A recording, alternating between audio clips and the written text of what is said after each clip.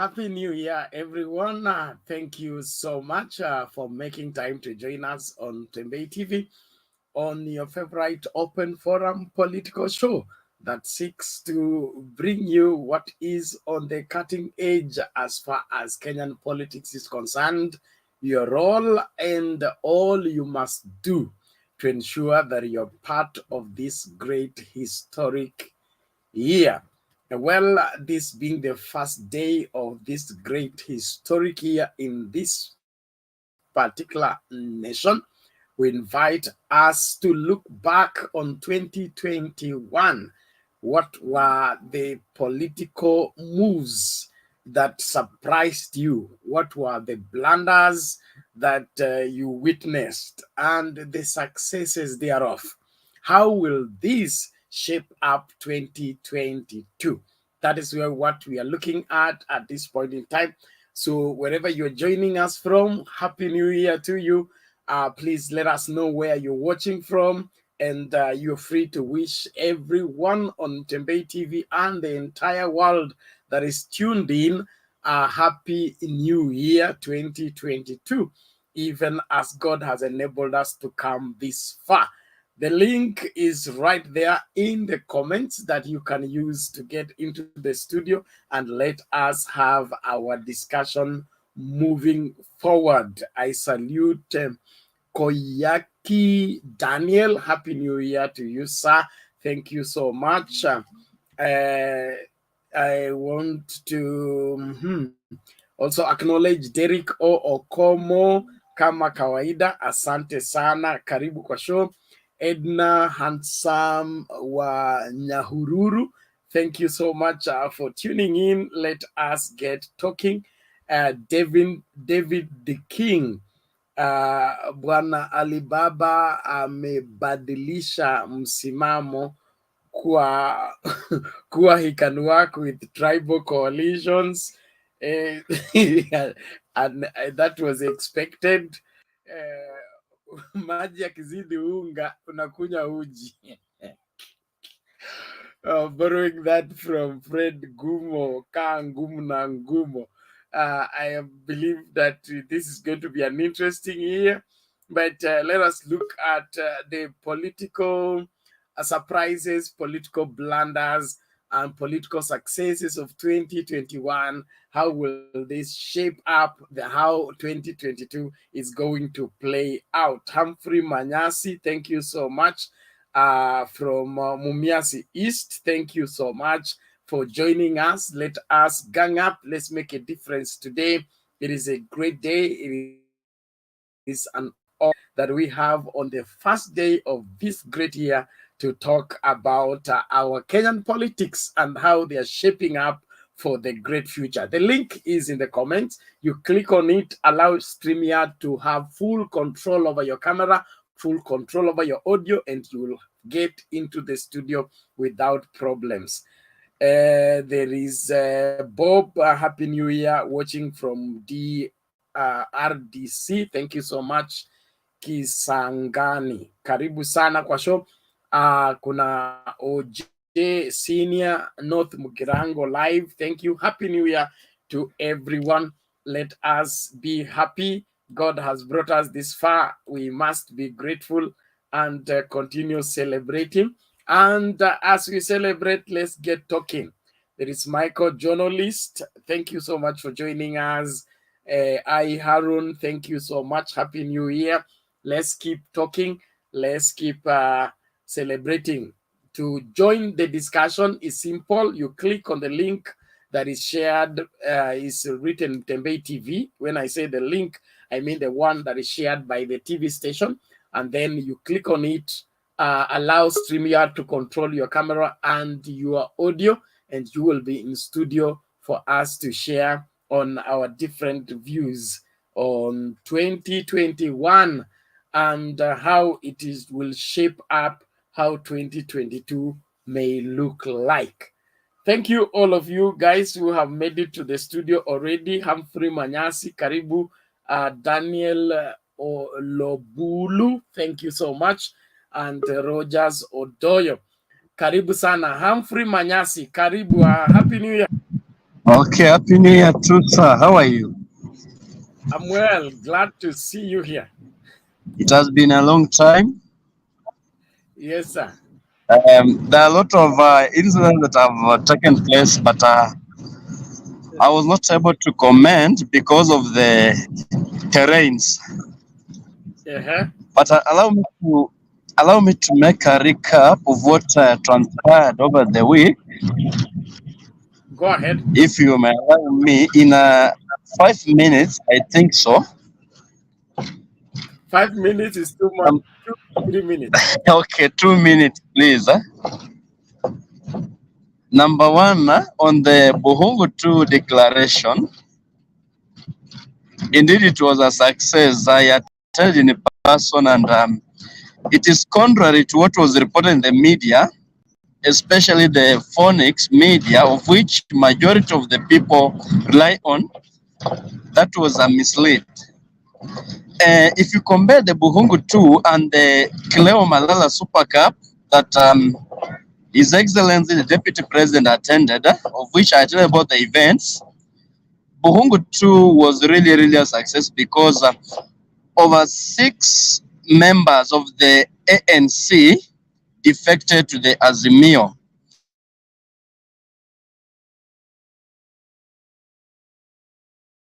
That was a win-win for the Buhungu 2. And on the other side,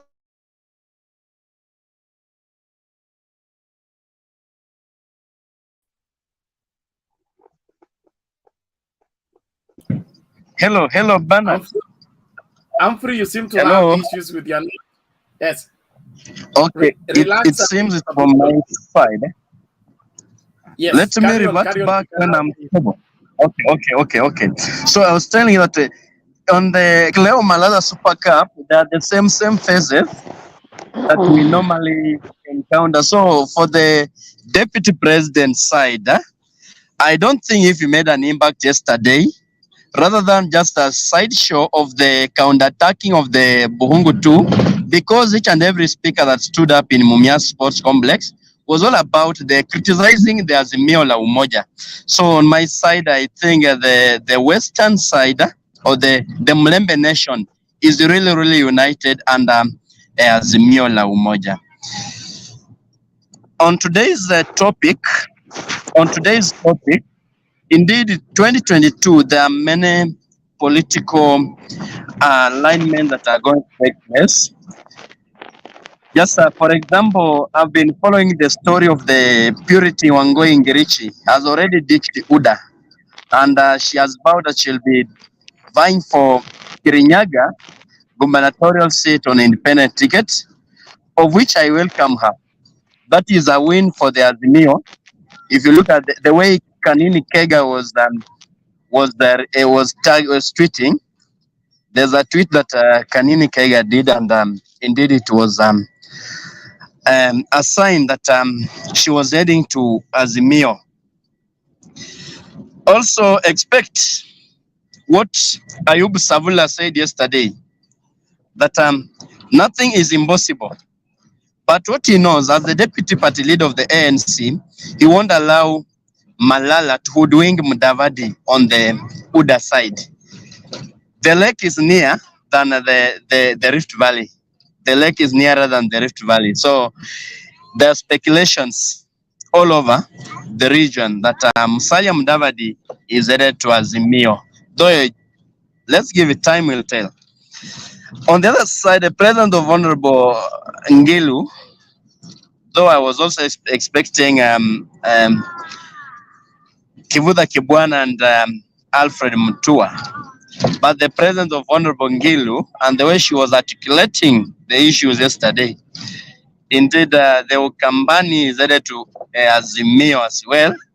And the way Moses Kuria's speech yesterday said that whoever will not garner 60% of the votes on the presidential elections should form a government of national unity. Already you can see now where we are heading to. But what I know, with what all the parameters put in place, I don't think if the Mandela moment won't be possible. For me, it is a Mandela moment. back to you in the studio. Hey, thank you, Humphrey. We appreciate your rejoinder. Let's keep talking to shape up what is going to happen next. And it's like guys are not, Bantu warrior, you must put on a shirt. It is unethical for us to keep you on studio when you are without a top. Thank you so much. Although we are waiting for your contribution. We appreciate those of you that are joining us on the comment section. Thank you, Thomas Ngawo. We appreciate you. Mtumishi Samuel, Happy New Year, watching from Kigali, Rwanda. Thank you. Karibu kwa show. Martin Baraza, asante sana. Happy New Year to you. Azimio la Umoja team. Martin Baraza following from Nairobi.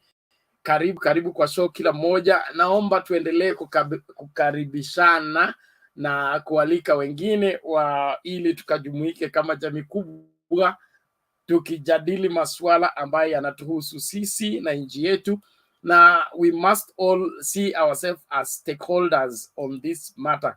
We are not visitors in this country, and we are not squatters in this country. We are the main stakeholders, and we must have a say in what happens to this country. And so as politicians play their games, we must be able to hold them to account that they are people who can deliver to the future we all aspire to have. Well, let's now hear from yes, Banturia. Karibu sasa. Asante sana. Hali vipi? Pole sana. Sikujitayarisha. Nitakuwa nyuma tu kusikiza sababu sijisikii vizuri leo. Sasa ninataka kusalimia tu mwaka mpya, lakini nitakuwa niko nyuma nasikia. Asante sana.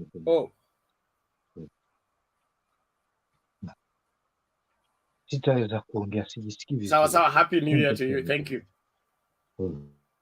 Pole. Sawa. Omar Rodero vipi? Niko poa. Happy new year. Niko poa. Naam, hata wewe, lakini yetu ilipita. Unajua mwaka yetu ya Kiislamu ilipita. Mwaka yenu ya Kiislamu inapita saa ngapi? Yetu iko mbele. Ilipita kitambo. Lakini tunawapongeza. Asante sana. So mchango wako unaonaje mambo 2021 inatengeneza 2022 ama 2022 itajisimamia yenyewe? 2021 imepatia ni kama ile sword hand over power. Sasa 2021 hand over power 2022. Yani shida za 2021 hand over kwa rais wa 2022 apambane nayo. Mfano shida za Uhuru Kenyatta hand over kwa mzee. Mzee alikuwa 2021. Uhuru ndio 2021. Sasa hand over kwa mzee 2022. Sasa hii siasa imeshafika already, na nimeangalia Nation leo hao Azimio la Umoja, akila Morathe, akila Peter Kenneth, hiyo grupu yote naona wako ni Kilifi, wako Kilifi Mombasa, walienda kufungulia huko na mzee Raila. Ile Morathe anasema nani lazima akubali matokeo wakati itatokezea. Ukisikia watu wanasema hivyo hao watu wamejipanga. Huyo mwingine anasema apangwingwi, hao Pole pole Omar, ukirejea utaendelea. WG vipi? Happy New Year. Happy New Year Bernard. Yes, wewe pia upangwingwi. Si unajua tu bwana. Hii usipokaa vizuri utapangwa. Yes. Ona vile mambo inaendea ma DVD. Itabidi. Bas. So can I organize myself tukiendelea? You organize yourself, let Odero continue. Asante. Odero karibu continue from upangwingwi. Sijui kwa nini inajikata system network, sijui ndio ina shida. Ni watu wa UDA wataki wapange. Watu wa UDA wataki ni wapange. Sasa hao nasema wapangwingwi. Moradhi amezungumza hiyo kitu Mombasa, na Moradhi amerudia sana hiyo kitu, na wanajua ni nini wanafanya. Akasema Ruto lazima akubali matokeo. Matokeo ikitokezea lazima akubali. Na ukisikia Moradhi akizungumza hivyo, mimi nilieleza watu, huyu jamaa anaitwa Moradhi si kidogo. Watu wanamchukulia Moradhi hivyo. Ukisikia Moradhi anazungumza, hiyo ndio system. Wanajua nini wanafanya. Na hii wave ya Azimio la Umoja, hii wave inakuja kali sana. Na hii vile mzee alisema kuna tsunami itakuja na upepo itafagia kila kitu. Itafagia UDA, itafagia kila kitu. Na hiyo wave hakuna mtu atazuilia. Hiyo wave ni kali inakuja huyu mzee. Na vile mimi nasikia vile watu wanazungumza, watu wana pesa Kenya. Kuna mmoja kidogo nafanya naye biashara, kuna Mkikuyu mmoja anafanya naye biashara, ni bilionea.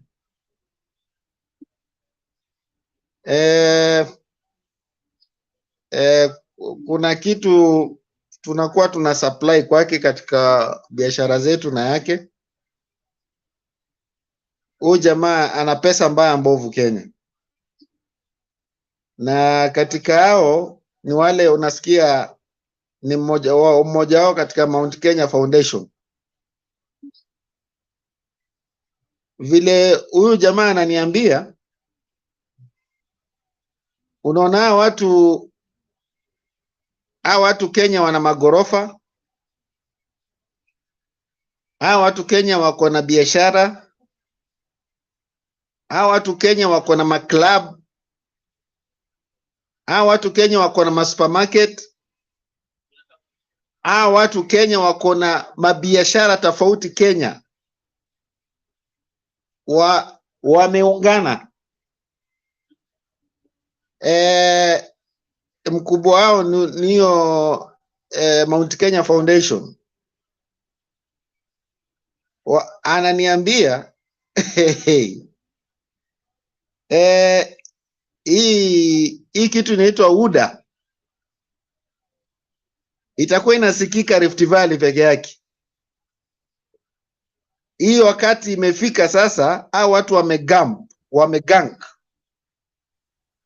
wameungana, yani watu biashara, wale holders walikuwa tu wanagojea mzee atangaze. Sasa wagang na yeye anasema hii nchi hawakubali iongozwe na mtu atakuja kuwamaliza biashara zao. Wamepata mtu wa kuchunga biashara zao, na wanaambia mzee atulie, mzee atulie, au wenyewe watafanya kazi yao, lakini unajua mzee hawezi akatulia, obvious yeye ata campaign kivyake, na hao watu pia wako na campaign kivyao. Hawa ndio walikampenia Jubilee. Hawa watu ndio walikampenia Jubilee. Mimi nazungumza ile kitu nimepata kwa huyo jamaa, akaniambia hii mtu kujipiga kifua, wanasema watamuonyesha vile watu wanapangwa.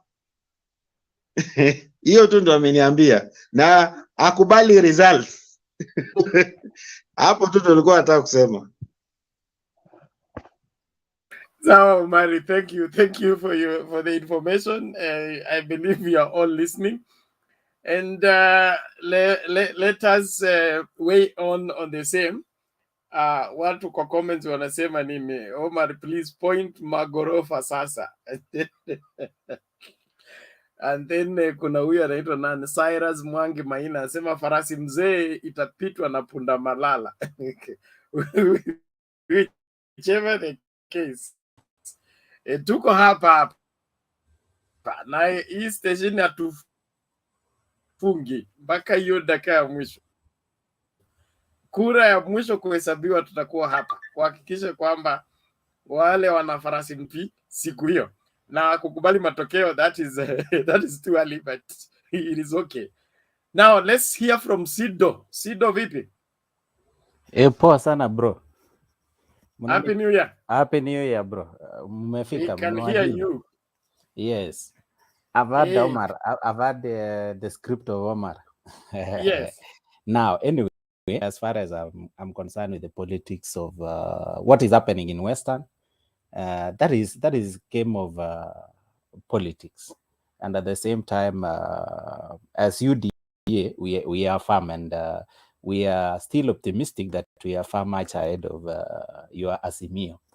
And what I know, the clean winning way is through the popular vote, and the Murata thing and the what do you call it, the deep state. I don't think deep state there is a situation whereby it doesn't work. And if you expect a huge number of votes to be accumulated through the deep state, that is impossible. So what I do understand is that, and at the same time, what I need also to correct Omar is that the business people doesn't campaign, but they can fund campaign. So it is all about Baba and the politician to look for votes. At the same time, it is all about William Ruto and his team to look for votes.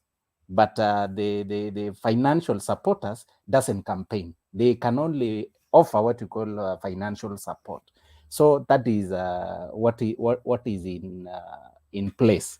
And at the same time, the outcome of 2022, it is all about the IEBC to declare. And at the same time, it is not all about so-and-so from certain quarters to say that, okay, so-and-so should accept the results. At the same time, it's either way to accept the results. It's either Raila Odinga to accept the results or William Ruto to accept the results. But at the same time, ushindani ni mkubwa ndugu yangu. We need to accept that. And we are also ready as UDA. We are also pulling everything possible to make sure our party and our coalition partners, you know, now we have opened the coalition window for 2022. So you have the rest of the guys have been just coming on the other side that they are pushing for a coalition. Right now, we have opened the doors.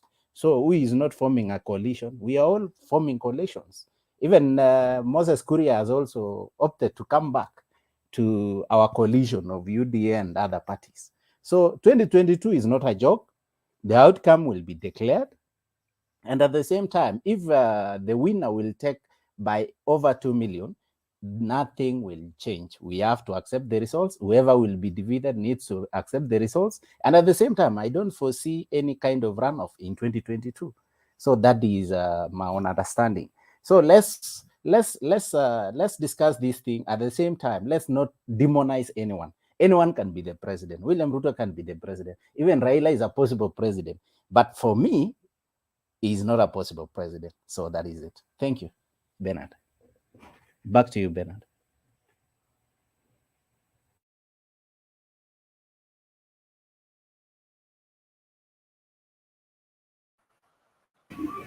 Bernard,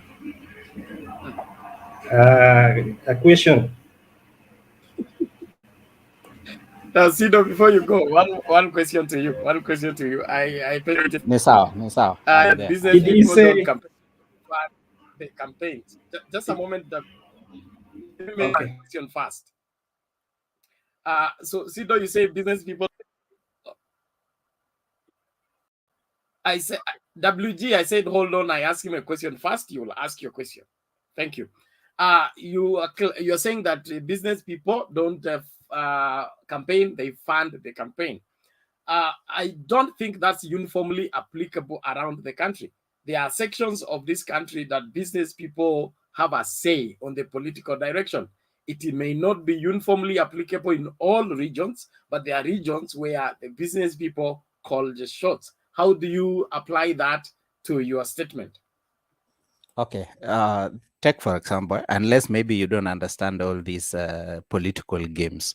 And as far as I'm concerned, hope you normally see a number of people pooling resources, maybe for example, presidential candidate, governorship, gubernatorial seat. You see, people are pooling resources, but they are not the ones to influence. In fact, the influence of the rich people, it's quite minimal in the crowd, especially the business people. They are not the good influencers of any political direction which is determined by competitors, you see. So what I do understand is the financiers, the campaign financiers are the one chipping in with the resources, but it is all about the politician, those people who have taken politics as their profession to look for votes.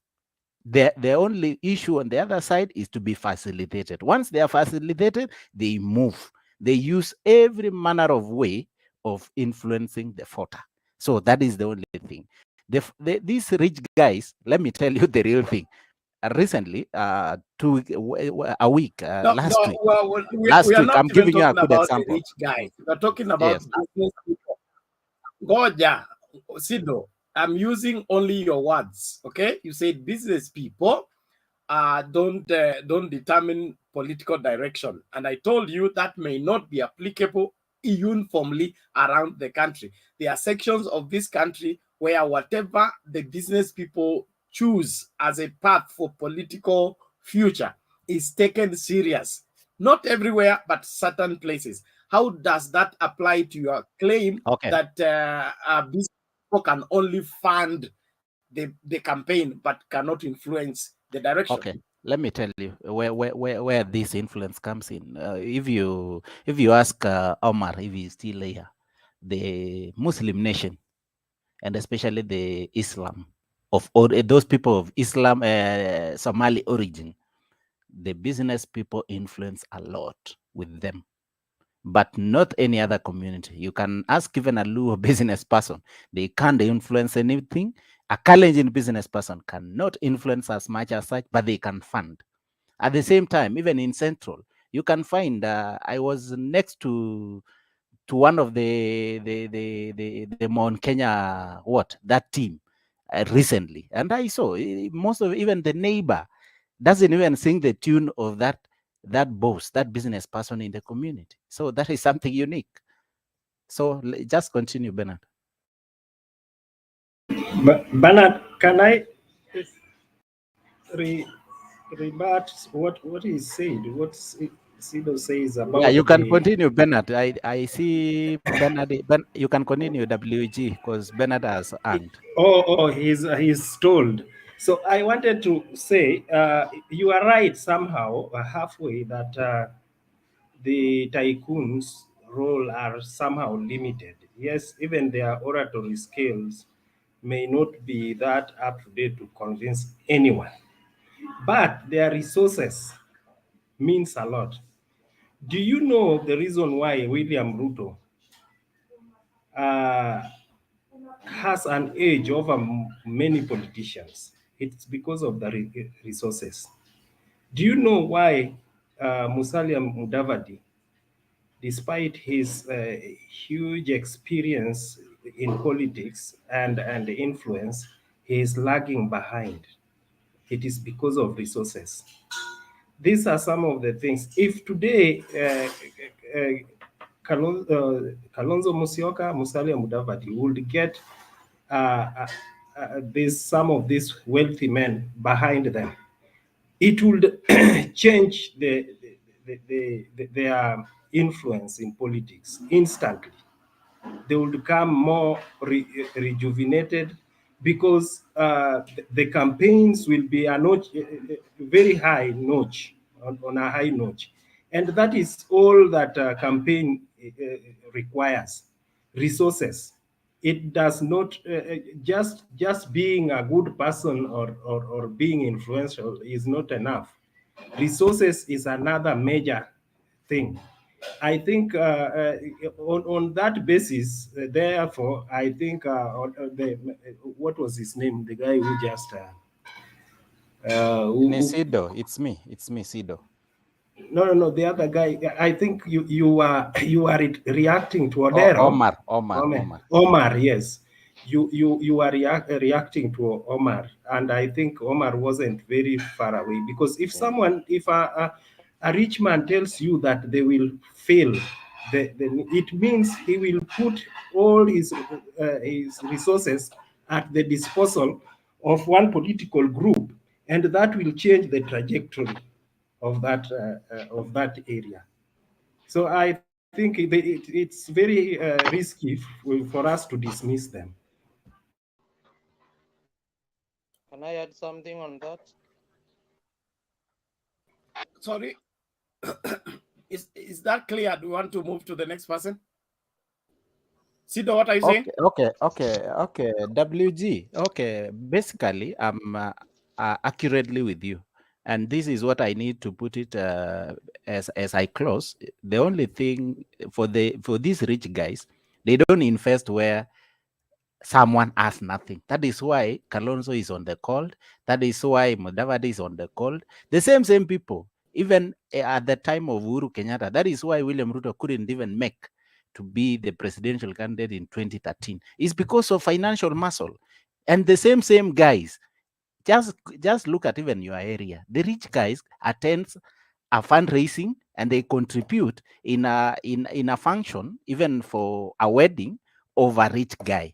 A rich guy inaendea kwa a rich guy. So that is common sense. That is why even they are right now, they are correctly with Raila, because there is no any other rich guy apart from Raila Odinga. Period.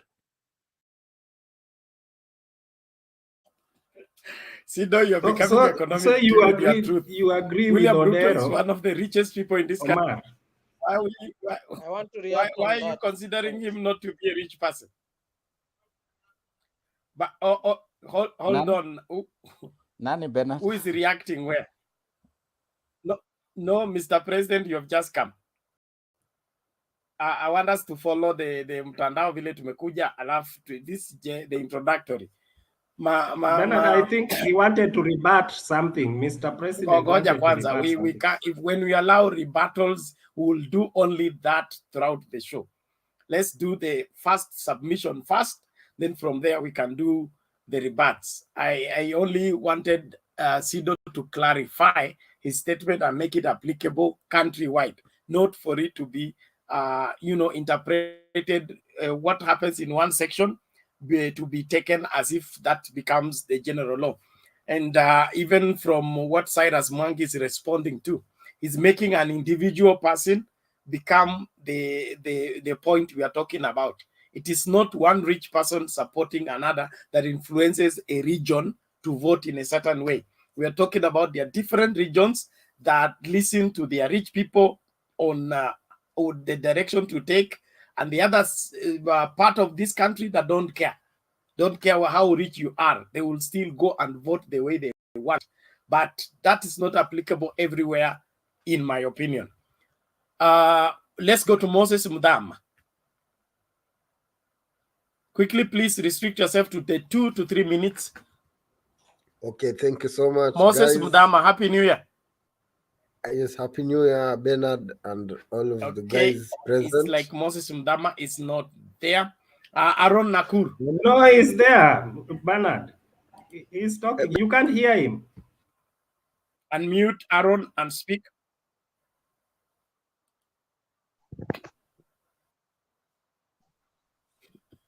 Now, Happy New Year. Yes, Moses, go ahead. Let me start by wishing each and everyone a very good year. It's okay, I've got him. You've got who? You see? Let's do this. Bernard, you are behind, huh? You are behind. Bernard, you are behind. Now, Bernard, who is speaking? Who is speaking? Is it Mudama or...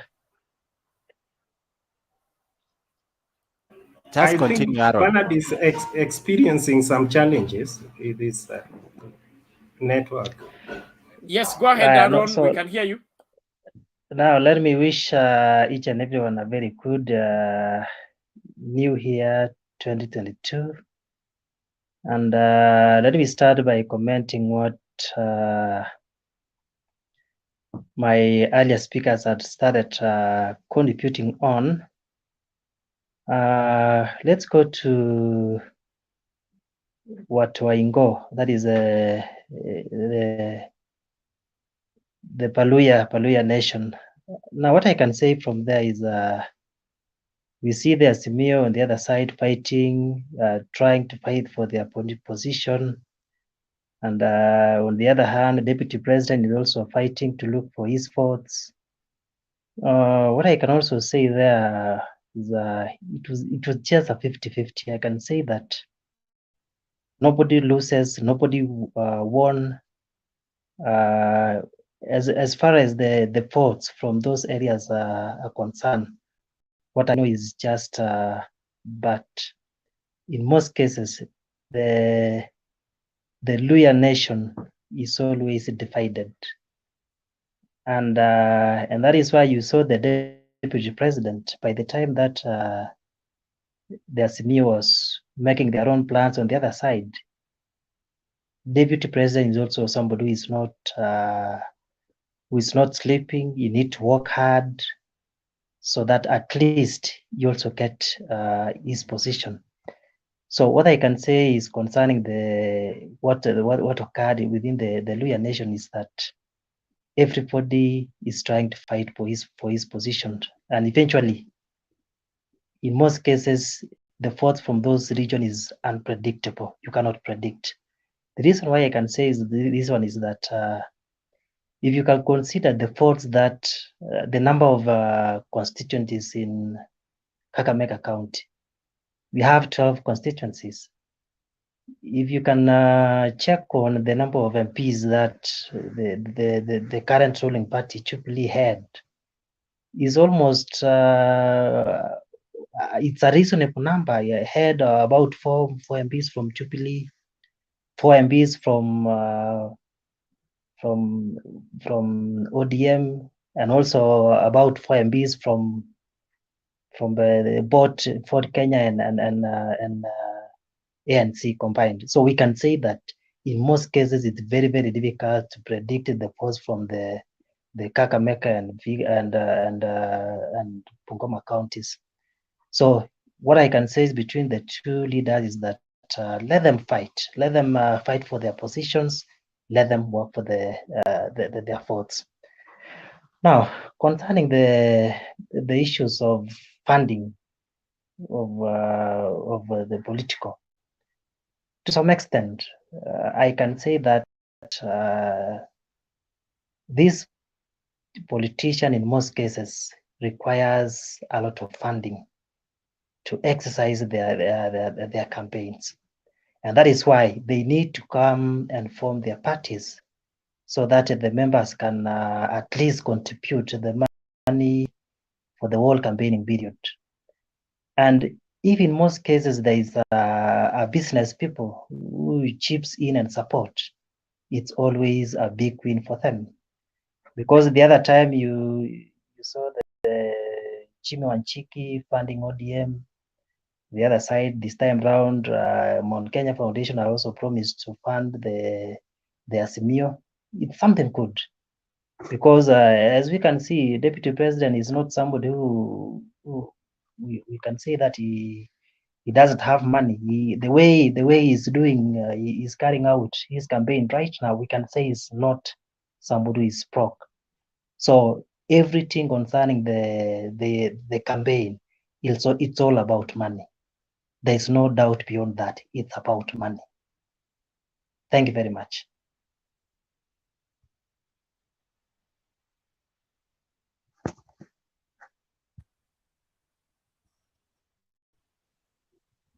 Move on. Anyway, I'm done. Bernard, Ongeza hapo. Ongoze. yeah.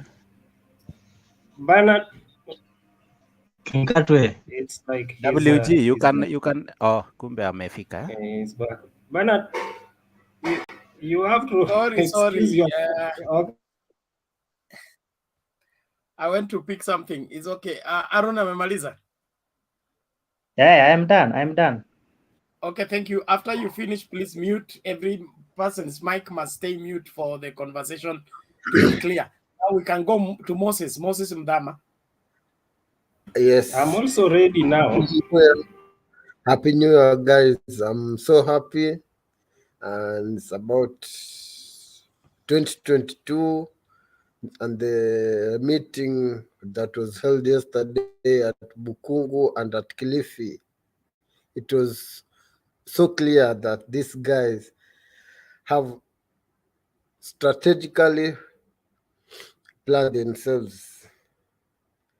Now, no one can be the president without being leader opposition. So that is short summary to UDA people. Mwanzo pitia opposition, kuwa leader opposition to gain more experience. I think. Okay, thank you Mudhama. Yako ni fupi namna hiyo na director. Bernard, na waambia Sawa, sawa. hakuna opposition, hakuna opposition. Ambia hakuna opposition. Opposition iko tuko nao Ruto Samuel. Hakuna opposition, hakuna position for opposition leader. Okay, order Sido. Order. Thank you. Tutafundishana maneno ya opposition baadaye. Twende kwa WG ndio twende kwa King Katwe. Good evening, everyone, and Happy New Year. Happy New Year to you. Happy New Year to you, sir. Okay, thank you. I want to delve on the gains and challenges of 2021 before I move to where it is taking us or where it has landed us in 2022. First, the challenges of COVID was felt economically, and many people and many organizations are still, fighting to retain the equilibrium that was there hitherto the emergence of COVID. We also witnessed much less cases of corruption. Even if they were happening, they should have been at a very low level, or at least the media did not highlight them. We only had a major one with the COVID cash, the COVID millionaires. The COVID millionaires. So that is what was there, but I think it was also exposed at an early stage that I think they did not. The culprits did not, benefit so much. It was exposed at an early stage. Apart from that, I can't, remember any other that came up. So I think if you if we compare to the previous years, we find that cases of corruption have they had gone down that far. Now, in the political scene, we saw, or according to me, I saw the works of the deputy president that has been there since 2018. I saw it suffering, somehow in its it was dealt a blow due to the Raila coming in and declaring his candidature. And that's why even the recent opinion poll indicated that the former prime minister's popularity had surged higher. Although I've never been a believer in those opinion polls, but we can say that that did not just it was just the beginning. We are yet to see the influence of the deputy moving even further down with the activities, the more rejuvenated activities of the Azimio team, just like Omar had indicated. We also saw President Uhuru stepping up really with speed and in a hurry to cement his legacy. And he would go out personally to check on how the timelines for those for the projects that he holds very dearly to him as his legacy, in terms of roads, in terms of those other projects. So those are some of the things that we saw in 2021 that also prepared us to 2022. Now in 2022, politically, let me just leave the economic side aside. I don't want to delve there. But to 2022, we get into this new year with battlefield opened in the Western region. And I had opined here sometimes back that we are going to have political battlefield in two areas, two regions, Central and Western, because these are the regions that are going to determine the winner of 2022 presidential race. And that is the reason why all the horses, the two horses, were in Western yesterday.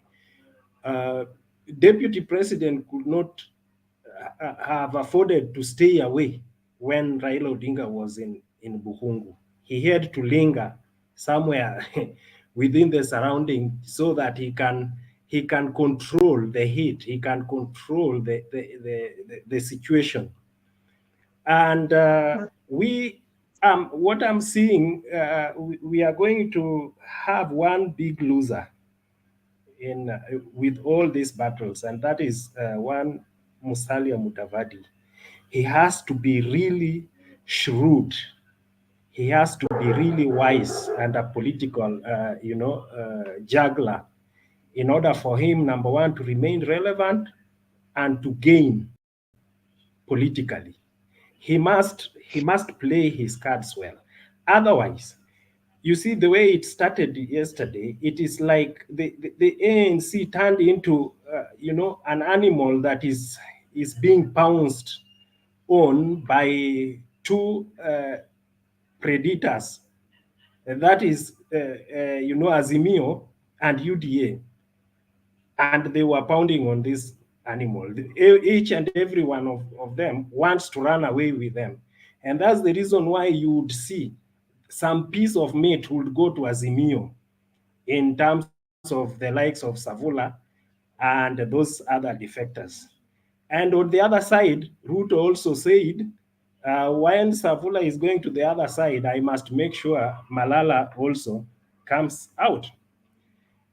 That event of yesterday exposed Malala for what we've always called him for, that he was, deputy president stooge in Western, just like any other, the likes of Khalwale. So they didn't have to wait. It was the right time for him to step out so that he can be counted on which side he was. And I think he was able to hide this for all that long because the ODM brigade and any other supporter of Raila in Western had decided to take a backseat. That's what afforded Malala chance to continue hiding, like though he was supporting Musalia Mudavadi in his presidential race. Kumbe he had been sent there. I don't know whether Mudavadi knows or he doesn't know, but I think he knows. The only thing that is stopping Mudavadi from joining the other side could be two things. Number one is that he wants to ask what he's gaining, maybe monetarily. It's not just a matter of defecting to the other side. Number two, it is William Ruto's policy that stopped or refused to involve people or other defectors coming in with their parties. So those were supposed to be the stumbling blocks. Because if today Musalia Mudavadi would move just like the way Waiguru moved to UDA, then he would become like any other person, including, Khalwale. He would just be in the ranks of Khalwale, would be in the ranks of the former sports secretary. What was his name?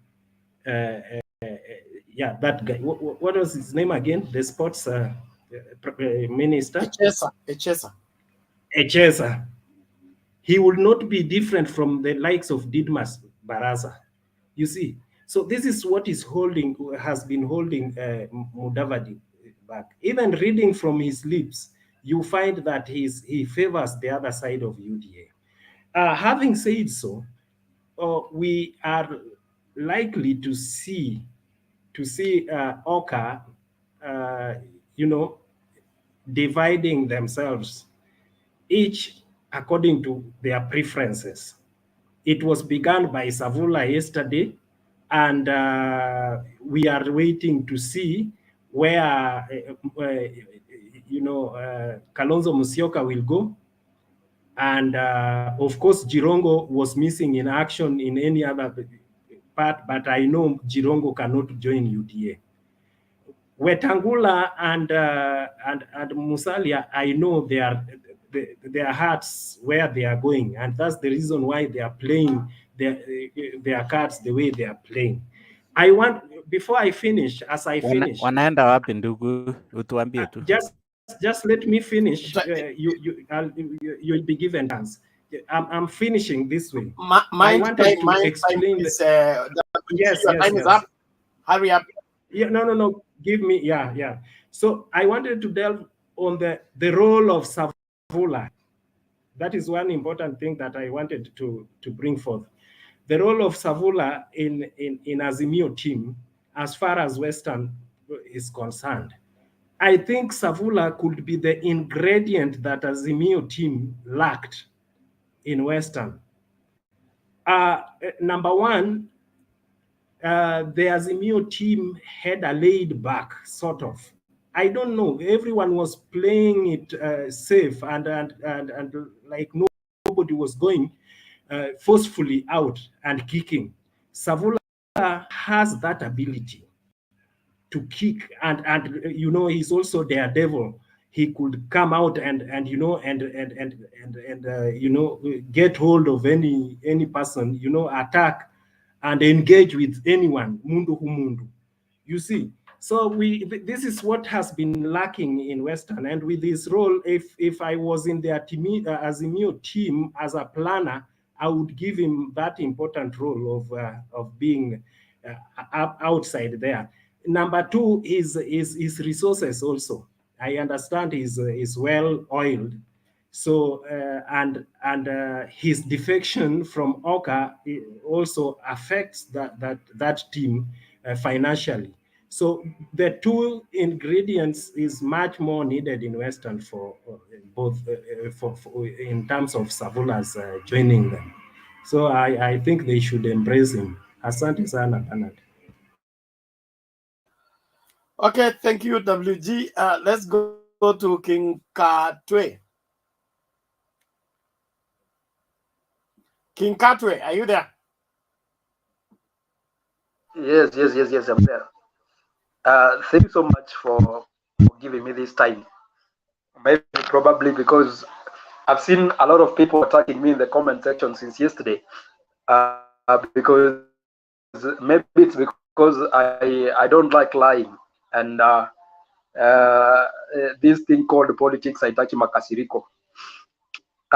First of all, I want to wish everyone a happy new year for the year that it was.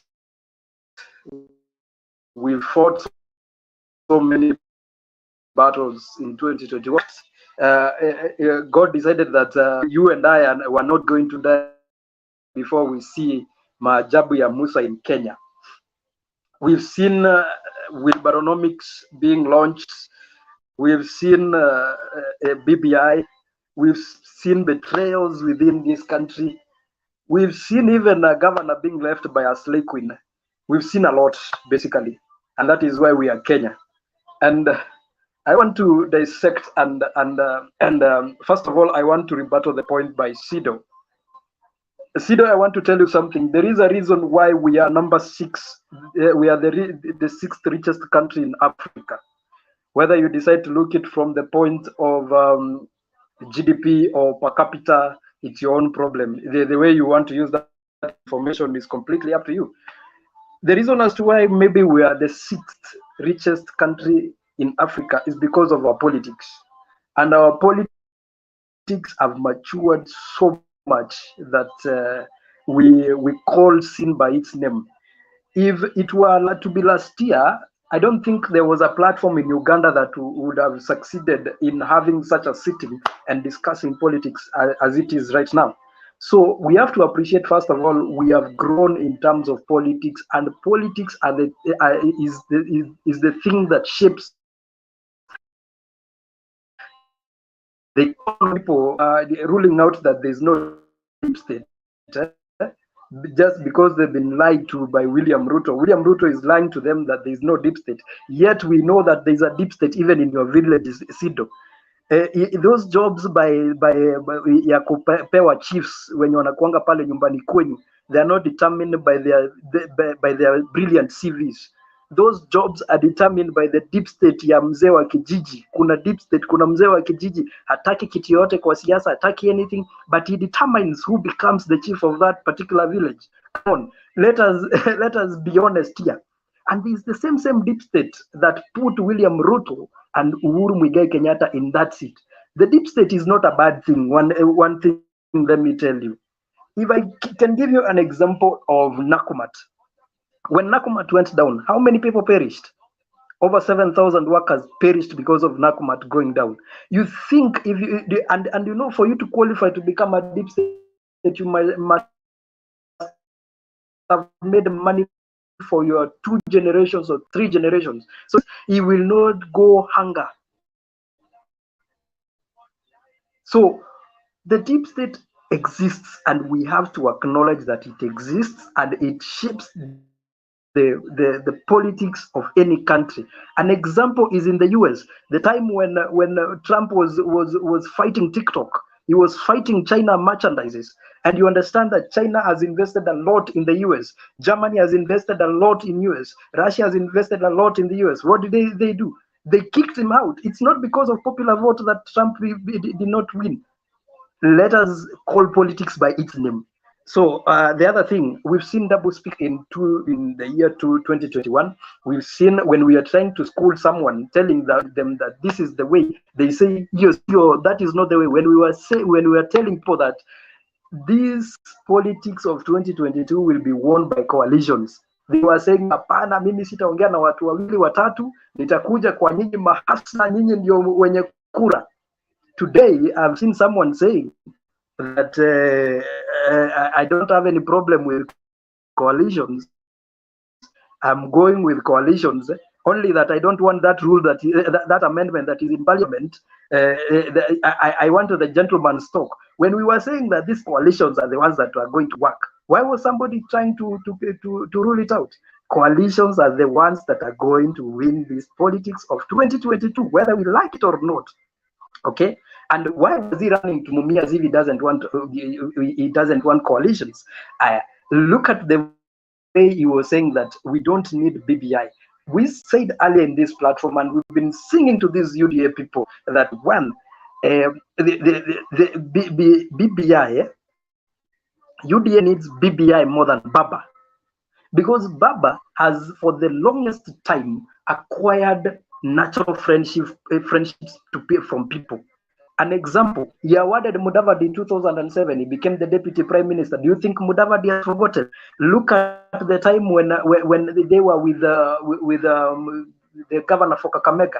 He gave him a very strong ministry for planning, and he even went to sacrifice himself by not taking that plant to Kisumu. He awarded it to Kakamega. So the Kakamega people have a reason to smile. They've seen it work. I saw Karwale yesterday saying that Ruto has been philanthropic to the people of Kakamega, that when we needed a bus in a certain school, he came and gave it to us. When we needed Sijui Nini, he gave. How many buses has Uhuru Muigai Kenyatta given in State House? And he has never bragged. Let us stop this cheap politics. The politics of that do not carry the day. Take an example in 2021. We've seen betrayals, and when we say that the Mount Kenya is going to betray William Ruto, hands down, we mean it. And mark this platform. Watch this space. I'll be here. Na niko hapa. Ukitaka kurusha mawe, wewe rusha. I am here. We saw betrayal. We've seen betrayals coming from the time during the time of voting, even in the last amendment that was in parliament. The reason that's why people were saying, can you bring that register so that we can see who is signing for who? Betrayals were going on. Why is the Mount Kenya betraying this guy when we come to 2022, this is what we are going to show you?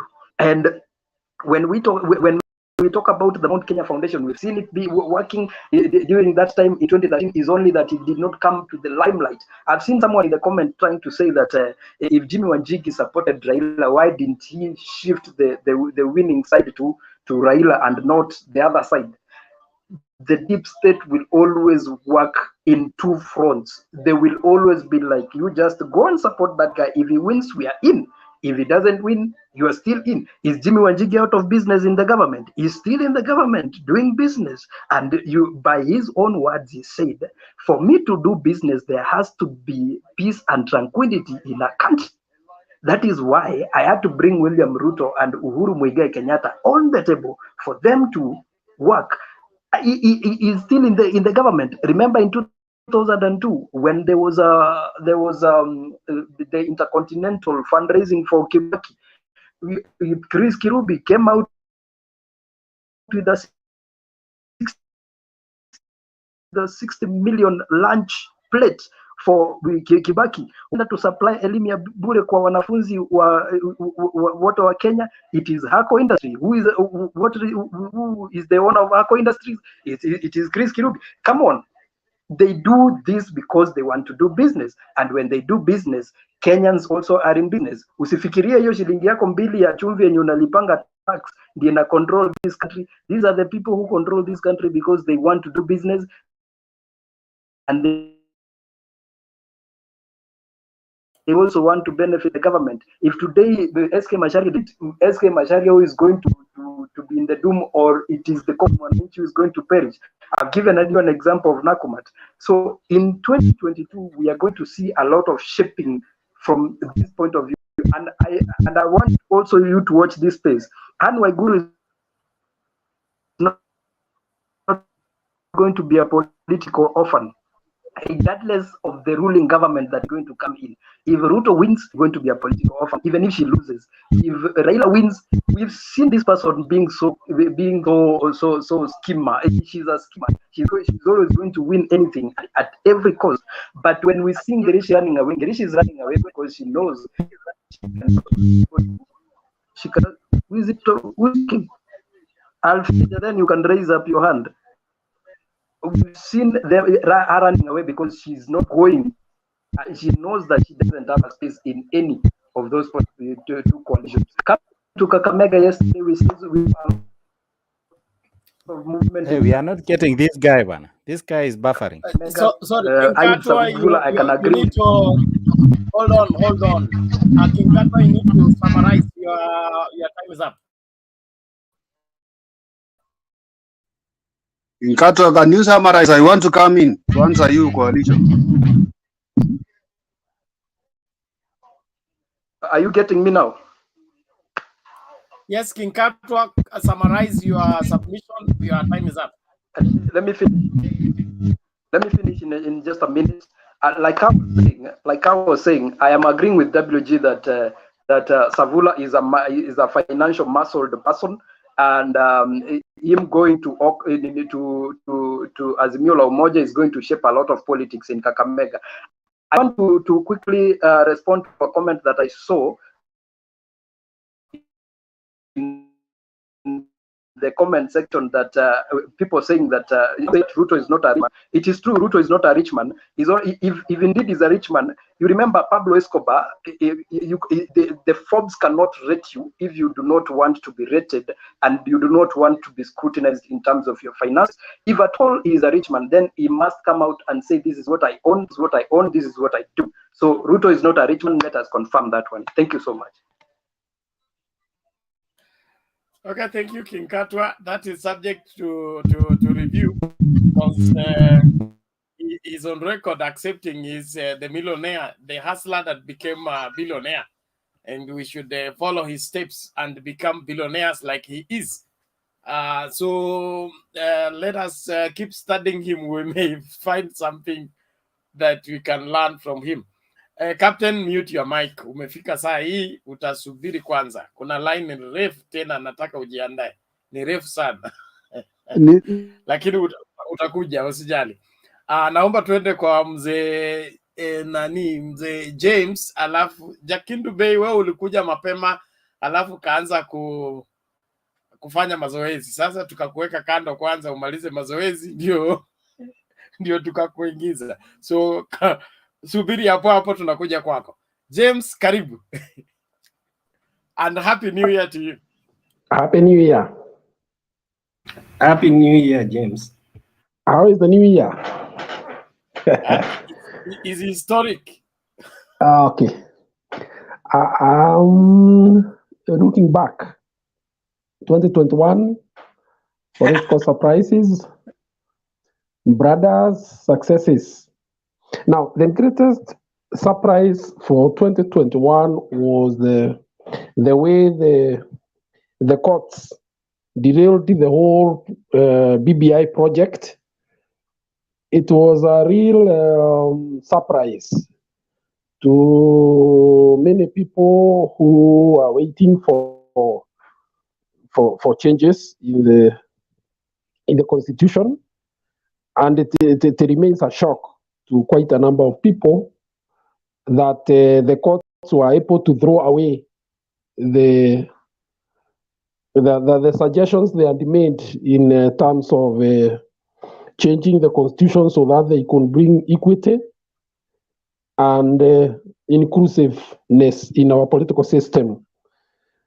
When we go to the bit of successes that I can remember about is that one of the things that came up was how fast, especially the the doyen of opposition politics, Raila Amolo Odinga, was able to quickly transform politics from BBI to Azimio. It is one of the fastest transformation and driving people and carrying along with him a huge part of the country when some had started also seeing like the way of BBI is the end of his politics. Then, then the other thing is that the key projects that are being undertaken by the government reached very crucial stages, and some of them I think will be commissioned this year as we head towards elections. And the net effect of this will be to rubbish that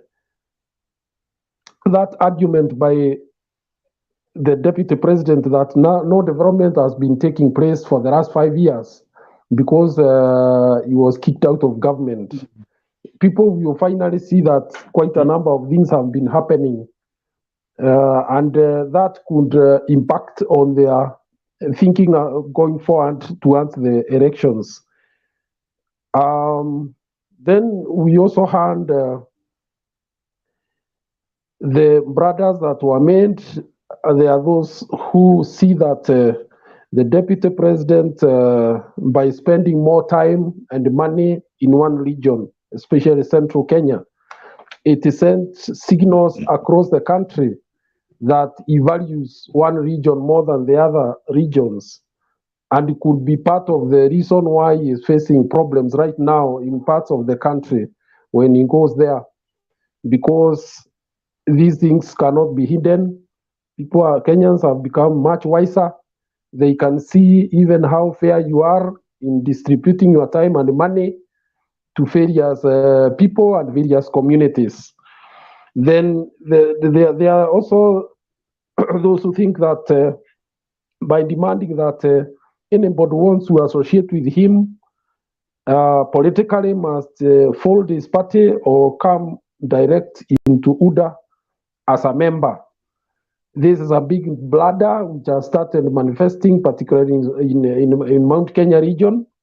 And already there's heavy campaigns by politicians down on the ground that this is a very bad move and could end up injuring the interests of the communities there. And how it will pan out as we go towards elections is yet to be seen. And then the other mistake that he made and blunder was to go and insult respected political leaders in the region, the likes of Kiraito and Munya, because the people take these leaders in high esteem, and therefore by insulting them, you are actually insulting the people there in that community, and there are those who do not take it kindly and wonder how then you would treat the common man if you can be able to treat the leaders in such a shabby manner. Then there is also the issue of early campaigns. Early campaigns have really could end up finally being his Achilles heel, because he has said all what he could have said, and he given his political enemies an opportunity to deconstruct his political moves and the strategies, and therefore it could be quite a big disadvantage to him as we go towards the next elections. What are we then likely to see in 2022? We are likely to see a lot of defections. Already they have started. You have seen people who have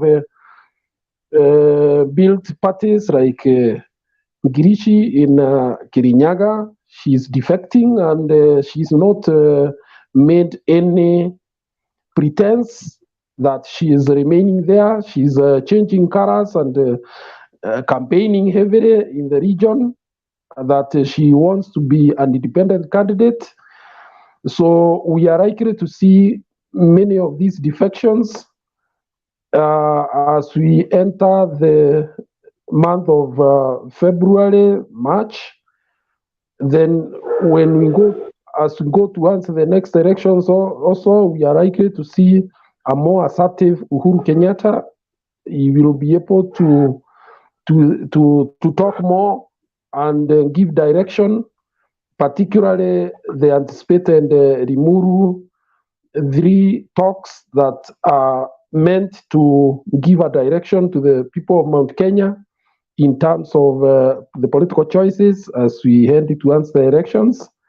We are likely to see him also come out very strongly to highlight his legacy in terms of projects.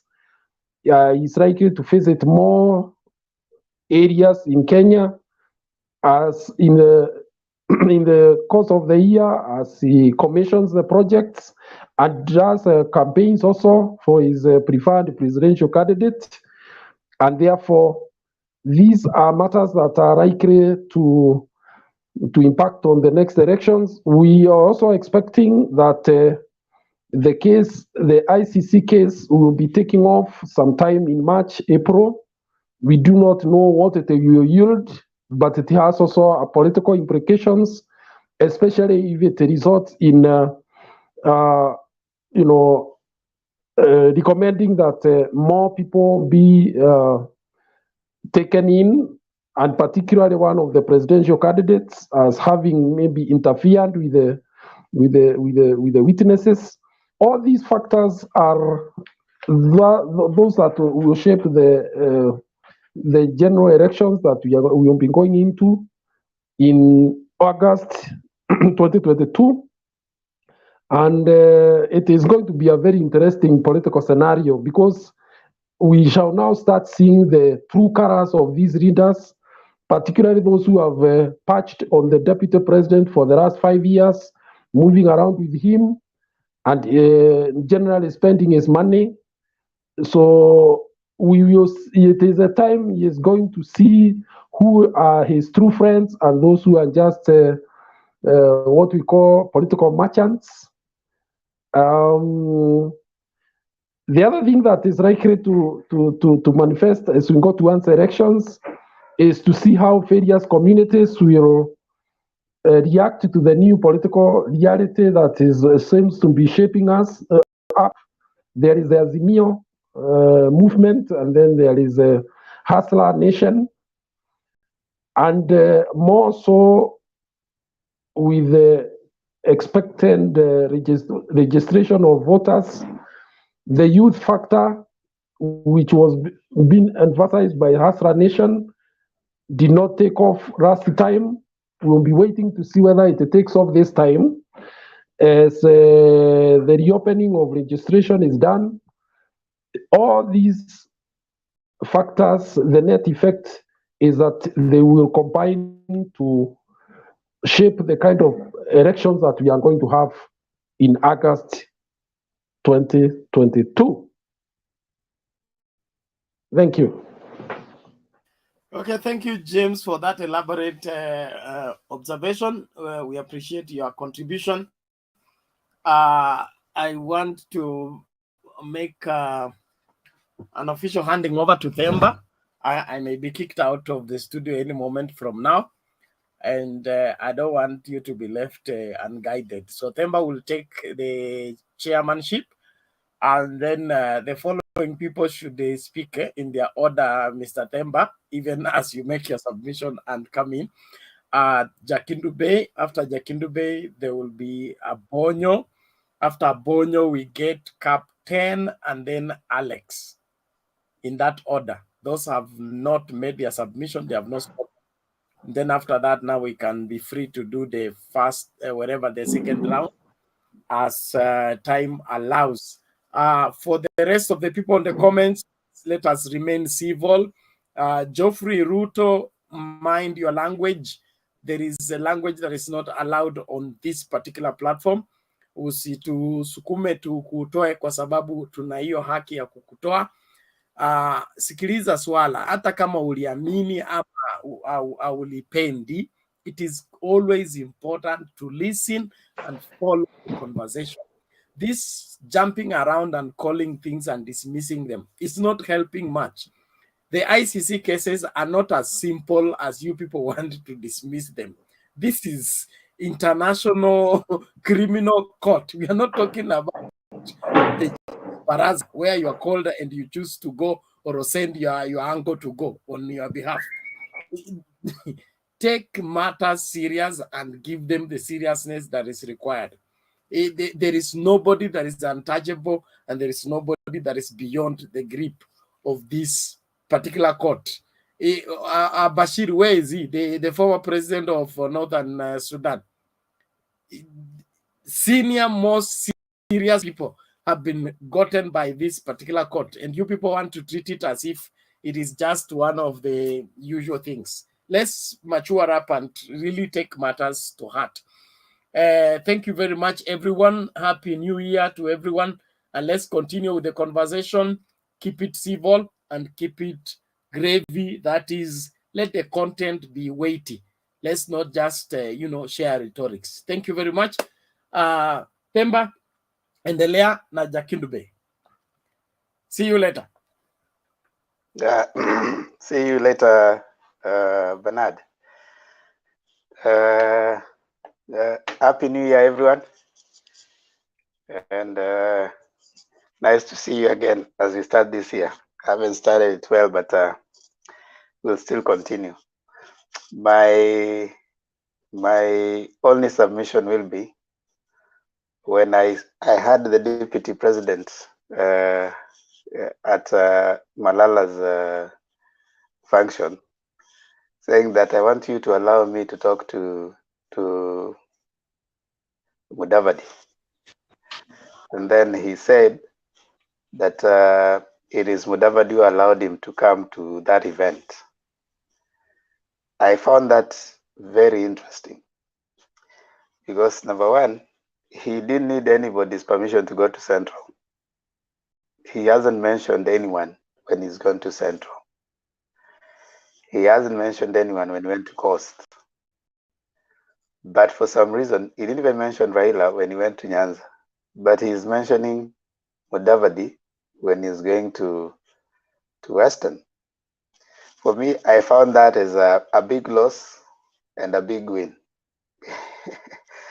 One, a big loss in the sense that he has lost his argument of telling people to quit their village parties to join his party. A big win because he has acknowledged that coalition is a reality. You can deny it at your own peril. It's you who will go. Coalition will not go anywhere. So I think it's a big win for the coalition argument. And I'm waiting to hear how he's going to speak when he goes to Central now, because Central guys are going to ask him, how come when you went to Western, you were able to ask to speak to a leader of a party? But when you come to Central, you're telling us to abandon our parties. So do you have a rule for certain people, and for others, you don't have a rule? So that for me is telling. So that would be my only submission for now, because I found that very, very, very interesting. Having said that, I want to bring in Jakindube. Temba, can I say something over that? Over what I've said? Okay, go ahead.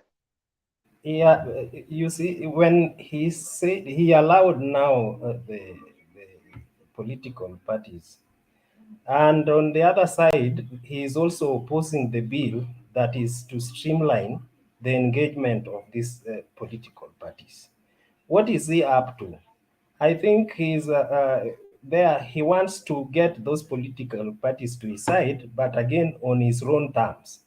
Because why would he be cagey with something that will also help him, even him, to get engaged with these other political parties?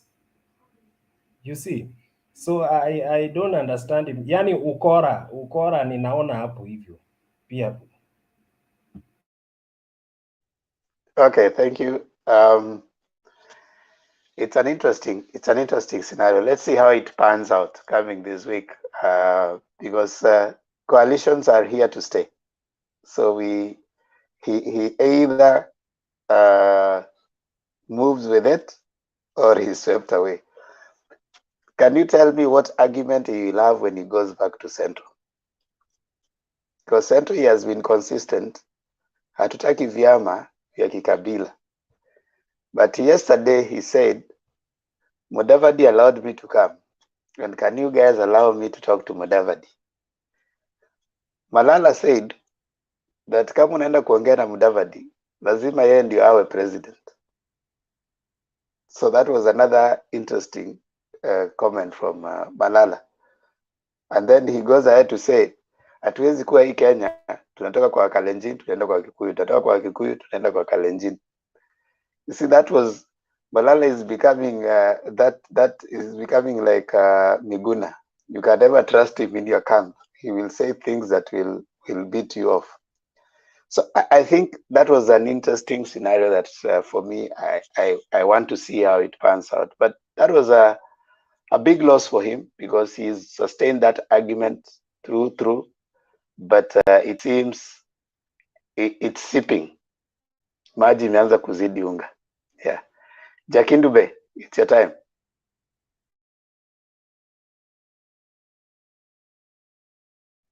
Jakindube is not there, so I want to bring in Abonyo. Abonyo? Yes, I think you are hearing me. Yes, Mr. Bernard. Yeah, go ahead. We can hear you. Okay. First and foremost, I want to take this opportunity and wish you guys Happy New Year as we enter 2022. In advance to that, I want to take this opportunity and thank our Almighty Father for giving us this opportunity to be Abonyo, what are you doing to your dogs? Hello? What are you doing to your dog? Are you getting me? No, the dog is just around there to. We are hearing the dog. The dog is outside. Outside. We are hearing the dog. I've chased the dog. Ya wageni wa kutoka Nairobi, umbwa hawajulikani na umbwa. No. Waende warudi Nairobi Jumapili. Okay, Mr. Chairman. Yeah. According to me, in 2021 politics is, I hope that 2022 will be different concerning the coalition, formation of political parties, and as we approach the general nomination of political parties, things are going to be different on the ground. People are going to migrate from one political party to another, and people are going to have table talking. But from my point of view, that Malala is, I can't talk about Malala because he's a young guy in politics. In terms of politics, where people talk, where, for example, we have some people like Kamanda, Murathe, Baba, even William Ruto. We can't call Malala there because Malala, I knew Malala when he was a senator, according to me. So being Malala is telling us that he's supporting Mudavadi to be the Aponyo. Yes. Aponyo. Not when he was a senator. Correct yourself. This is my point of view. You'll just give me time so that you'll give me those corrections later. No, we can correct title of someone. If someone is the deputy president, if someone is a leader of ODM, just that is it. So don't just use other names. I said, I just knew Malala when he was a senator, according to me. He's just a senator. He's still a senator, isn't it? Yes. So let's respect that. Let's respect Point that. of order, Let's respect that. Let's respect Point that. of order, member. Okay. Point of order, member. Okay. Yes, sir. Okay. Who is saying point of order? Can I proceed? It's me. Yes, point of order. What is it? Yes, what is it? Order there. King Katwa, bring your point so that I can Point of proceed order with my. is King Katwa I don't know why I'm saying no. I'm saying my point of order is Yeah. we are also following. We're also following on the speakers who are making their points. So the issue of intercepting all the time, even if someone has made maybe an error in what he has said, it's a non-issue. So kindly let us stick to the standing order rules. My brother, And you we continue. cannot, Aponyo, you cannot call it that one is an error. That is something that you are undermining someone. You see, if Is Senator that King Orengo is a Katwa senator, who's talking, not no. if Senator Orengo is a senator, you cannot call it when he was a senator. Will it be a respect really? My friend, I okay. think Themba, I think SIDO should respect people contributing, because if every one of us would interject the way he's doing, no, SIDO, listen. The thing is, We only have one respect moderator here. once you are We talking. only have one once you are moderator, and if you want to take over, it's okay. No, you can. I'm not ask taking for your over. chance. But you see, if But I'm we not are not going comfortable to with what allow you to is it a interrupt. rule? Is it a rule to use such kind of naming? That when he Okay, was a senator? okay. Let me. Yeah, but there is a Okay, way to get okay. it. That is wrong. That is Let's be wrong. silent. That is Let's be wrong. quiet. Okay, But you Let's see, be You quiet. cannot call the the way you president when he behave, was a jumping all president. over, accusing Let's people. No, mute. the That is thing not is, WG, you cannot Let call us him mute. WG, when he was a president Sido and he's mute. still the Mr. president. You Sido see? mute. Mr. Sido mute Chairman, yourself. allow Sido me mute. to Thank you. withdraw my statement that when he Abonya. was, because I'm a Abonya. politician by. Abonya. I will like to Abonya. yes, sir. Abonya. I will like to withdraw my Let's statement. hold Yes. on. Hold on. I don't think it's just a matter Okay. of semantics. You just there's nothing wrong in what you've said, but again, for peace, love, and unity, you can also just say that I know, because I get you. You are saying you knew him when he became a senator. So that Exactly. one is a matter of semantics. So you can go on, just proceed on. But you can say he's still a senator. Okay. So there's nothing wrong in either way. Yeah, continue. Okay. Thank you very much, sir. So, according my point of view concerning Malala's politics is that is being used by some political people. I will not mention them, or I will mention those who are using Malala, because even Mudavadi himself knew that Malala is being used by somebody else. And from the fact that Cleopas Malala was given some money by the DP, even one of the DP friend mentioned that money, 7 million to build the house, and we are aware of that. So let us not bring what I was trying to tell my fellow colleagues is that let us not bring Malala in the international political where Raila is, and so William Ruto, Uhuru Kenyatta, and Murathe, plus many others, even James Orengo.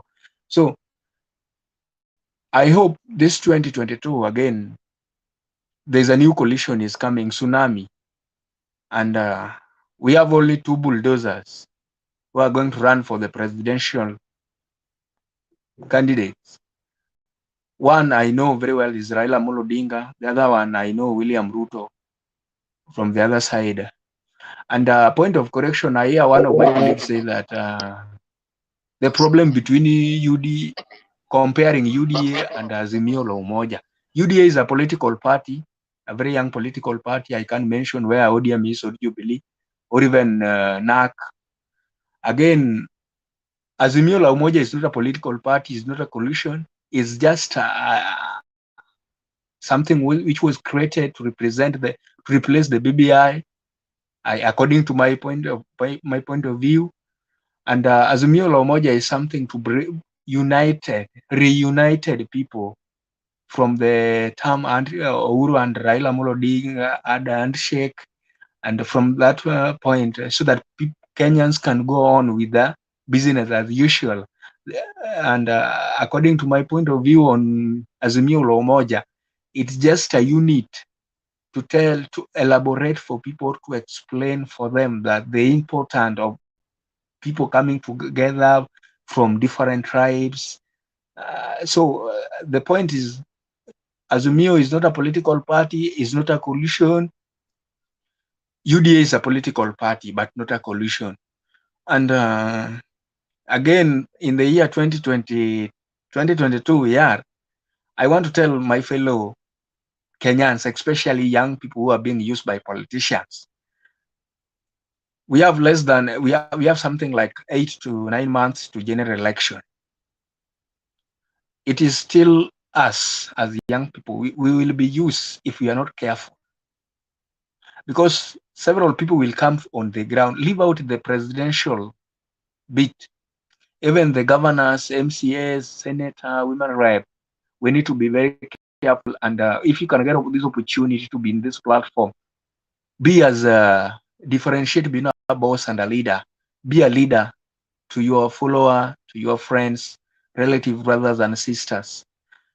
To me, I wish this 2022 will be a year when Sindo and Abonyo can shake hands together, have a lunch together, invite some of their colleagues together, and pray for peace. Because if we keep on shaking, making noise with each other for no reason, and we are approaching the election, and Kenyan's election is somehow different from other countries, because to me, Abonya, we believe that I will only feel that I'm in the government when my person, I mean my tribe person, is in the government.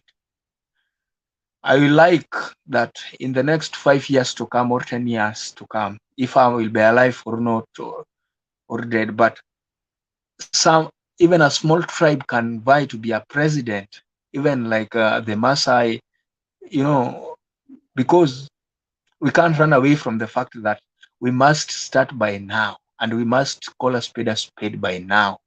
If there's something we need to do it, let us do it today, because we are being told that we are the leaders of tomorrow. We can't run away from that as young people. But when it reached that time, we are being told again to stay away a little bit so that we can wait for other people. But there's some other position we can't go that way. Like, for example, president to being a president is not something very simple. Like me, Abonya, I can't claim that I'll be a president today. That I'm lying to you, I'm lying to my God, which it is something against the wish of my God. But I can say I can be a MCA, because that level can fit me very clear. Even somebody, for example, let me use this, my friend King Katwa can be a MCA, but King Katwa can have a dream to be a president in the future. But you can't be a president in the future if we did not build some inclusivity where people are together, people can talk. We have something like table talking.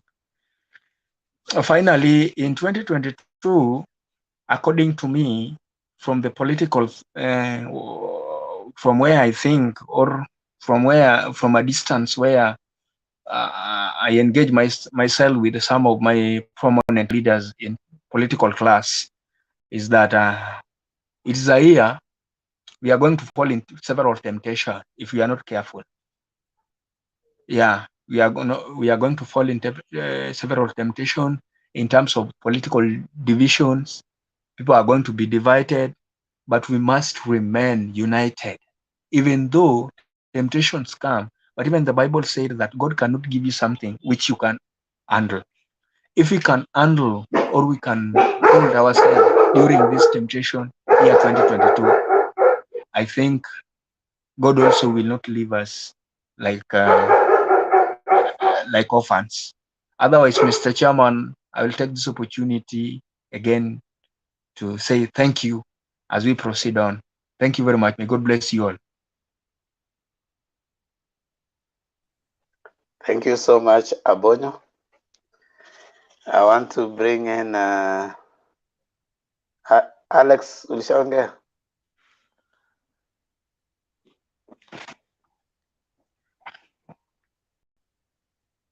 Yeah, Alex is not there. Captain.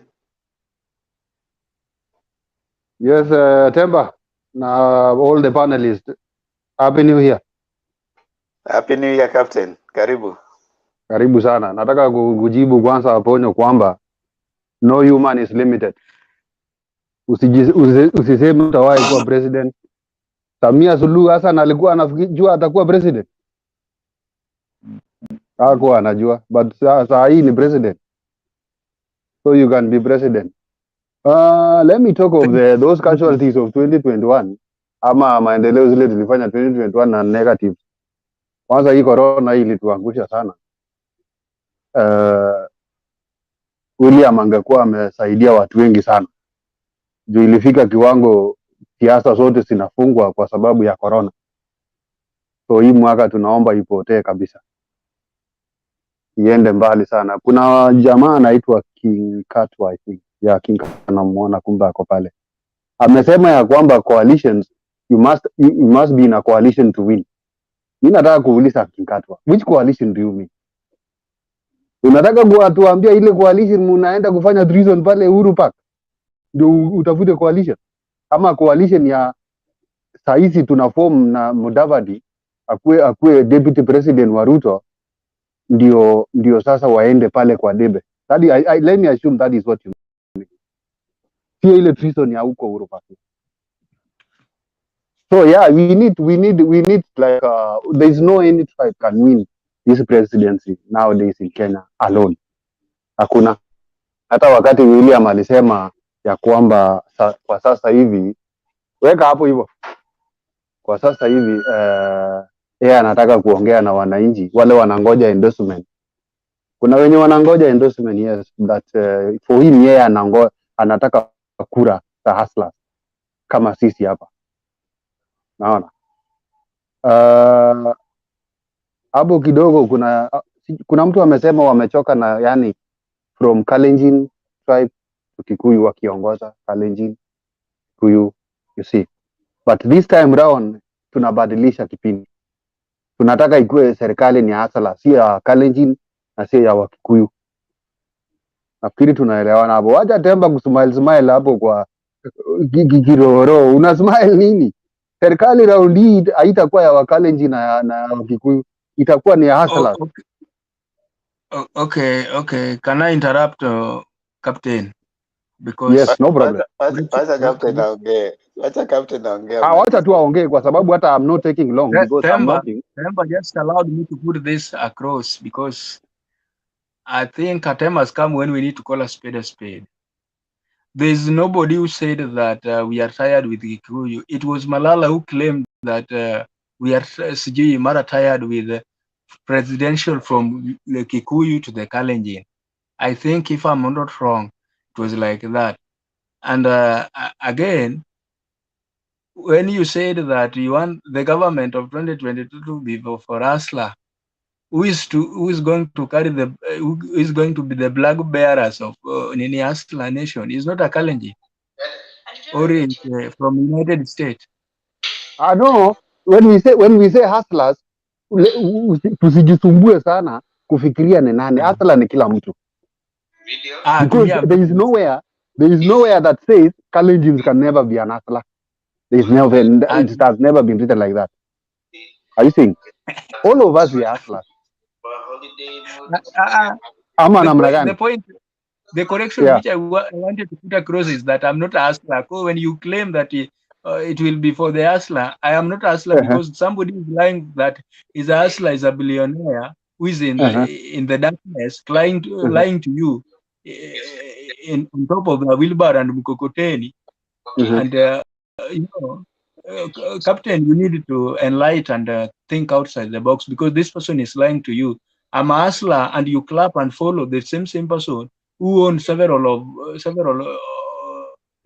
of wealth, and you are in the darkness, yet this person is in the light, lying to you as your leader of hustler. So I want to delete myself or subtract myself that I'm not a hustler. As long as William Ruto is the head of hustler, I'm not. Yeah. No. Thank you. You know, for us hustlers, there is nobody who is head of who. All of us we are hustlers, and we don't have somebody whom we have said this is our head. No, hustlers wamejisimamia kivyao. So sisi tumejisimamia kama hustlers.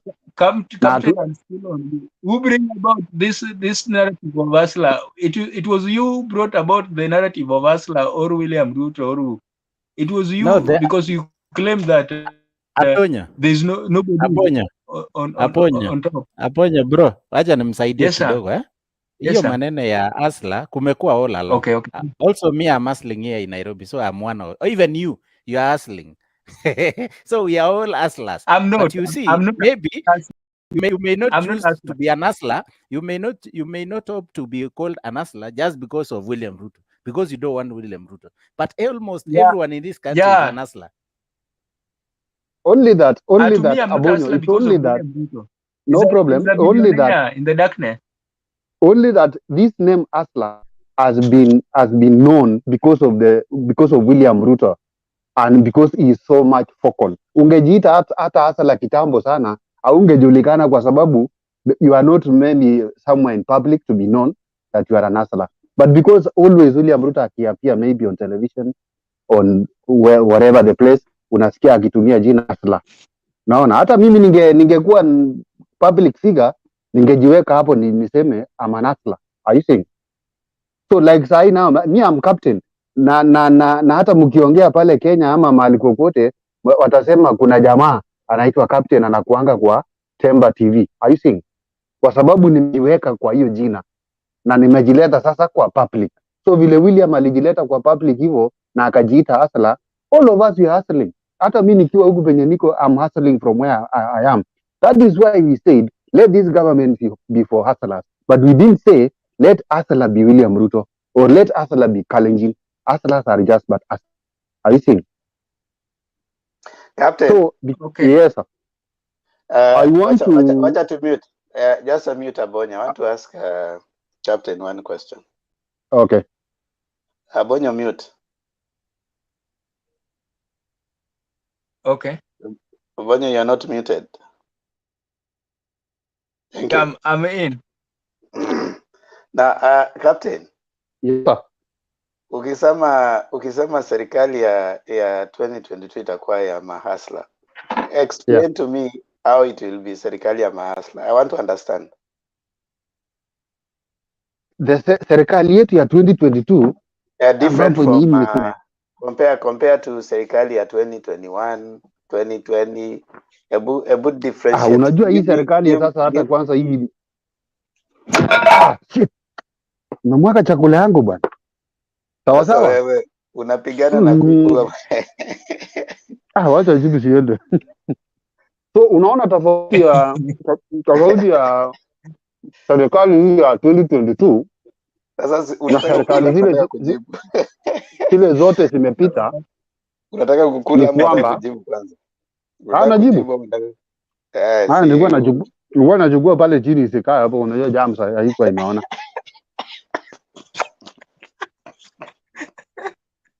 Ingawa bado explain hiyo hustler hata wewe unamaliza watu mpaka unamwaga sumu. Bana singu nilikuwa nachukua chakula. Demba. Yes sir. Aya, nani Temba, let me mimi nawaomba mimi nawaomba wachini huyu jamaa amalize, kwa sababu ukitia maswali unamuuliza hawezi kujibu. Wachini amalize. Wacha nimalize kwa sababu nataka kufanya kazi, and then some of my minutes I'll donate. Anaweza ni attack, nataka kumdonetia some minutes ndio abadilika apatie kura. Serikali ya hustlers ni serikali ya kusema ya kwamba ni ya mtu ya chini. Unaona? Ule mama mboga pale. Captain, I want you to explain to me the difference. I don't want you to just say, unajua hiyo ni rhetoric tu. I want you to explain, bro. Wacha nikusaidie. Tell me wacha nimalize halafu nikuachie nani nikuachie is it WG or who? No, yes I do. Ndakuachia nikiza. Serikali ya chini, yani serikali ya hustler, mtu wa chini, ule mtu yani anaishi pale Karen, mwenye anaishi pale State House, wapi, unaona? Serikali yani serikali mtu ya chini kabisa, mama mboga, ule kijana wa pikipiki ule ako na unaona? How aje ukisema how? What do you mean ukisema how? Captain, Nani, Huh? Okay. Mr. Chairman. Let me come in. Mr. Let me Chairman. come in, Captain. Huh? Captain. No, Captain. do this, Allow Alex. me. Donate me your time. Alex is or who? Sido, Who want to Sido come in? Who want to come in? Sido. Oh, Sido. Sido, okay, Sido. Can you continue? Can you continue, Sido? Okay. Let me explain to you, Demba. The issue, the reason why this is becoming an Asla government is whereby the objective of the government that will come on Asla nation is that they will focus on giving funding young business people. If you have a small business, and we do have young people, several of them, they graduate, they don't have a job, they don't have capital, you see. So we need to allocate money as UDA leadership of ASLA to sort of a kitty, kama CDF, you see, that will be funding. That will be funding young business people, which are possible to give. Just a minute, nipatie muda bwana. Wacha Sido amalize ndio tumuulize maswali. Ngoja amalize. You see, the thing is they will be giving loans to young business people as startups. Hope you know how the youth fund was supposed to work. But you see, youth fund became also another different monster. But this one will be coming through the CDF, managed by Member of Parliament, through National Government CDF, that is National Government Constituency Development Fund. So from there, we will have funding for groups. At the same time, young business people who have a plan of what they want to do. We give you as a loan that you will be paying, but not as hard as loans kama zile za bank. These are easy loans for young business people. Someone may get even 50,000 from government, and at the same time, you may see after, you may evaluate even after 3 months of what they have done with the same money, and they can refund. Many people are languishing in poverty not because of anything else. They are knowledgeable, and they have that capability. They have an idea, but they don't have funding. So that is the key issue with UDA. The reason why we are saying this government will be for hustlers, that is for funding young business people. Even if you Sido, okay. Sido, Yes. what I'm getting from you is yes. It is for hustlers because of the money that will be taken to CDF. Tumama mboga. Yes or no? Sido. Hii jina hustler isiwasumbue. Hiyo ni kama tu slogan hii ya kusema azimio.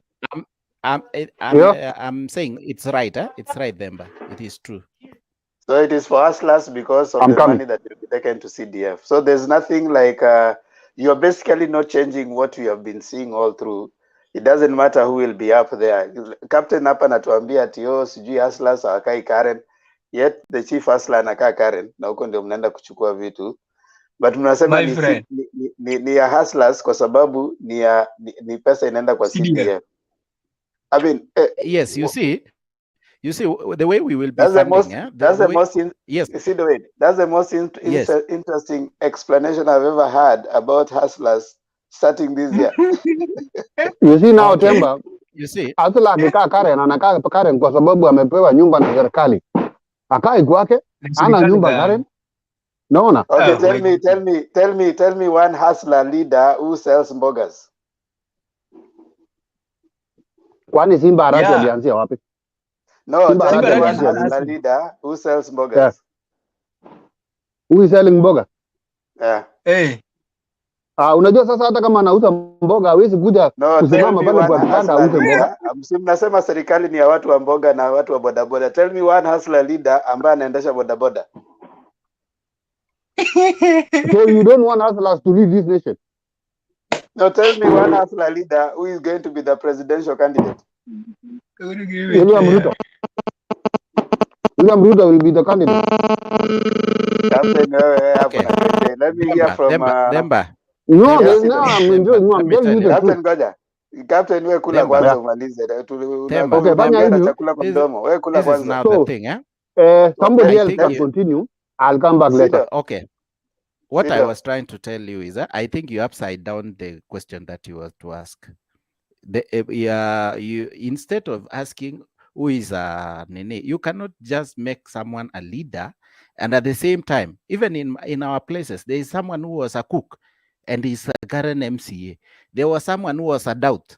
Some currently is an MCA. Several guys who have come all the way from far. We are not talking about someone getting from the top seat then backwards. We need people to move forward in this country. So what we are saying in short, who was doing this? Like Oscar Sudi used to be a makanga. When has You that see, never been an aspiration someone of like all the leaders? this young Ngoja man Sido, from Meru. Sido, wait. Yes, sir. Relax. Yes, sir. When has Yes. that never been an aspiration of all the leaders in Kenya? When has that never been an aspiration? You see, you see everything, like even the Kibaki period.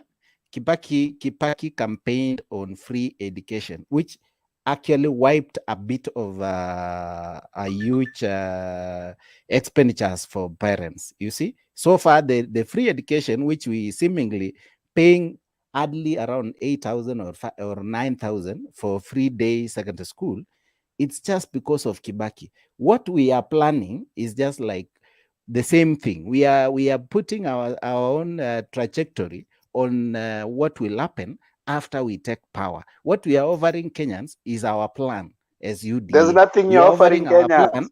There's nothing you're offering you see the thing. Kenyans. You see, it is the same thing. what I've said, what our leader Chief Asla said, he will factor a huge amount of money. Look at what he will Ruto add said up in more 2013. to Look at CDF. what Ruto look at what Ruto said in 2013. Ruto said that the women will no longer be going. Wait, the women will no longer be going to farm. There'll be mechanized farming. That is what Ruto said. No, you need to give me proof. You can play a clip. Not proof. You go back to that clip. No, I'll not give my brother, no. my brother. Sido, I don't work I will with. not give you proof. Go to your Sido. I don't have to give you proof. You go back to the campaign, your campaign period 2013, 2017. You see what Ruto said. He was saying when you guys came and said tumetoka analog tunaenda digital. Ruto said that we are going to have mechanized farming, and one of the mechanized farming was to make sure that women are now not going to farm. They'll be using mechanized farming. What happened to that? How come right now is when you are saying that now the government is going to be Yahuda? No, you are actually on someone else's. Wait. Let's hear the questions. Let's hear the questions, and then you can answer all of them together. James. It's unfortunate that we have to revisit this matter regularly in this forum, because the more these people try to explain what it is bottom up, the more confusing it becomes. I think the topic of today, and that's where I'm going, the topic of today is very different from what we are being revealed to start discussing. I think we are discussing what happened last year, the political brothers, the successes, who did what, how it is going to impact on the coming elections or this year. So for me, I think it is tiring to listen to the same old tired arguments that we have had here every time. Now we have completely lost the direction of our talk. I think it's not fair. It's not fair at all. Mr. Chairman. Mr. Chairman. Wait to hear from King Katwe. King Katwe. When somebody from UDA starts speaking, you rarely get a point out of it, because they keep on going round, and this is an art they've mastered, an art called keeping an enemy busy but taking that enemy nowhere. Because when we are having a serious conversation about something that is going to impact the 2022 general elections. They bring in something they know that we are going to fall off and start arguing, and that is a trap that we fell in. But since they want us to teach them about these Wilbaronomics and the bottom up thing, we are going to tell them. One, I'm going to ask you a question. What is so new about the bottom up thing?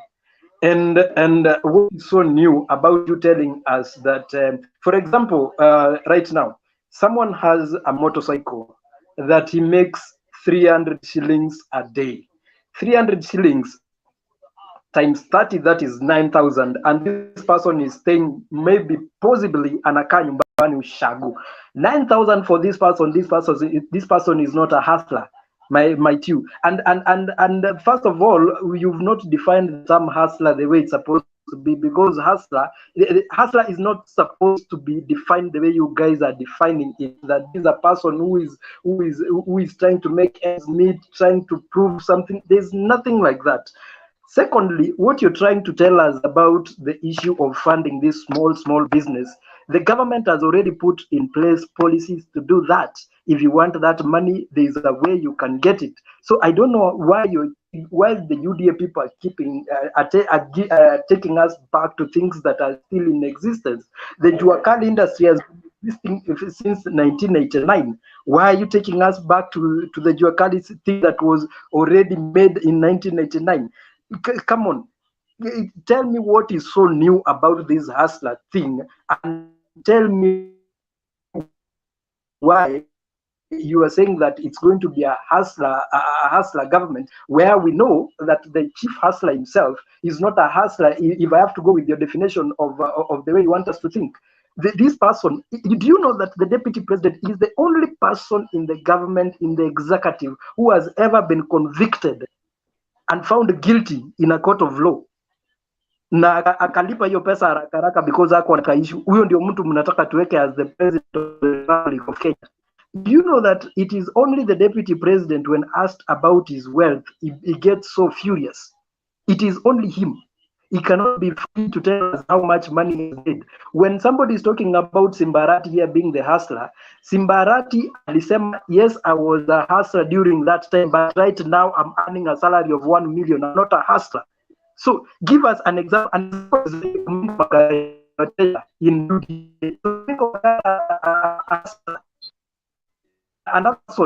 person in your is letting you down. Your network. No. Sijui kama amenipata. Saido, are you getting me? Are you getting what I'm saying? Because I don't know if you're really getting me, or you just decided to have that. You know, UDA people have got this thing of political amnesia. Whenever they want, they have this selective amnesia. Whenever they want something to work for them, it works. Obonyo, someone is asking you to mute. Okay. When we are not talking, we mute. Sido, you have any response? We want to move away from that. Sido, let me come in on behalf of Sido to say that tuachane na mambo ya hasla. Huyo jamaa atakuwa kwa debe. Even if we discuss it to be negative or positive, it must be in the ballot.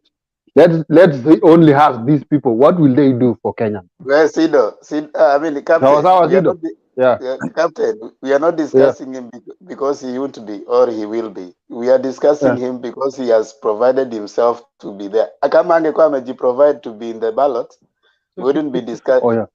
We are not discussing certain people because they'll not be there in the ballot. We Captain, uko na vitu mingi sana unafanya leo. Okay. Tuna multitask bwana, tupate hela. Sasa sungoje basi, kama unaongea usikize kwanza. Nasema the reason why we are discussing the deputy president is because he has offered himself to be in the ballot. That's why we are even spending time discussing him. Otherwise, hatungekuwa tunamdiscuss. We are not saying that if we discuss him, he won't be. Our discussion. Okay, no problem. Let me say this. There's an explanation they are trying to run away from, especially Sido.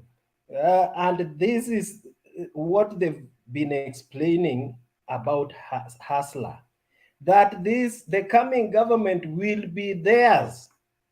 And I think that is the reason why you've asked your question, because if the government will be theirs, how many hustlers are presenting themselves and are actively involved in UDA?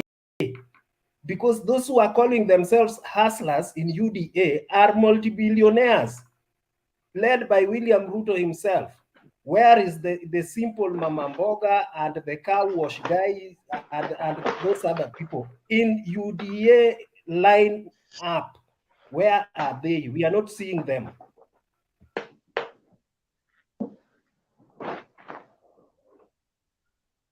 Do you need an answer from that? WG, do you need an answer? No, You know you don't Kasudi have to. Numuti ako No, karapati. you don't have to. Niasa hata akusoma. Captain, you don't have to answer that. That's okay. I mean, you. The thing is, what WG is saying, you guys have no agenda. You guys have confused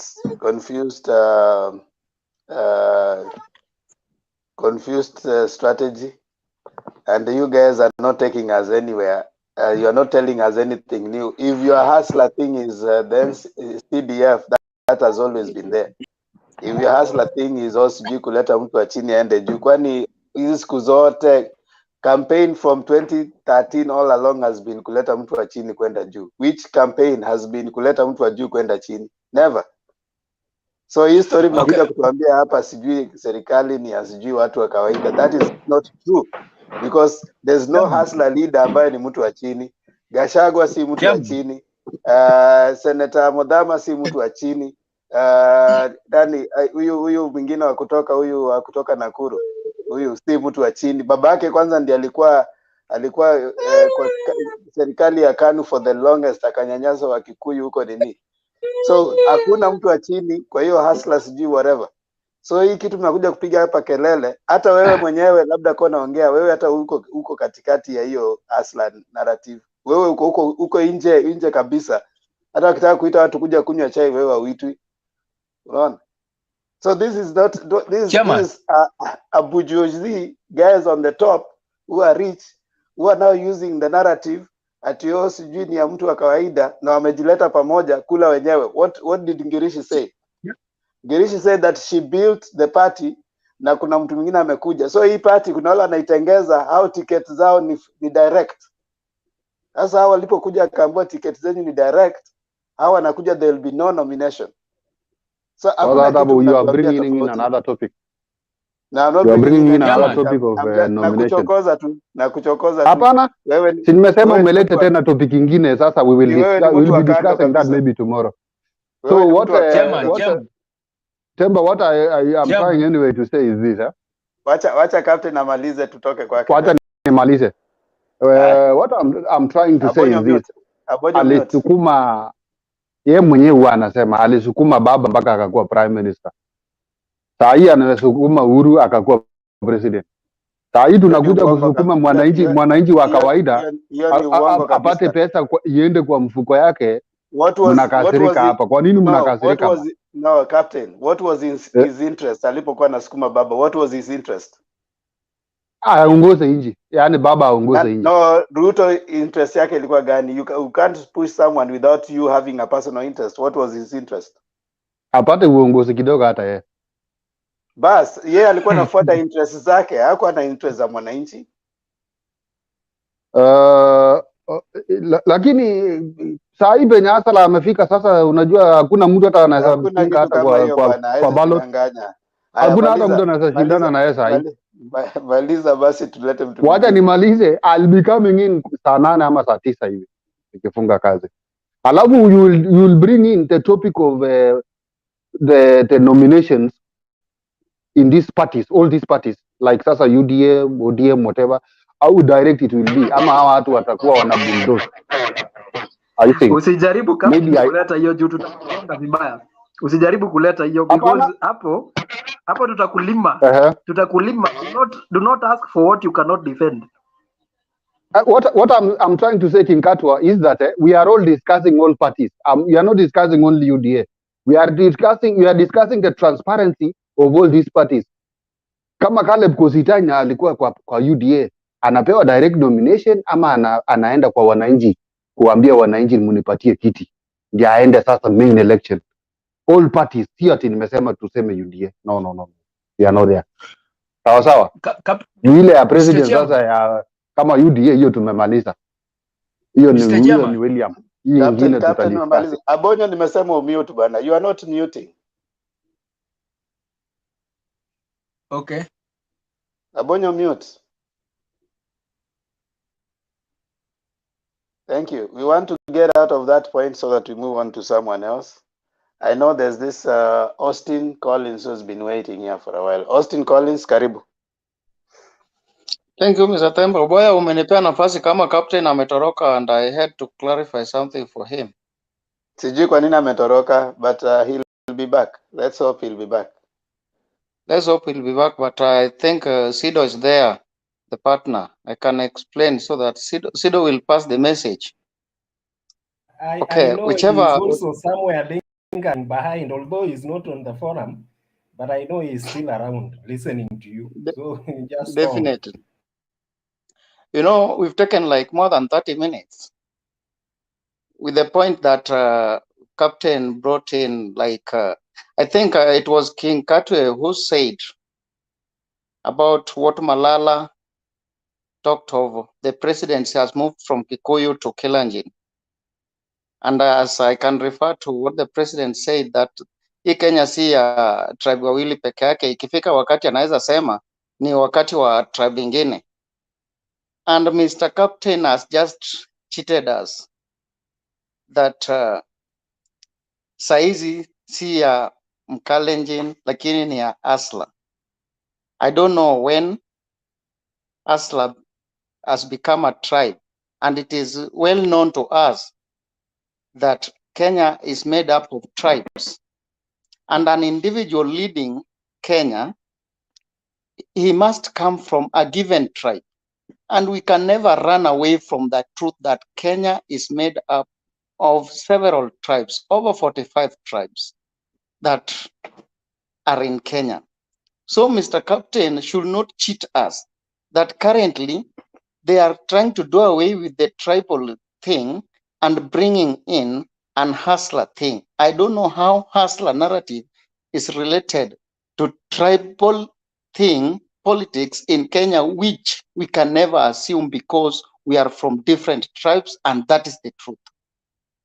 So Mr. Captain, with the brigade, they should know, and they should never cheat anybody, that hustler is coming in to do away with the tribal thing when hata saizi wanaona the UDA party is strictly imebaki tu kwa the North Rift. In fact, strictly for the North Rift people. So we are not going to assume this, and that is a fact. Mr. Bernard, Happy New Year. Mr. Themba, Happy New Year. And fellow panelists. Happy New Year, Collins. Karibu. Let's get back to the topic. Thank you. Let's talk about the topic today. The historic 2022, looking back to the 2021 political surprises, blunders, success, and how will they will shape the 2022. This is very clear, short and clear. The 2022 is already shaped up. The surprises in 2021, the blunders we know, like the latest blunder that somebody had talked of, the blunder that Malala made, that has clearly washed away the ANC brigade totally and never in existence again. So 2022 is packed. Everything is in place. Whoever does not see should wait and witness.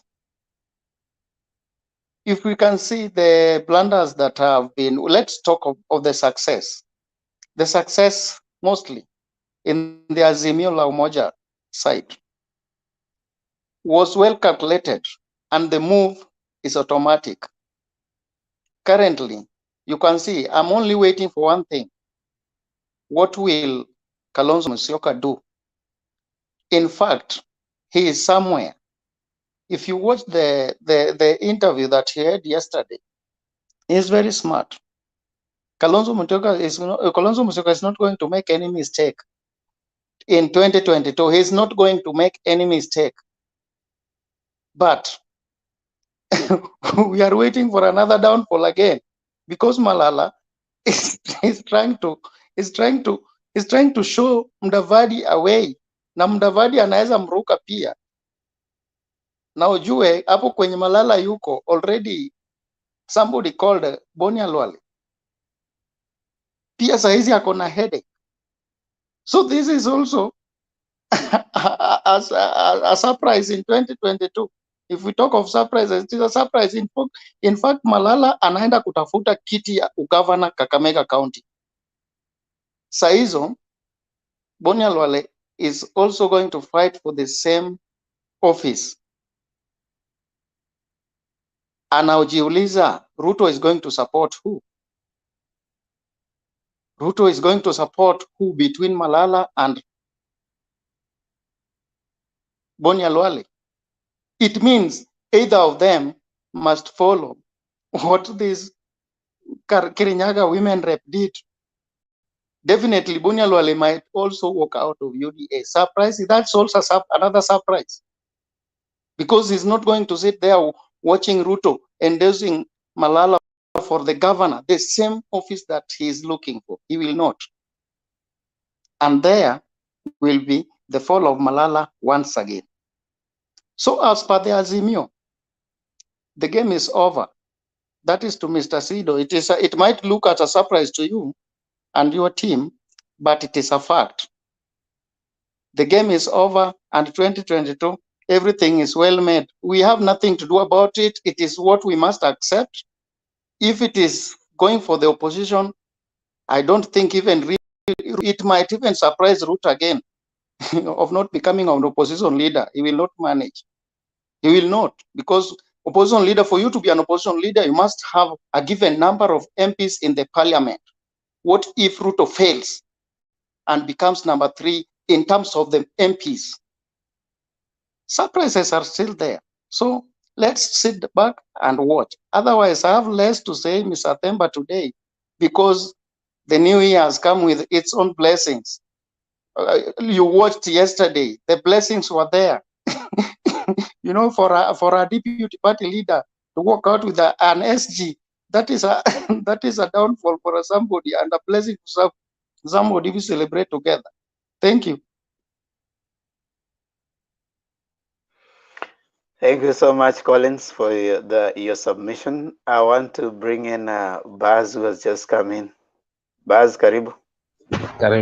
Thank you very much, Themba. Happy New Year, my fellow panelists. Happy New Year. How are you? Niko fiti kabisa. Haya, maoni yako kwa topic ya leo. Naona mada ya leo sijui niseme imekuja mapema sana ama we are preempting, because to say blunders at this moment, bado mambo iko jikoni. I think we are yet to see the actual realignments, but they are taking shape. Those who are in the middle are shifting from one direction to the other, and we might also see another shift as time goes by. As regards to yesterday's village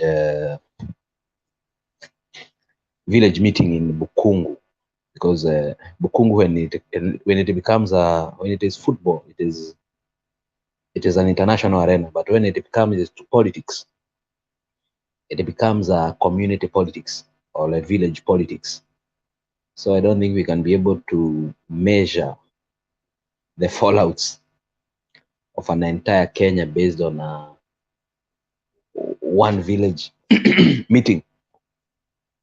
I'm not degrading the the sanctuary of Bukungu when it comes to the Western people political meeting. It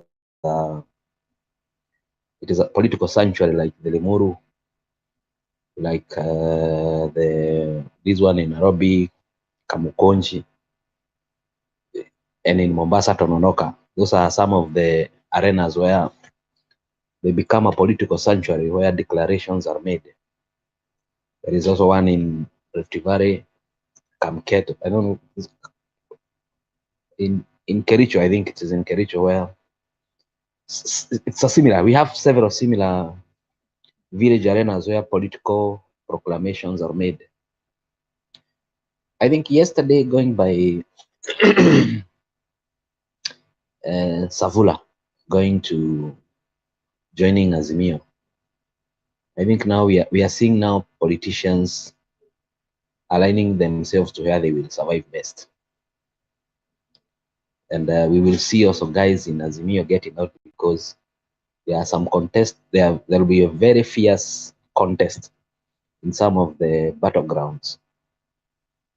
Like in Nairobi, we are seeing there is Sakaja going for the Senate. There is Minor Command, and there is another fella. So they will also head to the same confusion or some kind of scenarios where hard decisions will have to be made, and any decision made will lead to a casualty because it will be impossible to stop some of people who have already declared intention to certain seats to seek other seats. This will happen all over. In Mombasa, we are seeing Ahmed. We are seeing the son to Sharif Nasir. We are seeing Shabal all going for the same seats under Azimio. So also that one will lead to another flop and many other across the country. But I believe the most places where we are going to see surprises and the blunders in this race will be the naming of the running mate. That will be the icing on the cake of the surprises and the blunders. That is the ultimate one. And we are watching keenly because the guy who has just spoken before me said he doesn't see His Excellency Kalonzo making another mistake. I think Kalonzo has made a mistake since 2013, and he did the same in 2017. So I am very happy that the guy realizes that Kalonzo cannot make a similar mistake to the previous two. So he is actually preempting what Kalonzo is thinking. And he has spoken very well, saying he cannot make another mistake.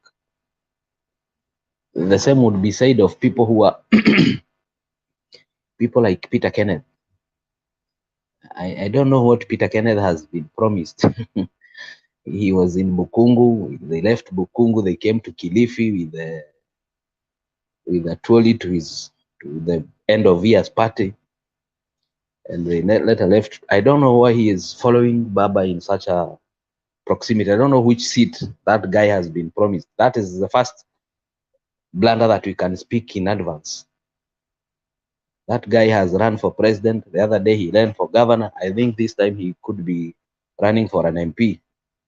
And if he is sitting there thinking he is going to be the running mate, I think that would be a surprise. That is the first surprise we are seeing, and also a technical blunder if he ever makes it. So we are. Then I would say we are watching, and as I said even before when I appeared here again, we are having a very interesting election. It's a very good election in Kenya 2022. Very nice one. Thank you. But may I ask him? So the blunder for the DP will only appear in the Azimio team, not because he has not spoken of the other side, the UDA team. Them they will be perfect. If I may answer you that and say that UDA is like, they are like underdogs in these elections, and even in football, any selection with an underdog team is not very much in the preview. So for right now, the big house is the one that is being washed. How it accommodates all and everyone as they purpose and propose. So it will be very, we'll have to descend very low to start looking at the blunders at UDA. The fierce fight between the two Kirinyaga women is just to show the strength of the party in that region. It has got nothing to do with the one being promised the ticket and the other being told otherwise. It is to know that whoever takes up that ticket is direct the governor of Kirinyaga. That's why even when Gereshe left, he never said he's going to Azimio. She said she's going to vie as an independent candidate because she doesn't want to baggage herself with the Azimio. Mr. Chairman, allow me. Just Chairman, one allow me to more. interact. One more point.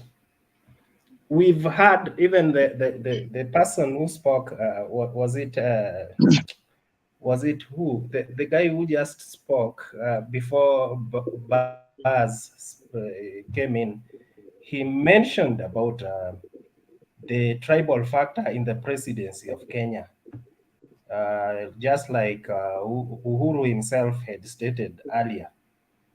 And that is one of the things I would like to remind Baz, that if ever the blunders that will be made is for anyone to think that if we are telling the people from Central that it is time they left, they considered other tribes to take over, that we would be sparing the Kalenjins. Even if William Ruto comes with a new brand, having branded himself as a hustler and seeking to make us forget that he's a Kalenjin, another Kalenjin coming to power, we will remember that when we are voting. That would be the blunder. And therefore, if anything is to happen between Musalia Mudavadi and William Ruto, that they are coming to negotiation table, the ANC brigade should be very, direct and ask Mr. Ruto to support Musalia Mudavadi. That is the only way that UDA will make a meaningful contest. Otherwise, people will remember that that is another Kalenjin coming in when every Kenyan should be given a chance to lead this nation. Let me respond to Mr. Chairman, to this guy. Let me respond first, Jakendube, please. I think the guy has said, the guy who spoke before me said there are 42 tribes in Kenya. Out of that 42 tribes, there is no tribe like Kalenjin. It is like saying there is a tribe called Mijikenda. There is no such tribe. Ruto is a Nandi. Moi was a Tugen. I think we are living to this president's spirit of Moi ruled was a Tugen, so we are not moving back to Tugen. We are moving to Nandi, which is another tribe. What we cannot move now back is move back to Kikuyus. I hope you can differentiate between those two. Eh? We know the Kamatuza, my friend. I bet we've been in this country long enough to know. Do you know about Kamatuza? That was another factor. But we are not moving that far. We are not moving that far. So we understand. We understand what's going on. Yeah.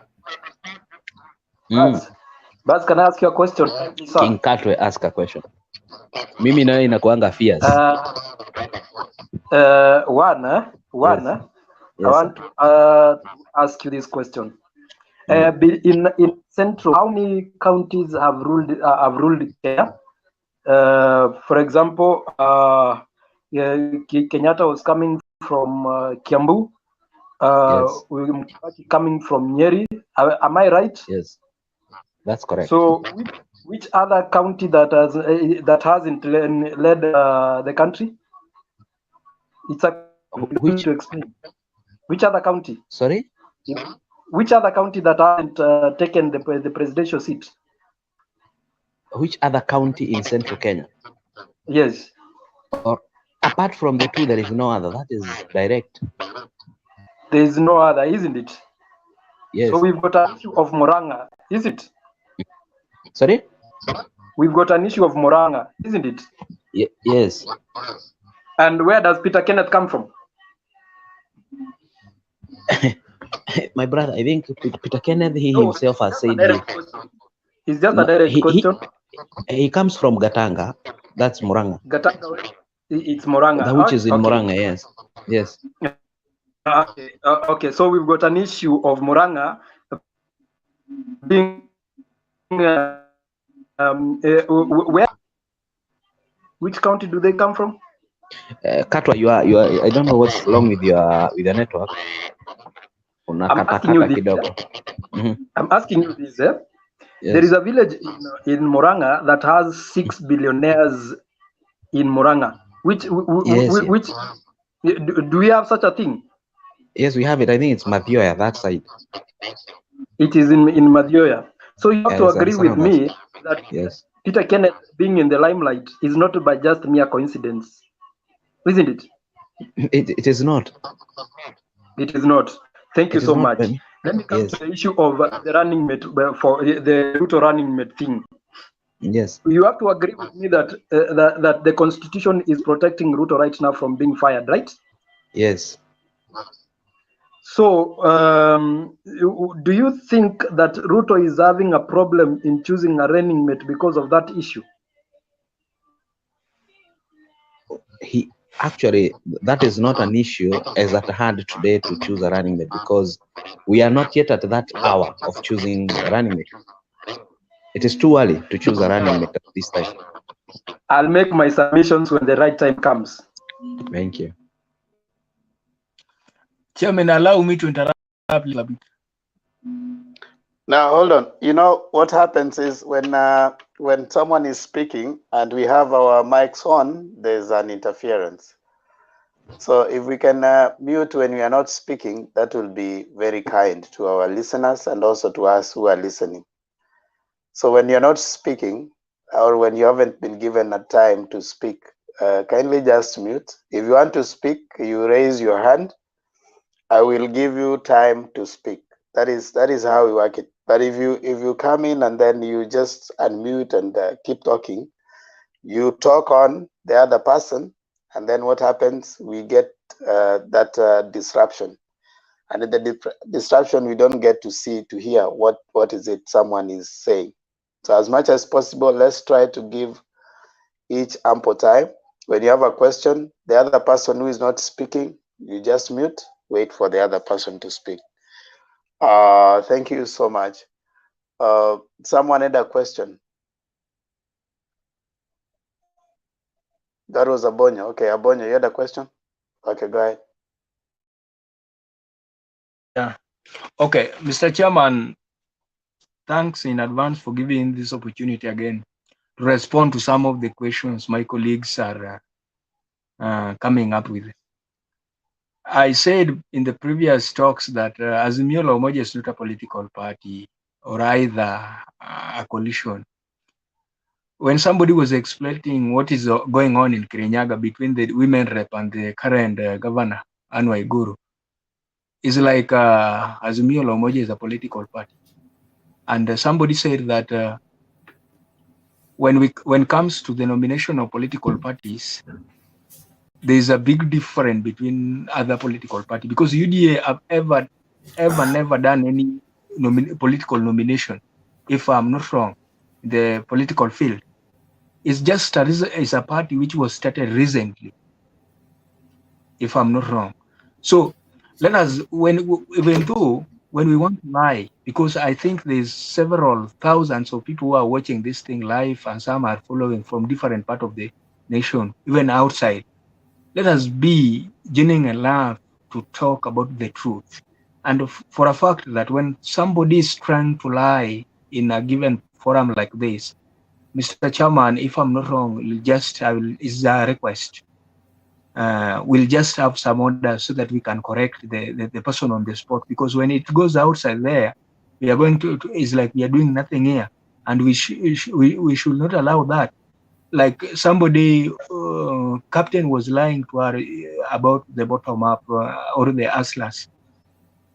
Allow me to say this, because I think it's not clear enough to the outsider concerning this what we call themselves, or how they bring about the hustlers, the hustler nation. When they said that the 2022 government will be for the hustlers, and somebody asked a very genuine question and a very clear point that differentiate between the current government and the 2022 government for the hustler. They cannot even explain that, because they don't know what the meaning of hustlers. When you ask somebody to differentiate between hustler, 2022 government of hustler according to their view or how they think, and since Kenya got independent in 1963 and become the republic in 1964, we have over 50 years. I don't know where this come from, that 2022 will be for the hustlers. And today, my fellow colleagues, as I was going through the historical book concerning those who have become the president, nobody became the president when he was a rich man. Even the first president of this republic of the Kenya became the president when after the taking to the prison something like 9 years. Mzee Jomo Kenyatta was a poor man by that time. I was not there. Even my father was not there. So when somebody become up, doesn't mean that somebody was born by wealth. It's only that when your colleagues are outside, they are searching for the better of your children tomorrow.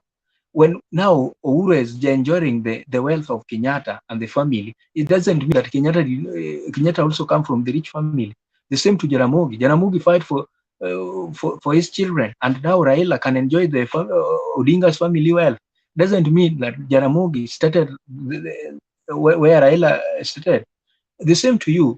Today you are there as fighting for your children to become people in the future. Doesn't mean that your children should now start from where you started. I think my point is very clear concerning hustlers. Somebody asked another questions that William Ruto should tell us, or one of the person who is vying to be even the women rep or governor or president, who is selling burger in the along the roads. No one. If you hear those who are making noise, they are not hustlers, or they don't go for mjengo or plus many other things. You'll realize that those people like Nani right now, people like Kichumba Murkomen, Nani plus Nani Buni Kaluale, even Malala himself. Yet they used to be hustlers, or their fathers fight for them to be people in the future. Doesn't mean all people must be the same. Again, when somebody talks about wheelbarrow, I want you to get me very clear, because it really pains me. Somebody like WG, for example, you are being given opportunity to go to university or then to study a given course, 4 years, or even, for example, education. From your education, since primary up to university level, college, somebody is coming with a wheelbarrow to give you as a job promotion to start from down. Tells me, even in my home county where I come from, Homa Bay, if 1,000 youths can be given wheelbarrow and mkokoteni, which kind of business can we do? Relax, Sam. I will give you opportunity to respond. These are just a point I'm trying to put across. The point of wheelbarrow and mikokoteni, get me very clear. William Ruto has been the deputy president in the last 8 years. In fact, in the last 9 years, we are approaching we are in the final year to make it 10 years. Ruto promised youths, young people, young children, laptops, 1 million jobs. Today, Ruto is telling us that if he took over the 2022 government, he'll give 4 million jobs. Are you sure that if you cannot deliver 1 million jobs, are you sure? How sure are you are going to give 4 million jobs? And something to do with the Mama Mboga. In the last 9 years, William Ruto did not know that we have Mama Mboga.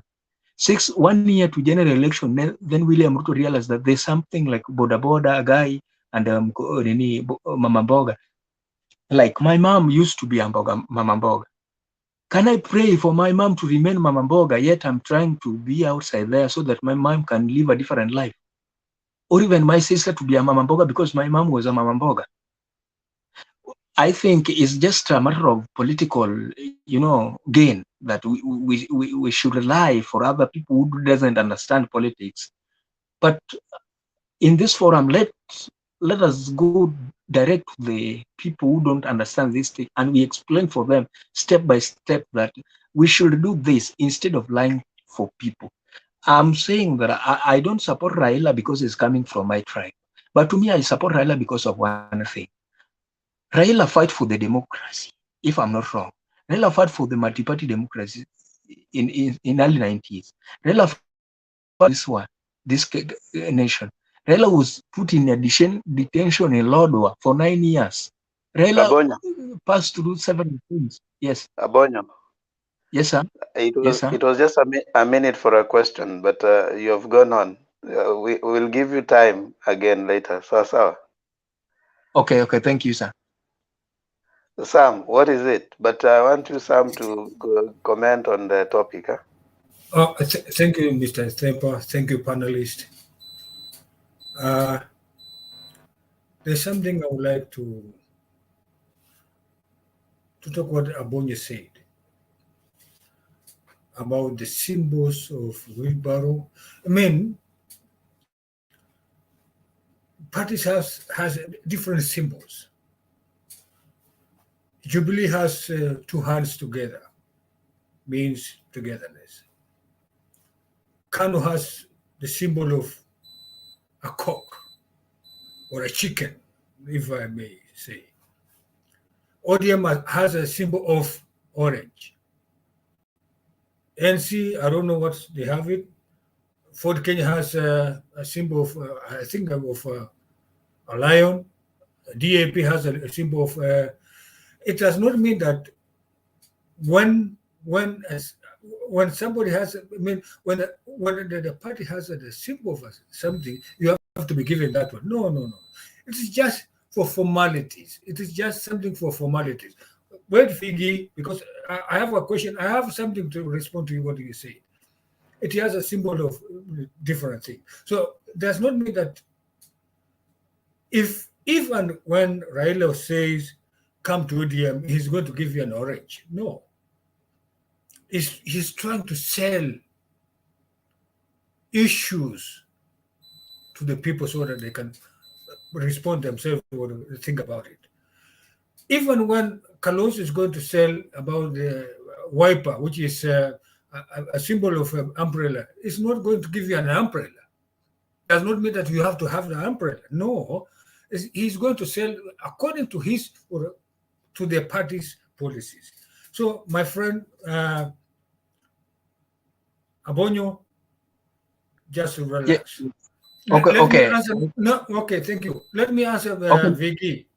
There's something Vicky said about it, about Kalenjin. Kalenjin, we have more than 7 tribes. Mbona hamtaki Sam amalize bwana. Mnainua mikono sana. Wacha nimalize alafu ndio mkaongee tafadhali.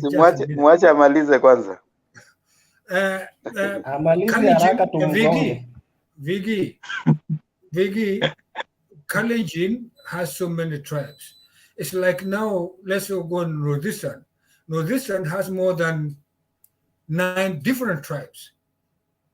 We cannot combine them as one tribe. No, Mijikenda, for example, they have different about 9 tribes. That's why they're called Mijikenda. The Kikuyus, they have more than 4 different tribes, Mount Kenya. So Luyas, they have more than 9 different tribes. So let us not combine it. Sorry,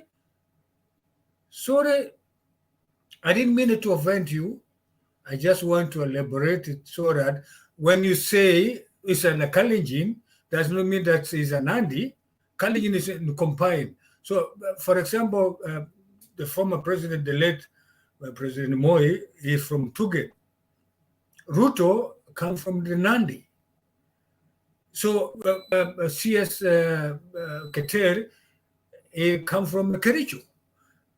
CS Chelungoy or Chelungoi come from the Baringo. So the former CS of Treasury Rotich come from from the Marquette, not even Elgeyo, from the Marquette. So let us try to distinguish all these things.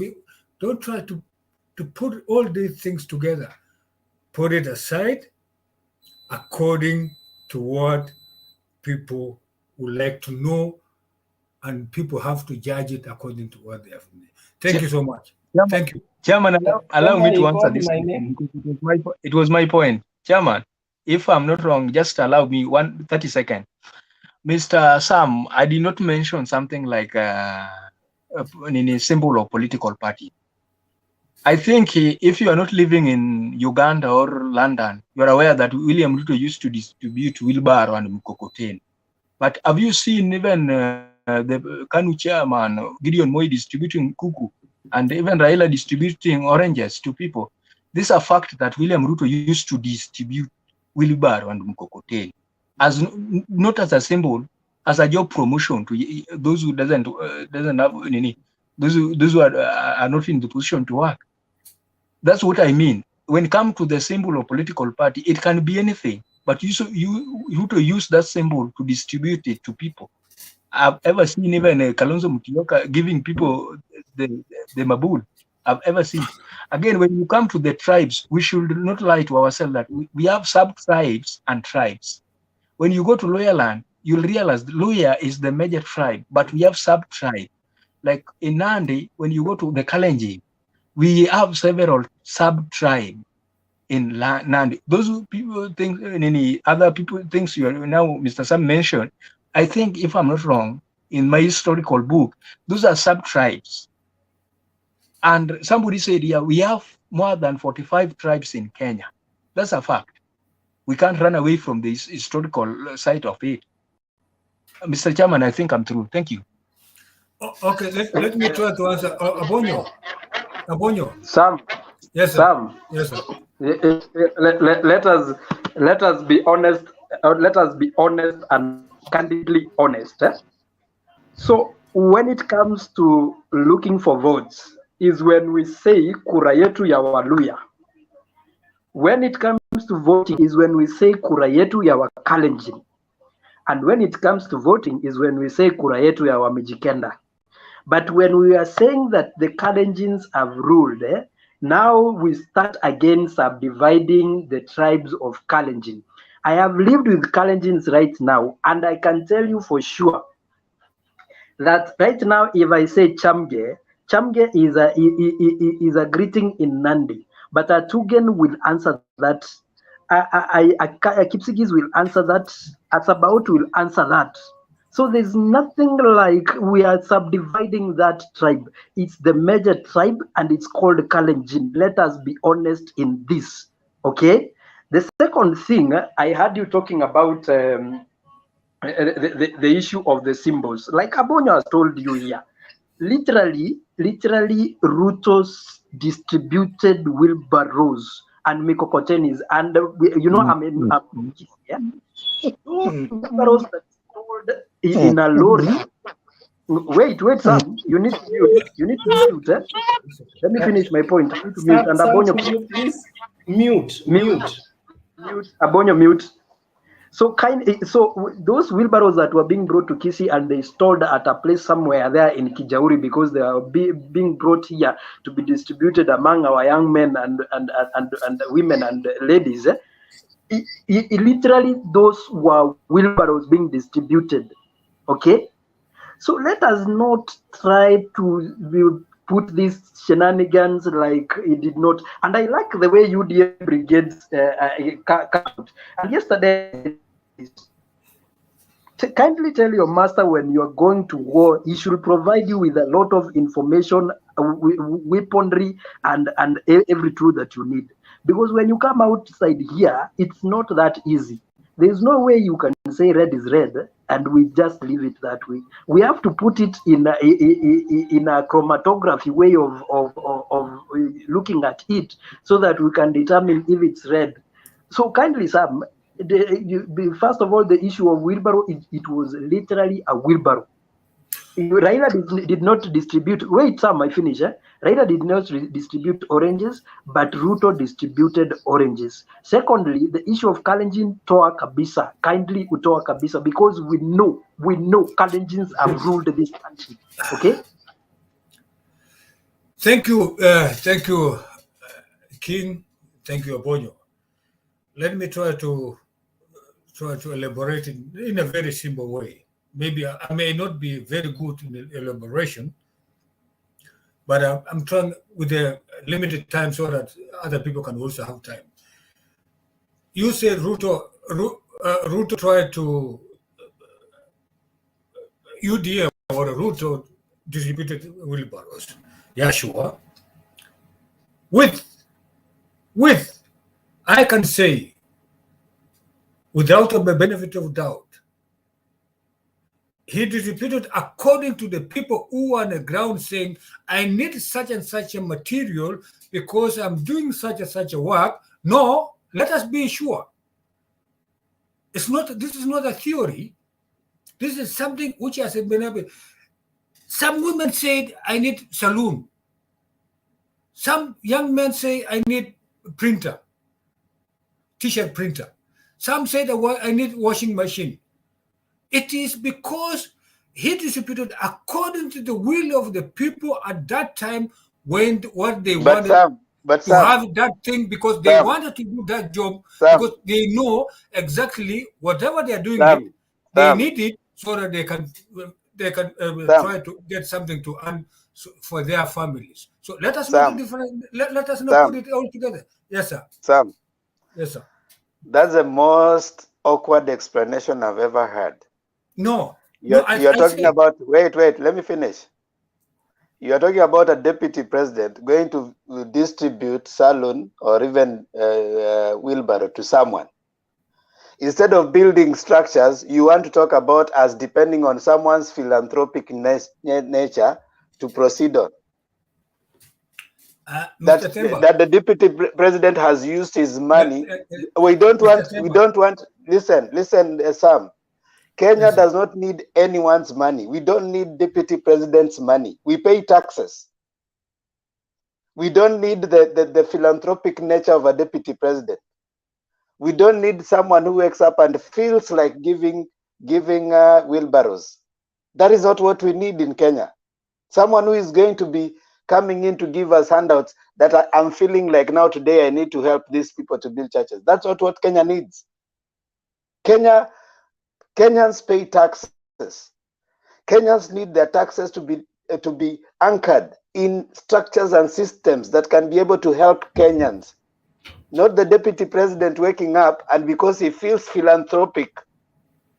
And that's why the other day he was going and saying that because I built two churches, you need to give me votes. That's nonsense. If you're in a position of a deputy president, you need to make sure that you anchor. Wait, Sam, I finish. Because these things that you guys come here and tell us, oh, deputy president, because of his nature, he gave them salon, he gave them this. That is nonsense. That's Mr. Temba, the most backward thinking that even some people like you can even tell us. Mr. Temba, let us not mislead the people. That is wrong. That is wrong. Let us not mislead the people. Let us not mislead the citizen trying to put. But that's what you're doing. That's what you're doing. That's what you're doing, Sam. That's what you're doing. You've just come here to say that the deputy president was going to people giving them giving them salons. That's nonsense. We don't need that. We don't need the we don't need the deputy president's money. We don't need his money. We pay taxes as Kenyans. We pay him to work for us. Mr. Temba, put other things on the side. Let us we pay him to work for us. Let me talk. Can I talk? Sam, keep quiet. Sam. No, can I talk? Sam, no. Can I talk? Listen, Sam. Let somebody talk first. if you don't Sam, want me wait. to talk, which means you are Wait. misleading the people. Let them You are finish. misleading the nation. You are misleading the younger generation. Sam, let me trying finish. to put no. Sam, let me finish. Okay, then, but let him Can I let talk? him talk. Let Can I him talk? talk. Can you meet? Then, but Can let you him meet? talk. I finish. Okay, Hold on, okay. Jackie Dube. Which means Sam, which Let means him Sam, talk. you guys, you don't want the truth. You never want the Sam, truth. Sam, let me Yes, sir. finish. Yes, sir. Can you just mute? I finish. It's okay. Yeah, when I finish, you will talk, Sam. We have allowed you to talk. So you allow me to tell you the nonsense that you guys are telling us. This thing that people come here and tell us that the deputy president, because of his philanthropic nature, he has given us wheelbarrows. We don't want his money. Nobody wants the deputy president's money. We don't want him to wake up today and feel like giving us wheelbarrows, then you give us. We are paying him to work and create structures. There's no politician who is elected to use his money. The politicians are elected to make sure that the taxes that we pay are utilized nicely. We want systems. We don't want philanthropic. What if tomorrow he wakes up and he doesn't feel philanthropic enough to help us? He will not help us. Those are the things we have to condemn. We don't want politicians feeling like they're helping us. We pay taxes as Kenyans, and that taxes is what we are asking for accountability. If our taxes are spent well, we are going to benefit as Kenyans. We don't want someone waking up and telling us because he feels nice and is okay, he has given these people wheelbarrows. That's why the deputy president cannot work when we are paying. Instead, he's going out trying to give arms. Who need arms? Okay. We don't need that. Okay, thank you. Now Can I talk? Sam, you can speak. Okay, thank you, Temba. Jade Dubai or Dubai, just give me some few seconds so that I can answer you. There's one thing here. Mr. Temba and the panelists. Mr. Temba and the panelists. There's one thing I can say. Jackie Dube, you wanted to ask a question or what, Jackie Dube? No, I just wanted to say that because Sam was arguing, so I wanted to say, okay, let him talk then. He finishes. Because for us to understand each other, lazima tuwache mtu mmoja azungumze. Hata kama upendi vitu anasema, wacha amalize. Alafu utamjibu. Sasa mkianza kubishana yewe, hiyo ni kelele. So ndio maana nilikuwa nasema kama amekataa kwa sababu ulikuwa unamwambia anyamaze, anakataa. So Demba, hiyo ndio nilikuwa nataka kusema kwamba ndio nilikuwa najaribu kukwambia basi muache aseme vile anataka amalize, alafu anyamaze, alafu uendelee. Asante. Okay, sawa, thank you Jackie Dube. Na tumekutafuta hapo, unapotea, ulikuwa upeane mawazo yako kitambo, lakini unapotea. Kaa hapo sasa, usiende mbali. Thank you, Jackie Dube. Thank you, Jackie Dube. Thank you, panelists. Before I continue, I forgot to tell you guys, Happy New Year to all of us, wherever we are in the world. I wish the people of Kenya in a prosper way. Okay, let me one other thing. No, when you say Happy New Year, you allow us to respond. Happy New Year. Sam, why is you dismantling your way of reasoning? You used to be cool and composed. Nowadays, I think that is what made you to forget to greet us. Sorry, sir, Wekesa. I'm sorry, because New Year with the new different things. You know yourself, I'm very composed person. Hapana, that is ni thibitisho ya kwamba ukweli inakuingia vizuri. Okay, thank you, Vigi. Anyway, Mr. Temba, kuna kitu nilikuwa nataka kuongea, and I'm not so good in Swahili, but anyway, the one thing I just want to say, the deputy president, you said about the taxes. Don't try to tell us about the taxes anymore, because that thing, taxes. You remember last year when the deputy, sorry, not the deputy president, when the president said each and every day 2 billion Kenya shillings 2 billion Kenya shillings is stolen each day. That is very absurd. To the taxpayers, wherever they are, whether they are working, wherever they are, it's very absurd for the president of a country, the one who is responsible for everything, the one who has that authority. The authority try to tell us stupid things. I'm sorry to say stupid thing. Stop diverting. Moment, Stop can diverting, I finish? Sam. Can you go straight to your point? I'm coming to your question. No, watch a diversion. No, I'm starting with what you said the last time that. Don't talk about taxes here. Don't talk about taxes. Talk about the deputy president helping people with the wheelbarrow. Yeah. Can I respond it?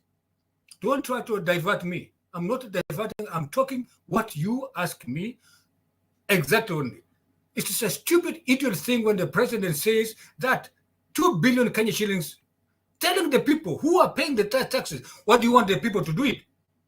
There's nothing more stupid than paying a deputy president who is not performing his work. So wachana na hiyo story. Wewe kuja tuambie wachana na president na vile alisema kama inaibiwa ama haibiwi, wachana nayo. Kwanza ile ghost worker tuko na yeye. Tuko naye kwa government ghost worker.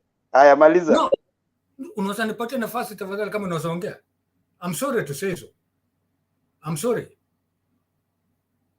I may be wherever I am. Utapewa lakini matusi hautapewa. No. I can abuse the president because he's telling us that. And we are here to defend being lost every day.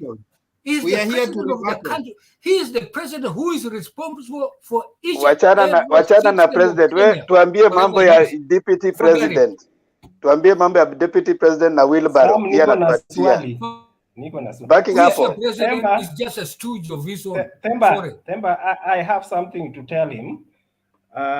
Number one. No, wachana. WG. Please. WG. Okay, WG wachana na Sam. Sam is diverting. He has ameshindwa kujibu swali. Wachana na yeye. Jakindube. This is your time. Okay. Wacha basi tutoke hapo. Wacha tuende kwa different nini. Jakindube, it's your time. Fair enough. Asanteni sana. Nawatakia mwaka mpya wenye heri na furaha. Hamjambo wote? Hatujambo mzee wetu. Hatujambo Jakindube. Asanteni sana. Mimi naweza kusema kwamba katika mwaka huu tumeona vituko, lakini naweza kusema kwamba kwa upande wa azimio la umoja naona kama tumepiga hatua nzuri, hatua ambayo inafaa. Lakini kwa upande wa UDA ambao wanasema ni hasla, mimi nataka niwaambie hii kitu nimesema kila siku. Kazi ya uongozi sio ya kugawa watu. Uongozi uongozi ni kuleta watu pamoja. Kwa hiyo ukiangalia kati ya azimio la umoja na hasla inagawa watu. Azimio la umoja inaleta watu pamoja. Kwa hiyo ndio tofauti ya uongozi. Na uongozi nimesikia watu wakisema, nafikiri ni Sama anasema hataki kusikia mambo ya watu wasiambiwe juu ya tax. Anataka kusikia vice president akipatia watu pesa. Yeye anatoa pesa hiyo wapi? Pesa ambayo anapatia watu anatoa wapi na kwa nini? Mimi nimewaambia kila siku, kwanza tuanze kukataa, Wakenya tukatae mambo ya kupatiwa pesa na mgombeaji yoyote, mtu yoyote awe ni MP, awe ni senator, awe mtu yoyote, asije akawapatia pesa. Kwa sababu akikupatia pesa ukisema ati wacha tu nitakula hii pesa, utamuuliza maswali, ashakununua. Kwa hiyo mambo ya kupatia watu pesa. Wewe pesa unataka kuwapatia watu bure, wewe unatoa wapi hiyo pesa? Hawa wajumbe wanatoa wapi pesa? Hawa ambao Jakindube, ngoja kidogo. Alex Isoe, are you there? Badik, are you there?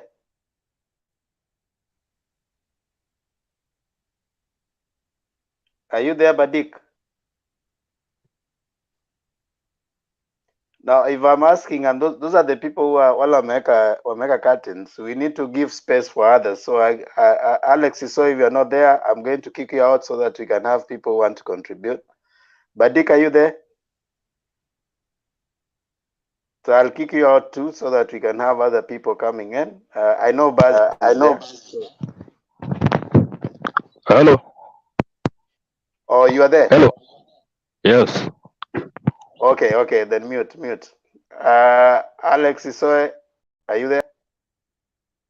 Okay, so for those who are done and you're on a curtain, I'll kick out so that you have other people coming in and whatever on yao. Thank you. Endelea Jakindube.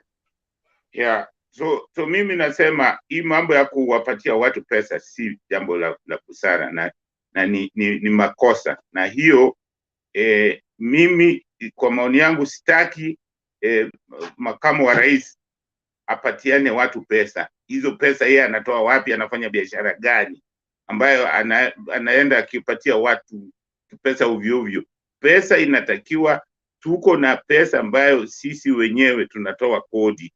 Hiyo kodi ndio inataka itufanyie zile vitu tunataka. Hatutaki pesa za mtu. Na hiyo sio jambo nzuri, kwa sababu hata ukienda Uingereza hakuna MP anapatia watu pesa. Watu ndio huchangia MP pesa ndio afanye kampeni yake, na si ati MP ndio anapatia au vice president anapatia watu pesa. Jambo lingine nataka kuambia kwamba hii jambo nimesikia watu wakisema hii mambo ya hasla ni jambo mbovu kabisa, kwa sababu inatugawa kwamba kuna watu ni hasla na kuna wengine wa Kenya. Hatutaki mambo ya kutugawa. Tunataka mtu akifanya campaign lakini sio kwa misingi ya kutugawa. Hii ndio mambo ya kugawa watu ndio ilifanya wa Rwanda wakauana wenyewe kwa wenyewe, kwa sababu ya kugawa kwa misingi ya kuambiwa wewe si mtu fulani. Usifikirie hiyo haiwezi kutokea hapa kwetu, inaweza. Kwa hiyo mimi nawashauri kwamba kazi ya uongozi si ya kugawa watu. Jambo lingine, vice president wa Kenya na wale wafuasi wake wale wanamfuata wote kwa wakati huu, mimi kwa maoni yangu, hawa ni wezi, hawa ni ghost workers, kwa sababu mtu amepewa, tulimpatia kazi ya kumsaidia president kufanya kazi ya upresident. Kama anaona president anafanya kazi vibaya, ana haki ya kujiuzulu. Hata kama tumemchagua, ana haki ya kujiuzulu na kutuambia, wananchi wenzangu, mlinichagua, mlinipatia hii kazi, lakini mimi kwa maoni yangu naona president anaongoza, anafanya vibaya. Kwa hiyo mimi siwezi kuunga hiyo mkono.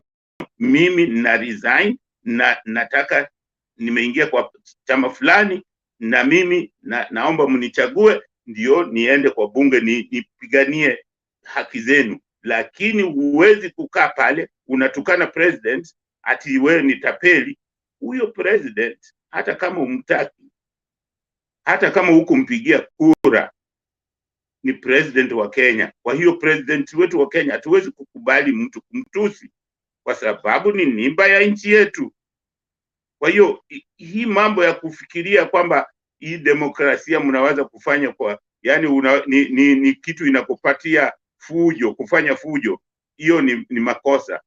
Kwa sababu hizo fujo, hata ukianza kumtusi president na hizo utafanya hata watalii hawawezi kuja kwa nchi yetu, kwa sababu wanaona ninyi ni watu wa fujo. Usifikirie hizo vitendo hivyo watu wanafanya, useme sijui unatusi president, unafikiri inaishia hapo tu. Huyo president anaheshimiwa na nchi nyingi tu ulimwenguni. Jambo lingine nataka kumpongeza sana Bwana Tuoli. Nataka kumpongeza sana, kama ananisikia nasema Tuoli, asante sana. Wewe na wananchi wa mkoa wa Magharibi mmefanya jambo la busara kabisa, kwa sababu mumeonyesha wananchi wote wa Kenya njia gani nchi yetu inafaa kufuata na njia gani itakomboa nchi yetu, tuende katika, yani tujikomboe katika mambo ya kisiasa. Hiyo ndio jambo la muhimu kabisa, kisiasa, kwa sababu bila kuwa na maridhiano kisiasa hakuna nchi yoyote, hata mkiwa na economy ya namna gani, haitafua dafu. Nataka kuwakumbusha, mnakumbuka ile nchi inaitwa Afghanistan? Wa Amerika na Waingereza na Wajerumani na nani wameua watu huko wengi sana, na hata wao wameuawa wengi sana, lakini wameweka demokrasia huko? Hakuna. Wametoka kwa sababu walikosa kusuluhisha kitu inaitwa political stability. Na hiyo mimi nampongeza sana Uhuru, anataka kuweka, ajaribu kuweka political stability. Hiyo ndio msingi ambayo itatufanya tuwe na vitu vyote vile tunataka. Hiyo ni kitu ya muhimu kabisa, kuwa na political stability. Hiyo ndio msingi wa number 1. Na hiyo political stability, hauwezi kuja ukasema unataka kugawa watu, kwamba kuna watu wengine wanaitwa hustler, kuna wengine usijui wanaitwa sijui watu gani. Hakuna, sisi wote ni wa Kenya. Kwa hiyo mambo ya hustler, mtafute jina kitu fulani, lakini hata haifai wewe uzeni sera zenu kwamba mtawafanyia watu hivi na hivi, lakini msiseme eti kuna watu fulani wanaitwa hustler. Hiyo mgawanyiko hatutaki. Tumegawana kwa mambo ya ukabila, hatutaki tena kabila lingine la 45. Hatutaki. Hiyo ni makosa kabisa, haifai. Kwa hiyo mimi naweza kusema wakati huu Azimio la Umoja, kwa maoni yangu, inaelekea vizuri kabisa. Kwa hiyo napongeza Bwana Tuoli, napongeza Rais Uhuru Kenyatta, napongeza Bwana Raila Amolo Odinga sana kwa kujaribu kuweka Kenya pale barabarani, pale kwenye ile reli mahali ilitokea. Ndio maana tumekuwa tukitangatanga hapa kando kando. Hizi maneno zingine lazima mjue kwamba hata kama tukisema tunataka kitu mnasema, nasikia watu wanasema demokrasi bila mazungumzo, demokrasi bila mawaiano, demokrasi bila kuzungumza haitaenda popote, haitaenda. Ukiona hao wazungu wote mnaona mnasema hizo nchi ziko, enda karibu na wao watu, ujue kwamba hao watu hufanya negotiation kali sana juu ya hizi vitu unasema. Na tena wao, hii kitu mnasema endorsement, katika nchi za wazungu ndio wana endorse. Ukiwa endorse, hiyo ni kitu kubwa kabisa. Hiyo unakula kura nyingi kama ukiwa endorse. Sasa kama ninyi mnasema kuwa endorse ni kitu kibaya, nimesikia watu wengine wakisema kwamba kuna matajiri kutoka Central Province kwamba ni wabwanyenye. Hao watu wameandika wa Kenya, hizo biashara zao wanafanyia Kenya. Kwa hiyo hauwezi kubagua wengine eti kwa sababu ana mali unambagua. Hapana, hawa ni watu wameandika wafanyikazi ni wa Kenya. Sisi wote ni wa Kenya, uwe maskini uwe tajiri sisi wote ni wa Kenya. Kitu tunataka kila moja awe na namna ya kuweza kuishi, awe na namna ya kula, awe namna ya watoto wake kwenda shule, awe namna akiwa mgonjwa aende hospitali. Hii ndio kila mtu anataka, na hiyo ndio serikali inataka. Hatutaki tena kugawana kwamba katika nchi yetu tuko na hasla na watu wengine. Sisi wote ni Wakenya. Asanteni. Asante Demba. Okay, Themba, asante Jackie Dube. let me ask Jackie Dube a question, please. Wacha tuende moja kwa moja kwa wale ambao hawajatoa nini zao, alafu we will now come to questions. Thank you.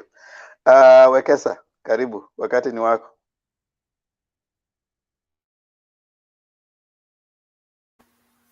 Thank you. Happy New Year for those we didn't meet yesterday night. Happy New Year, Wekesa. Happy New Year. Yes.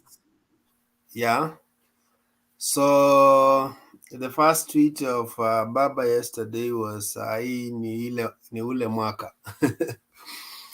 And I saw them dancing with them say Atwoli, dancing into the new year.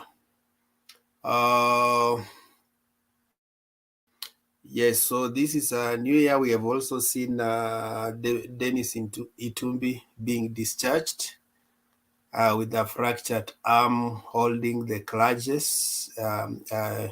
Judea has more miracles in this world. Robert Alai was suggesting that the doctor for Dennis Itumbi should be, his license should be withdrawn. How do you give a fractured arm a clutch to hold on? So that's one and more other drama that we have witnessed in the new year. Otherwise, my hashtag for 2022 is hii ni mwaka wa kuambiana ukweli. Hatutadanganyana hapa. Tutaambiana ukweli. If we have to get a government that works for all of us, then we must face the truth. We must say the truth, and we must always focus on speaking the things that help ourselves. We will not be stuck by semantics. We need to know the persons behind, the personalities behind those semantics. Are their titles rhyming with what they profess?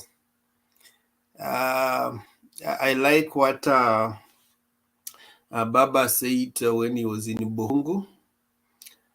He said that him and Kibaki, the ones from the time they worked on Mumiasi, nobody else has worked on it. That's why it's closed. So when somebody comes and says situmetenga, situmefanya hivi, and our industries are going down, and our Western leaders can't see those, the likes of Titimas and the rest who are always with the DP, can't ask him to focus on the key drivers of economy in Western, but they are just busy with projects that don't exist. I was just posting today a picture of Uhuru and Mr. Otongolo. And so the question was, what if Uhuru gave Mr. Otongolo a wheelbarrow to start with? I know some is uncomfortable when we mention a wheelbarrow. The reason why we have to mention a wheelbarrow is it came before the simple. It came as a tool of trade, and it was distributed in Karen and different places. Some of us even had a problem and said that why is it that people are being given wheelbarrow? It was an interview done somewhere and or a research done somewhere, and they found out that the most tool of trade that people want is wheelbarrow. And then there was Mukokotenis, and then do this. And one of the things that happened is a guy takes 100 to do this to Kisii. Then he leaves 10. Then he carries the 90 to Kajiado. I'm very specific of the places. And he takes the 90 to Kajiado. So for another exhibition, and he leaves 10 and he takes.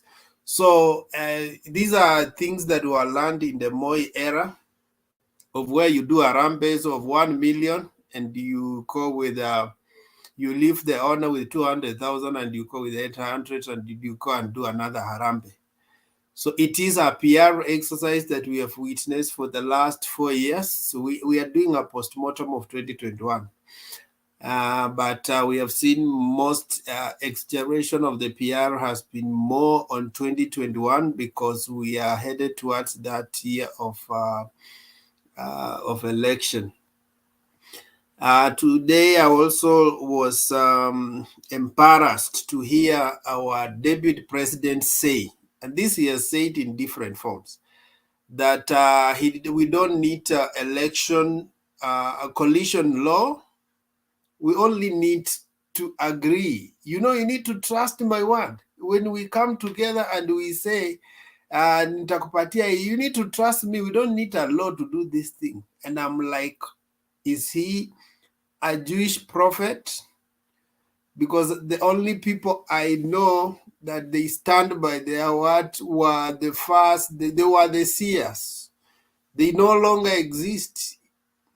So if you tell us that we don't agree on principle, even when people love each other and marry each other, when the love is in the air, pastor says, no, come here, we sign a certificate. Because he knows that the honeymoon is not forever. So does William Ruto want to run this country based on the honeymoon feelings, that they have a good relationship with Mudavadi, so they don't need to sign a law of a coalition agreement, that they just need to sit somewhere and agree, that we don't need a law even to get the loans of help. I just need to write a letter. So that is a personality kind of leadership that we don't want. We want leadership based on institutions. You know, institutional leadership, it means, God forbid, but if today William Ruto is not there, does Hustle a Nation exist? If it is no, then we are not having an institutional leadership. If Raila Odinga is not there, does Azimio exist? If that is not happening, then we are not creating institutions. So we need to be very safe in a way that when I'm in Azimio, I'm not in Azimio because it's only Raila, but it's an idea of which even if Raila is not there, I can still say we continue with Azimio. And that is what is happening to Oka. They came together as a bunch of people who have no head or no tail, who have no vision nor agenda. And so they have gone around the same mountain for the last 40 days, 40 months, and they are not moving. So the only option is to scatter them. So it is a pity for us that we are focused on people and not the agenda that they are bringing. I have a problem when people say that all we know is that Uhuru promised Ruto kumi yake. But they forget that Uhuru, when he was campaigning, there is an agenda that they wrote down, a manifesto. Nobody is even asking us, in that manifesto, what has he delivered? All we want to know is that he promised Ruto kumi yake, but he promised our laptops. We are not asking. So if he doesn't so the other issue is, if they don't fulfill what they promised to do for Kenyans, why should we even renew their another 10? Because we were not even supposed to renew Uhuru's 10 years, 5 years. So why should we extend Jubilee regime, which we are saying it has failed, to give it 20 years? Kwani Ruto alisalamia Mungu na mkono ndio akufanye 10 years of deputy president and afanye 10 years of presidents, while he's the same guy telling us that Jubilee has failed, that Jubilee is dead?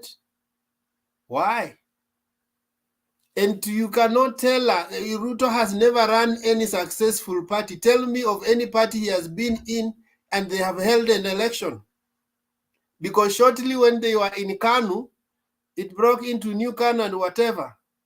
And before that, they had already left Kanu and they left the opposition and joined the government. And then in ODM, he was there shortly. Now he comes to URB. He has never had an election in URP. He has never had an election in UDM. Never had an election in Jubilee. And he will not have an election in UDA. So he has never run any successful institution. And that's why he doesn't want the institutional law that is going to give power to political parties. If you want to know what the new law is going to do, kindly read the parliamentary group. One of it was posted by Ngujiri. The 5 points why the new law, why Ruto is opposing the new law. And you understand that this is a guy who thrives in ignorance.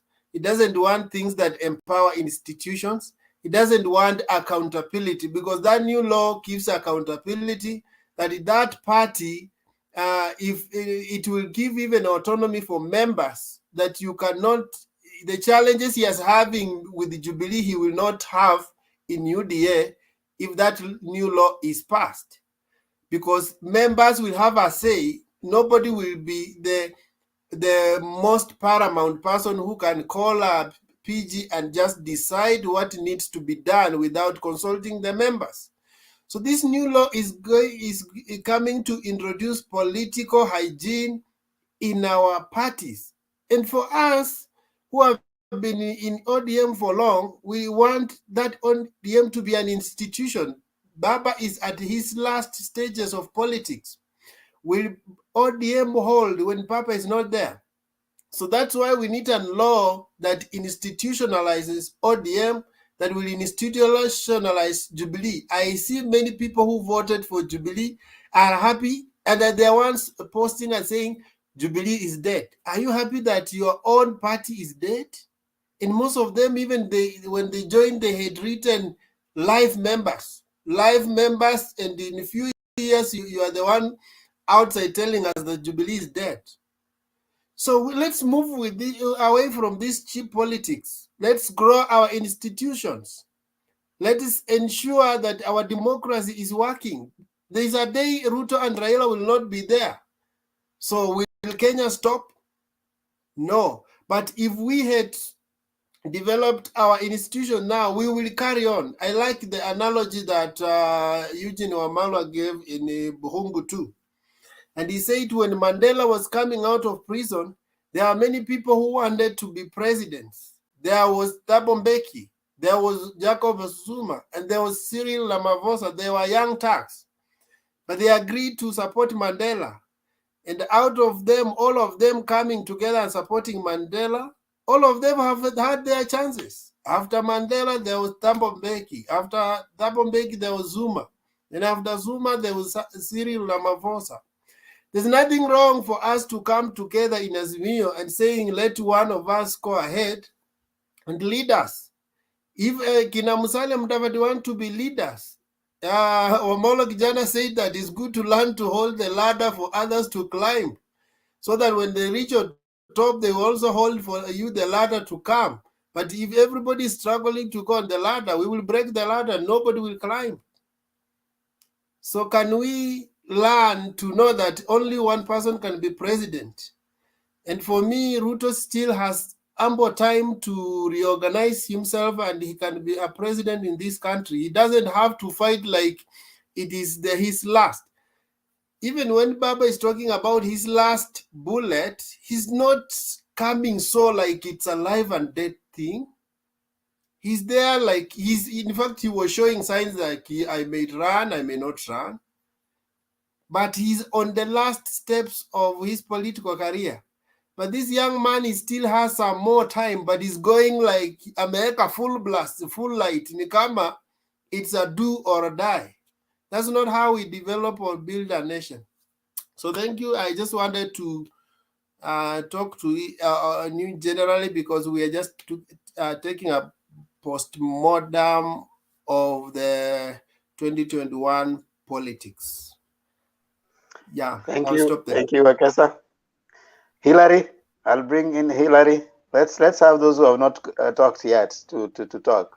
Just write your questions, whichever question you have for any presenter. When we open the studio, now you start. So relax. Hillary. Yes, thank you, Themba. Happy New Year, everyone. Are you guys getting me? Happy New Year, Hillary. Karibu.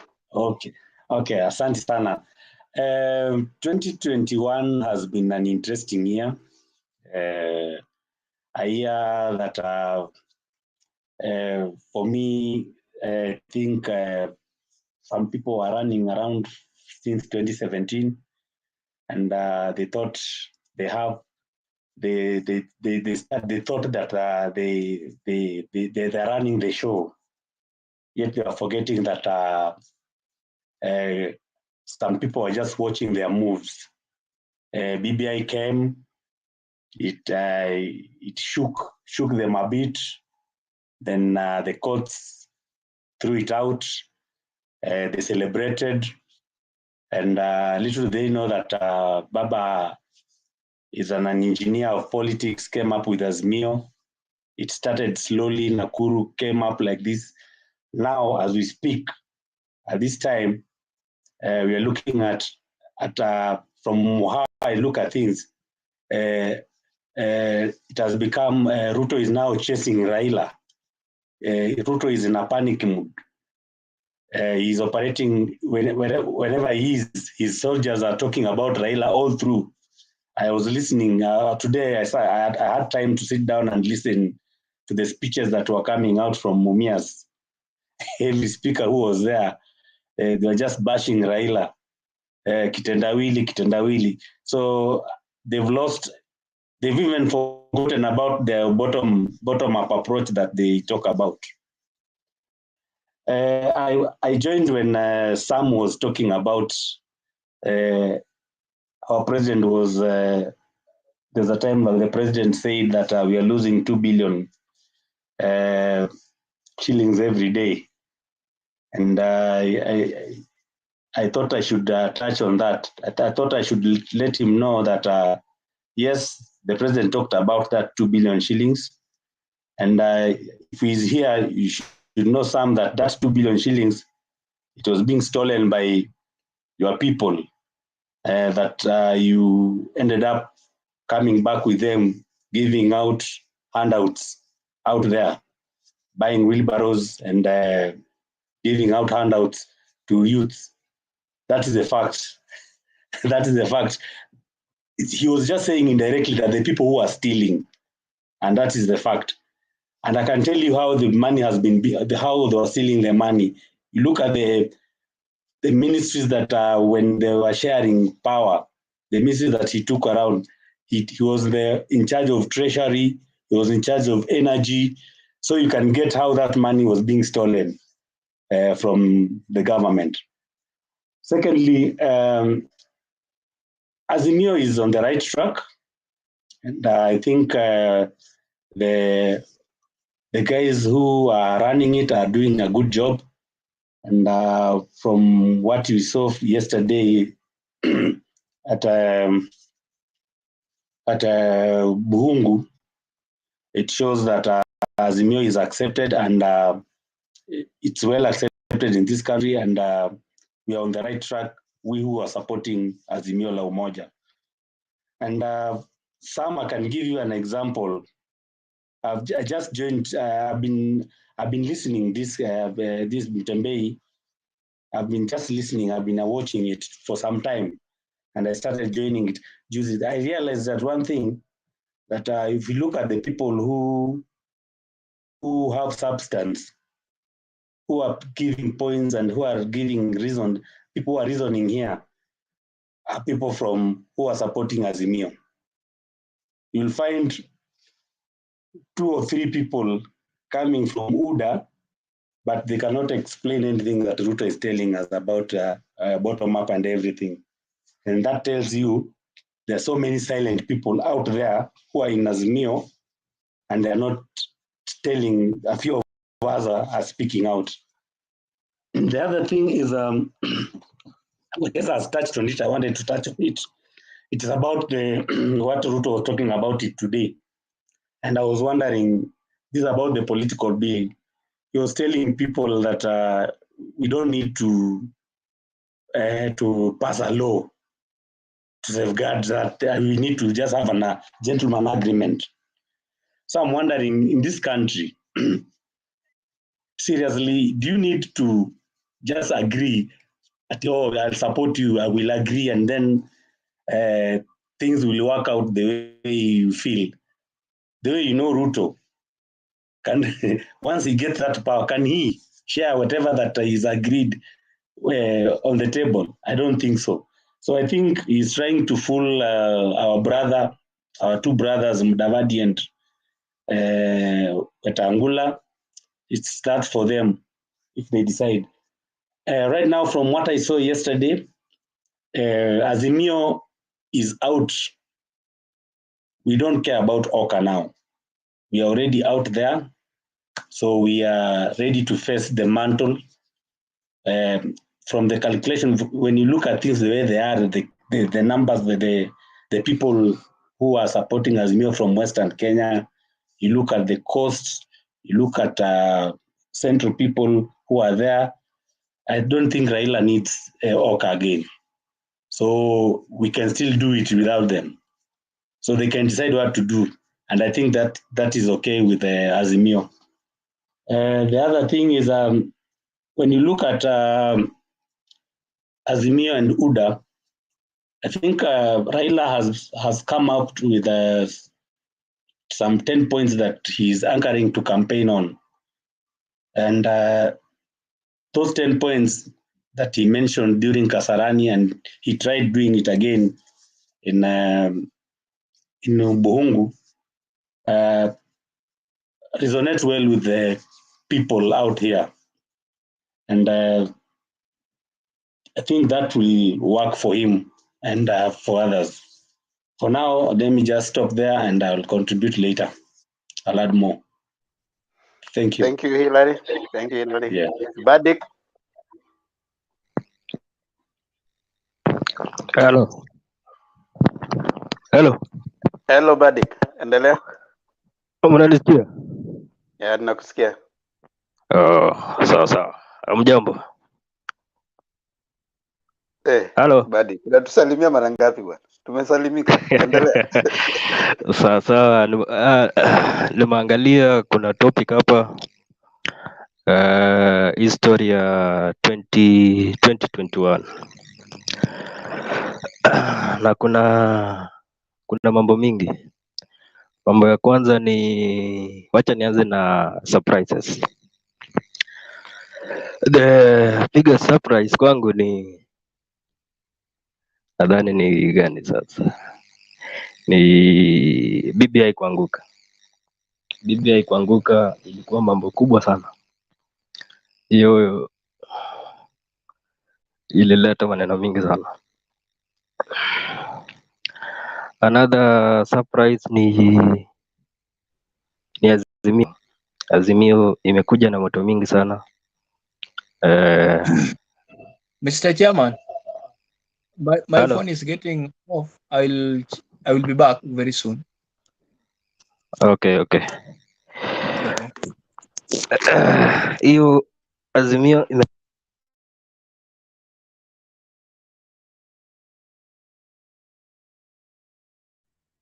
Badik, endelea. Ama umekwama? Badik.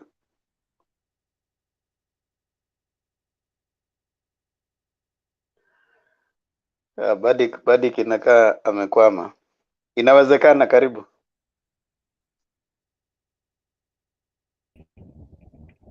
Yes, Mr. Temba and the whole fraternity. How are you guys?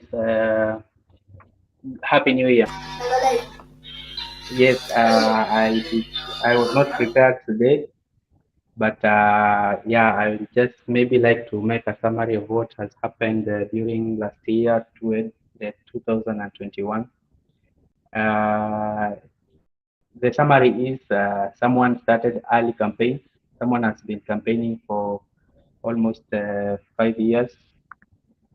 He thought he is going to be the clear winner, and he projects himself as the know-it-all, and he believes that he's the only person who can cure anything that is there, any disease that is there in Kenya. But the real deal was just there waiting for the small boys to make their show, and for them to come in and show what it really means to run a country. The DP today, is it yesterday? Like some of you have already said, he was the one who was pioneering a one-party system indirectly. He was telling us that we need to have a national party that can be, so that everybody can be on board. Indirectly, that meant that everything, each and everything that he decides is what is law, and law is him. But Kenyans, we are not fools. As he told us some years back, wajinga wamepungua Kenya. Kenyans are not fools. And that's why you see many parties popping up, and many parties preparing themselves, because we have different ideologies. And yeah, so you cannot box us into one party that you want to be UDA, you know. So with our different ideologies, we can make our own decisions and be successful in our own way.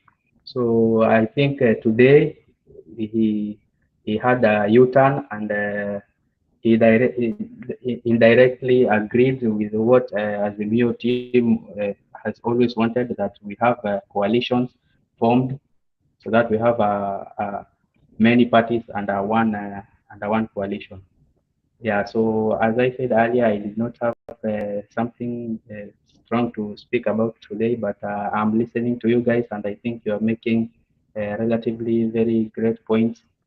And people from UDA side should listen carefully to what Azimio team is saying, because that is the truth and that is the reality on the ground, and we are the silent majority. Thank you. Thank you so much, Inawezekana. I think we dropped Badik. I want to bring in Caleb Shumari. Stone PK, and then I bring Caleb Shumari, then Alex. Stone. Thank you. Happy New Year, everyone. Happy New Year, Stone. Hatujambo. Salama, Chairman and the team. Great to see you again. I'll begin by the surprises. You know, things that really surprised me in particular. One of the biggest surprise I got to see is when I saw in Azimio, as we closed the year, I was surprised not to see my favorite guys like, my DVD, people like, Kalonzo, General NASA.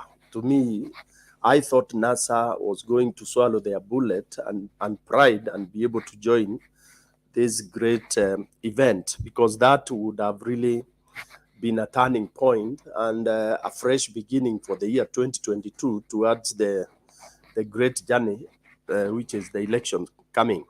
Otherwise, that really surprised me that it didn't happen. And then mother of them all is that in Mumias, again, it was a big surprise to see a political juvenile holding a parallel event, to be able to kind of try to downplay the mega event that was being held by, elders like Atoli, and the entire Western leaders, the senior most leaders of that community or that region, gathering together, putting their hearts together to be able to make a statement which was not only regional but national. So to me, again, that was a surprise that somebody would really try to do, to put together such as a mega, very kind of worthless function. And I'm happy it backfired as it should have. And surely they have no face. And the biggest surprise to me was that our DP, attended, and this tells me that he continues to make huge, humongous blunders that he has continued to do since I think 2017. Because unfortunately, there is no move that has been made by DP that spells intellect, that spells, strategy. It's all blunder, blunder, blunder. And thank God, because I think God works in his own way. And I'm sure by halfway the journey this year, Kenyans will have seen exactly where to lie, and they would have, kind of spelled out who is the real Mutapeli or Watapeli. Again, after those surprises, I've seen some mega blunders in the year, and the biggest blunder, of course, is when our DP again started some very, very believio kind of programs, these programs of going to distribute these, these small handouts, small machines. Kenya is already a growing economy. It's a hardworking nation. People are professional, and such programs are only, kind of given to war countries, where people are coming out of war. The country has been destroyed, and they are distributed to IDPs or refugees. Those are the programs that work in countries that have already been shattered. So for someone to come with that, and especially of the highest office, to start distributing, jembes, and, you call somebody to carry and give him a 5,000-liter tank, and then you expect him to carry it all the way to Umoja, that's ridiculous. And these are some of the very biggest blunder. Then the biggest blunder again is opposing this bill that is in Parliament, a bill that tries to bring Kenya into another level.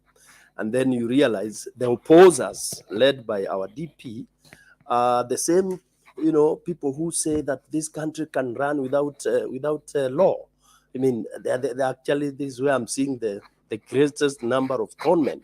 Because how do you run a country when there is no strategy, and strategy is entrenched in law?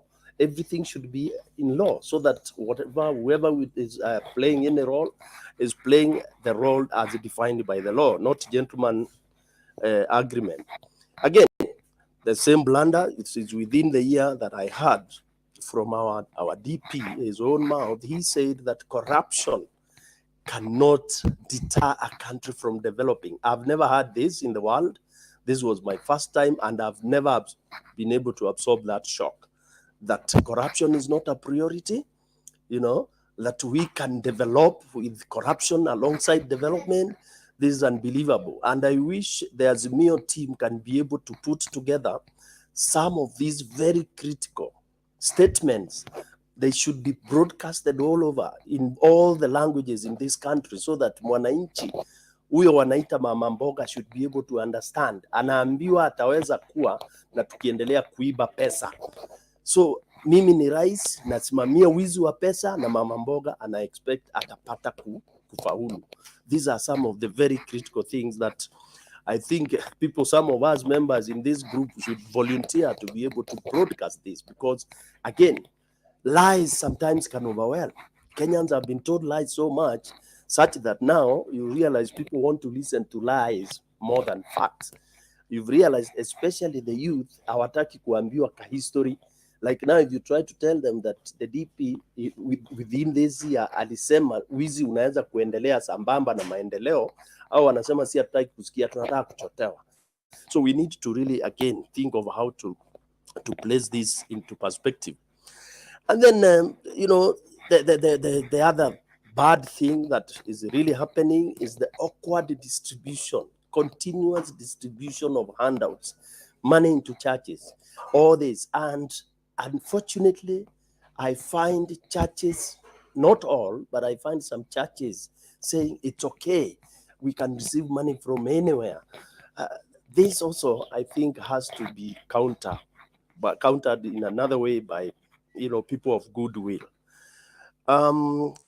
Yeah, then lastly, I would say learning from these blunders, I think we should be able to shape the 2022 very, very, very well, because it is good to learn from mistakes, debunk all the mistakes, and then we are able now to shape the remaining few years, few months towards the election. Lastly, it is the other side, which is calling itself UDA, that is full of watapeli, because what they are pronouncing is exactly what they are good at. It is them who are conning people. It is them who are teaching people day by day. So I feel very comfortable that the Azimio people are able to see this, but then they should be able to pronounce it very well. Okay, lastly, although one of our panelists has talked about it, the money that is getting lost in this country, we all know how the money is disappearing. We all know, and it was good for the president to come and say, yes, money is losing. We are losing money every day. Okay, and it is these loopholes that have been sealed. When the good thing happened in March, this is the handshake. It was so much fought because it is one of the steps that came in to actually stop the proliferation of that money that has been disappearing. Since Baba came in, somehow people are scared of stealing. And it is when he came in after that we see the KPNL, people are fired, and we've seen that happening, and there has been some little change. So this gives us some hope, and we hope that we are able to give this old man those Mandela moment, because what we need is not him forever. We just need him to come, put the systems together, and then the systems will run this country. Thank you. Thank you so much. Caleb. Sam, ngoja kidogo. Caleb.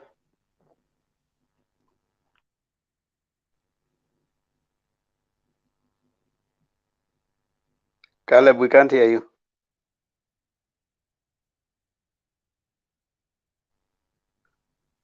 Hello. Okay, can you talk?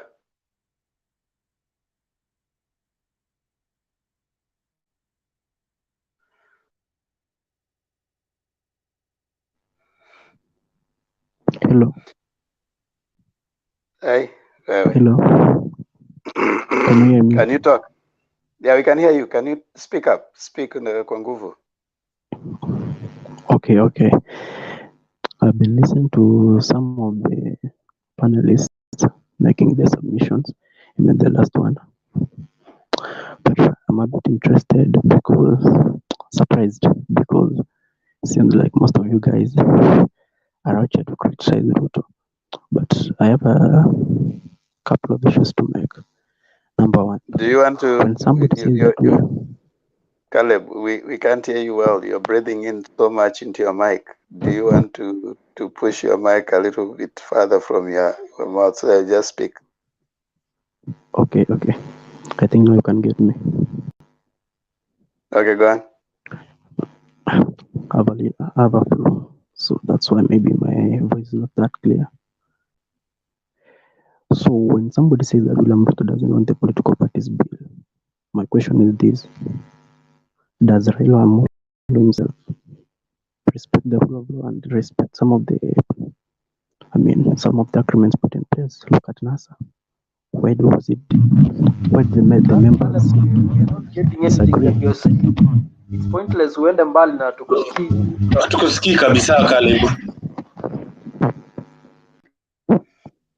Caleb, is it your audio ama nini? You're making some very, very nice points, but your audio kuna interference. Okay. Hope now you can get me clear. Wa boli ya Malala Super Cup.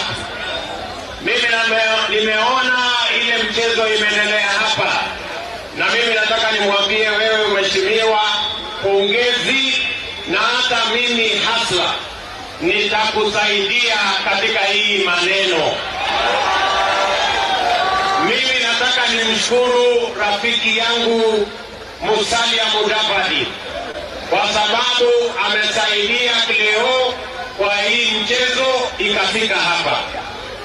Na wewe leo umeniuliza maswali mingi, mbona umekuja bila kusema, sasa hakuna carpet, sasa hakuna protocol. Mimi ni hustler, mimi sina haja na carpet, na mimi sina haja na show, na mimi sina haja na protocol. Tunaelewana? Na hata wewe ujue, unajua kuna ligi nyingine hapo Musalia anacheza, na wewe kidogo hujafikia hapo, unajua bado yako iko chini kidogo. Sasa ile ruhusa nimepata nifike hapa ni ya mdosi yako anaitwa Musalia Mudavadi. Hata wewe usikuwe na wasiwasi na mambo imekuwaje. Mimi niko na ruhusa ya mdosi anaitwa Musalia Mudavadi. Jambo la pili, mimi nataka mjue kama watu wa hapa Western, mimi pia nimekuja hapa kama jirani, na sijawahi kukuja hii sehemu bila ya kuongea na rafiki yangu Musalia Mudavadi, kwa sababu mimi ninamheshimu. Tunaelewana? Tuko pamoja?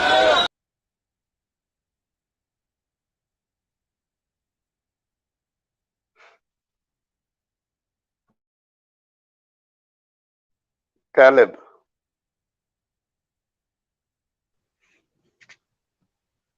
Yes. Endelea.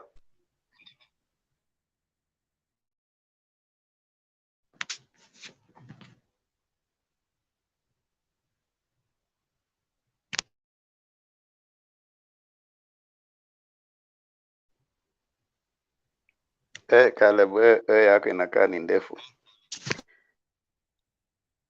Keep.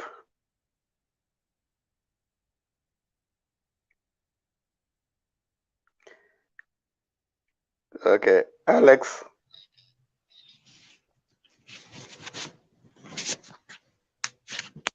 Baada ya mwaka mpya nyi wote. Wapi picha yako leo Alex? Ukae kwa picha. Wale ambao wako kwa curtains, kama tunakuita na uitiki, tunakutupa nje. Yeah. Kama keep tutakutupa nje sasa. Caleb, I don't know what the problem is. Okay, Alex ongea. Yeah, shukuru sana kwa mwaka mpya. Nashukuru Mungu ametupa mwaka ambao uko na matumaini mengi katika nchi yetu. And I've been looking forward for this year in many ways. But I think the topic at hand ni the biggest surprise for last year. And for me, the biggest surprise was how they threw up BBI under the shelf through technical whatever using the judiciary. From the onset, I think the initiators of BBI had a very good intention for the country. And in as much as I did not agree with BBI in some contentious issues, and especially some that were raised by Otiende Amolo, and how, other, in a legislative form, how the Mount Kenya was going to get a huge share, that if we were not careful, a third of the legislative control in parliament was going to go to the people from Central.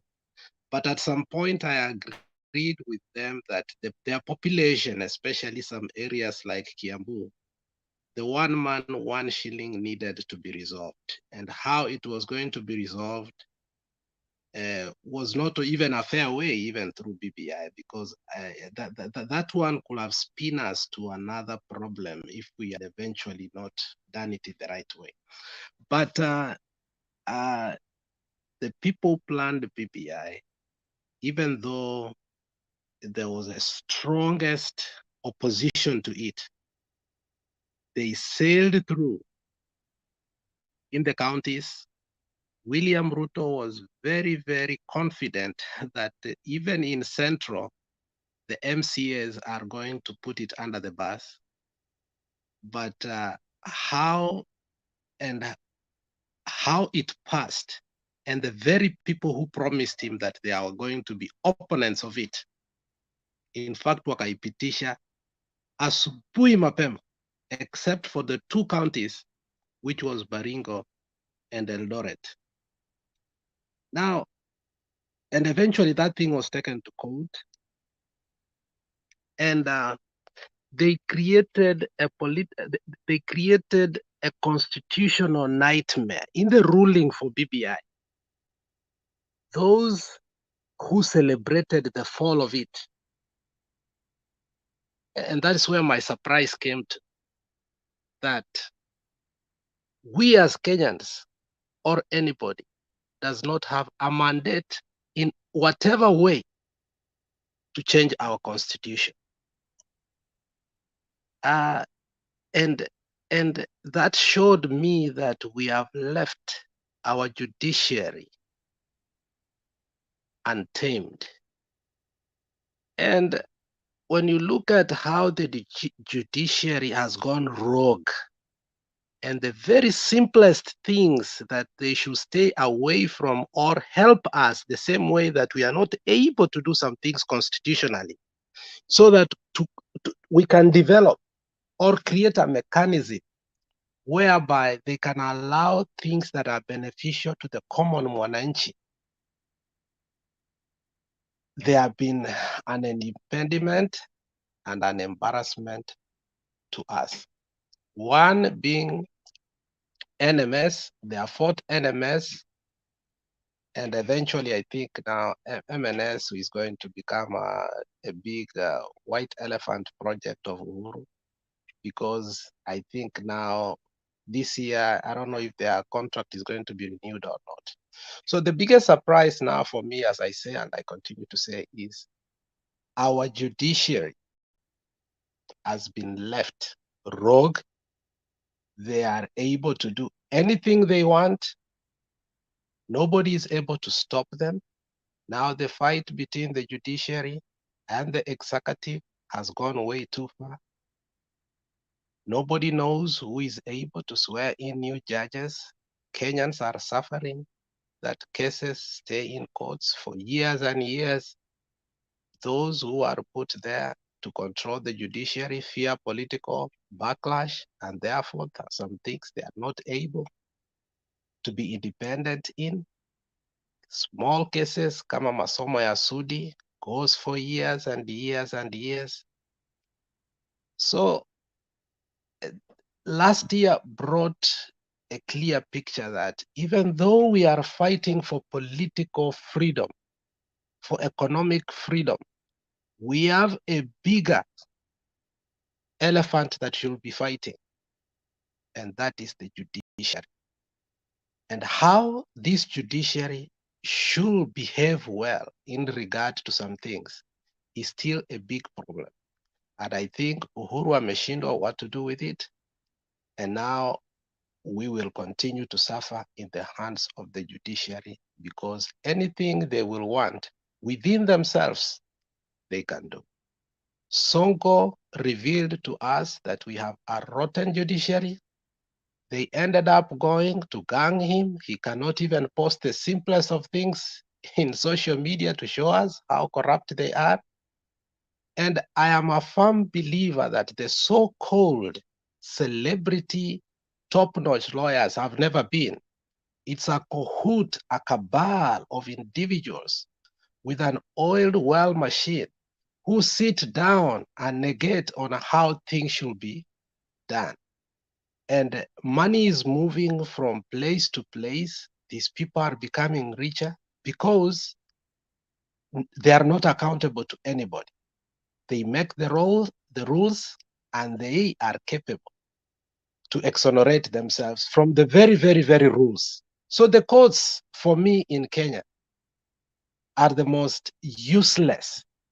So I hope we as Kenyans, we open our eyes that political emancipation without peace,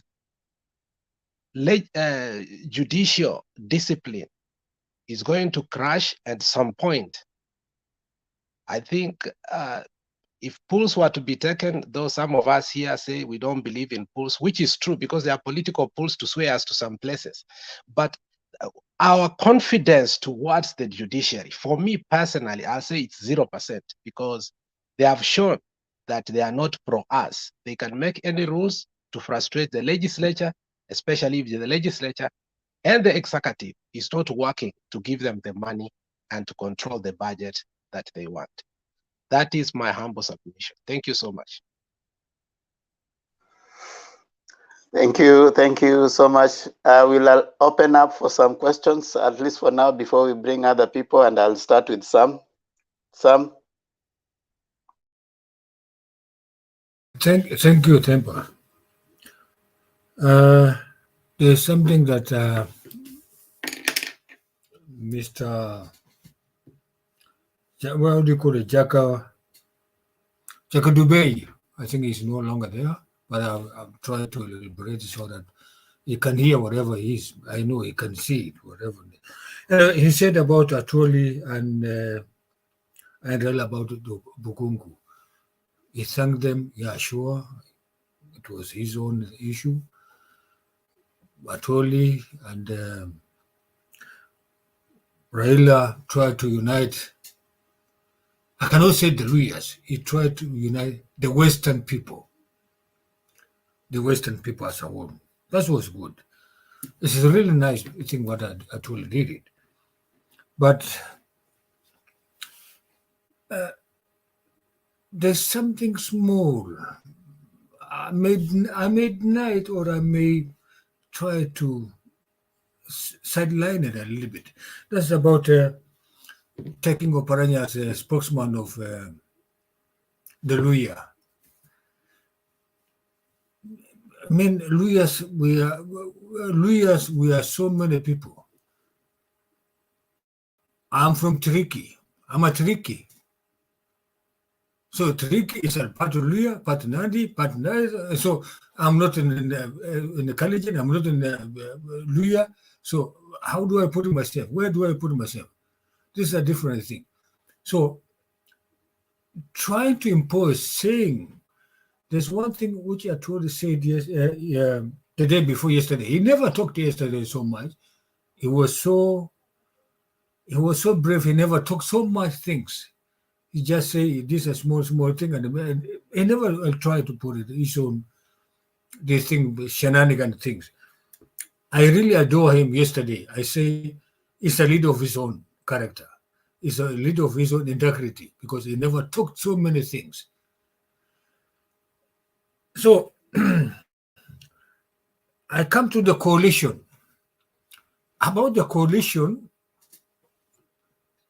in my own submission, I can say the coalition should come after the election, because each and every party leader would like to be the president. So putting the coalition before the election means you are denying the other person who is in a different party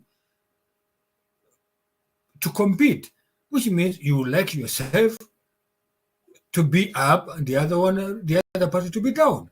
That is what I think DP or UDA or those like-minded who are in the parliament. I don't defend the DP. I defend the laws, the democratic constitution laws, which is going on in there. Because trying to unite, to put that coalition before the election means you like to try to submerge the rest of the parties so that you can be elected yourself. That's very wrong. Coalition always comes after the election, so that if you're not going to attain that margin, meaning the margin of 50+1, whatever, that means you need other parties so that you can line up together, team up together, so that the next runners-up time you can try to venture yourself as a parties, so that the coalition parties to come into to form the next government. That's one thing. That's why you see last week there was this thing of 2 days until 19 hours in the parliament trying to find out the solution. That's what the other thing. The other thing is, I come to 2 billion. There's a panelist one, I think. I may have forgotten his name. He came up with this thing of 2 billion. He said that the president was talking about this thing in March. No, he never talked that thing in March. He was talking in June, I think May, June, talking about this 2 billion thing. McHugh from 2018, if I don't know, you may correct me, maybe I may not know.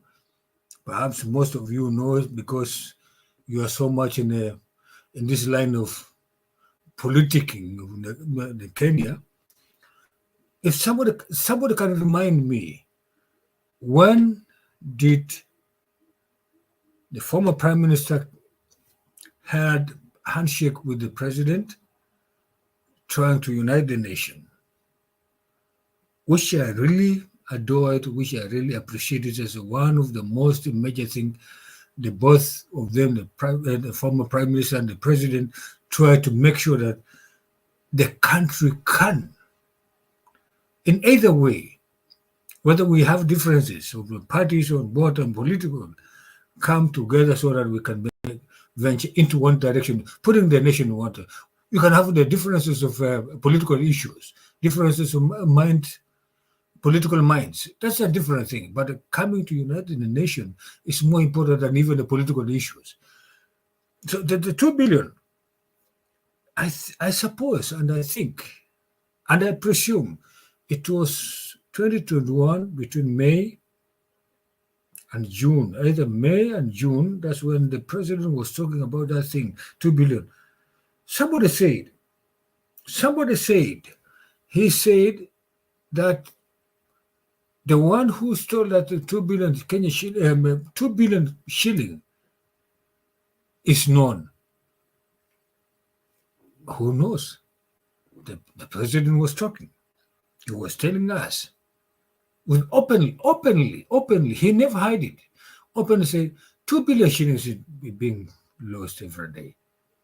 So the question is, in my own assumption, that I think it was Hillary. Sorry, Mr. Hillary Walanga. I'm sorry, sir, I cannot recognize that face. He said that way. 2 billion Kenyan shilling. My friend, my dear panelist, I'm the head. Take for example, let me put myself in that shoes as a president, telling the innocent people who are fighting the day-to-day life, trying to find something something small for their families. I'm telling them 2 billion shillings is being stolen every day or being lost every day. What do I want them to say? What do I want them to do? Do I want to force them to put them to make something different? I'm the one who is supposed to make a different thing, to tell them 2 billion Kenyan shillings you can lose every day. I need this and this and this and have to do it. Me, myself, as a president. I'm talking as, for example. So put that one aside. This is a very reckless statement from the beloved president of the Republic of Kenya. He could have put it frame it in a different way so that people can telling innocent people it was a very wrong thing. I'm sorry to say that. So there's a thing Moment. Okay. About the thing of Ruto and the company or the UDA trying to do submission in the parliament because of this amendment of different bills, 27 different bills in the parliament. Gentlemen, you can make it today. You can make it today. It can be passed. But tomorrow, and I mean tomorrow, not even tomorrow, I mean it, in the next 3, 4, 5, 6, 7 months, some people are going to cry. In my own submission, I think and I suppose, I think and I suppose that let the law, the democratic laws, the constitution law, which is right now there, function it. Because we are not even a quarter of our constitution laws, which is currently, we haven't even tried to implement even 10% of our current constitution of Kenya. Let us not tangle ourselves into stupid idiot thing, our personality, personal issues, try to put it to the nation, try to put it to impose it to over 40 million people. And when I mean of over 40 means 40 million and more, the next generation. This, what they are trying to amend it. Point of order. We are going to cry. Thank you so much. Point of order. Okay, thank you, Sam. Let's hear Buzz. Point of order, Themba. What is it, Kinkatwe? My point of order is that when right now is not the time for submissions that are too long, because we expected Sam to ask questions, but he went on in submitting and giving us long stories that don't have basis. So kindly let us limit our time in giving things that. Kinkatwe, Mr. Sam was just giving his view. It's okay.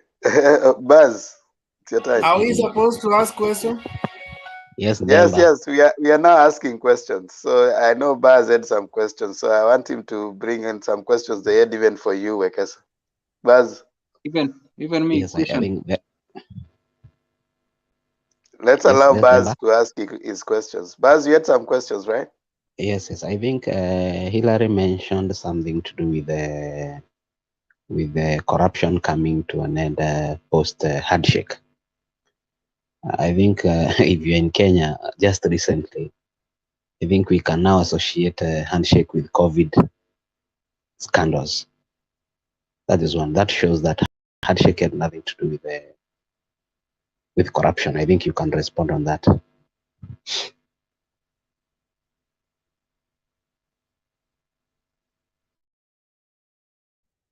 Hillary, there's a question to you from Buzz. I talked about the 2 billion. I didn't talk about post-handshake corruption.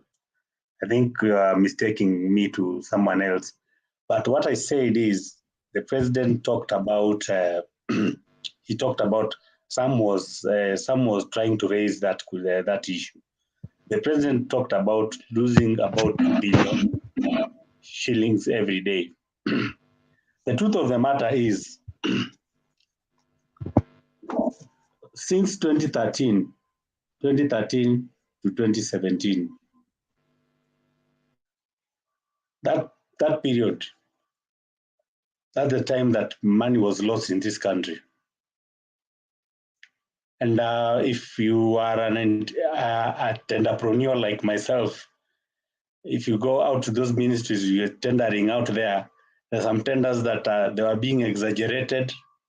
and you could be told, you could when you look at them, you could be told where they are heading to. Mostly from the Ministry of Energy, Treasury. Money was being looted 2013, 2017. That is the truth.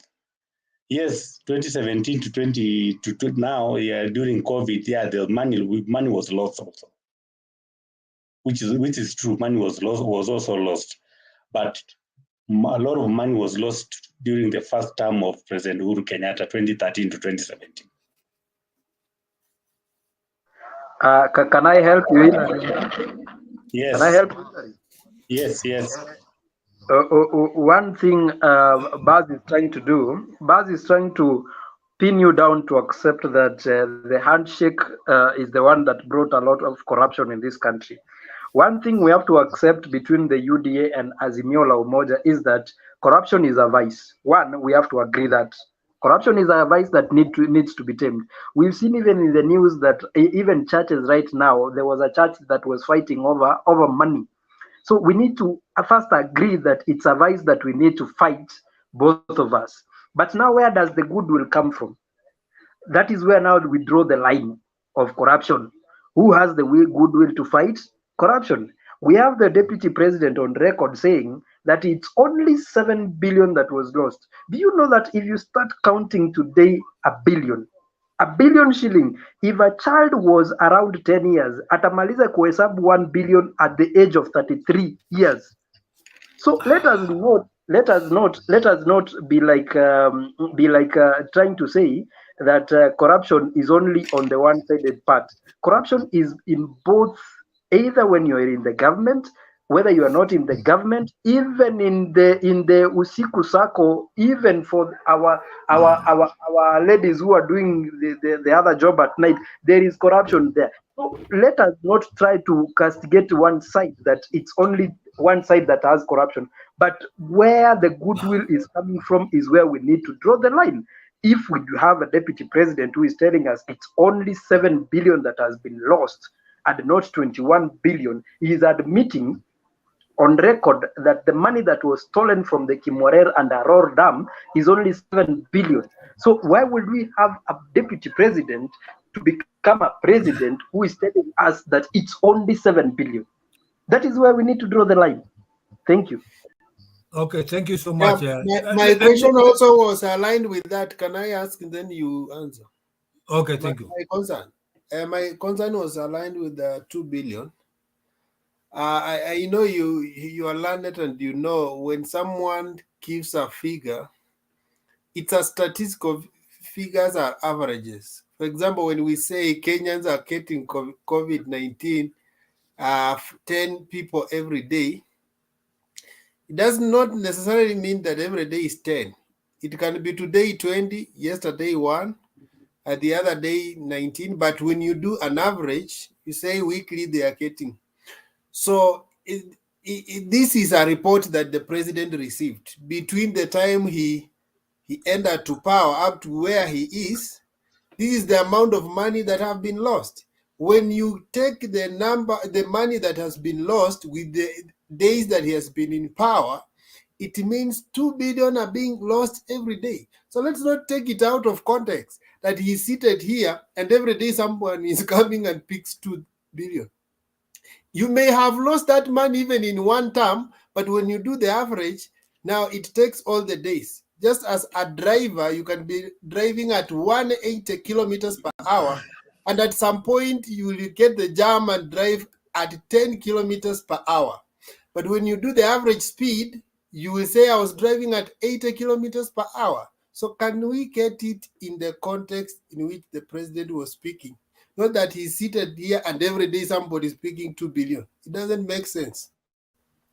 I thought I think also again, let me just let's mute a little bit.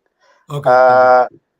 Before we came to the 2 billion that Sam wants to talk about, he was running away from the question I asked him, and he has refused to respond to that by diverting the question. So we are talking about the 2 billion, yet he has run away from the question I asked. The question, no, you didn't answer, and you see right now, you have digressed to the 2 billion.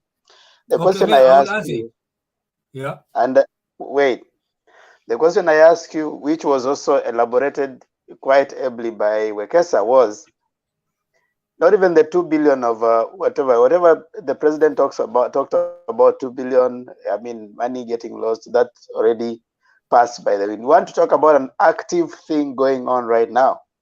And the active thing going on right now is what Sam had started by talking about. He came here telling us that the deputy president has been giving people wheelbarrows, has been giving people salons. None of us, and I said here, none of us want any money from an individual because we pay taxes. All of us want our taxes that we pay to be put to good use. That's all. So making us think that the best thing to do is elect someone because he has been feeling philanthropic, sufficiently philanthropic to give people wheelbarrows and to give people whatever salons. That's not what we want. He is in office to create structures. That's why he's actively in office right now. He's being paid. Why are you questioning the 2 billion the president is asking, and you're not questioning the salary that the deputy president is getting paid while not working? I think those are the questions we need to ask. You don't give us an excuse by taking us to discuss the president said he is losing 2 billion and we concentrate on that. We have a deputy president that we are paying right now who is not doing his work. And Wekesa, I think if you have gotten the video, I told someone here that the deputy president a few years ago said that we are going to bring mechanized farming and Mama Mboga are not going to be digging anymore. So those are the things we have been talking about. And since independence, since we started having elections, every election that has been coming in, no longer use let's listen to that. To till their land. Government will import between 7,000 and 10,000 tractors into the country.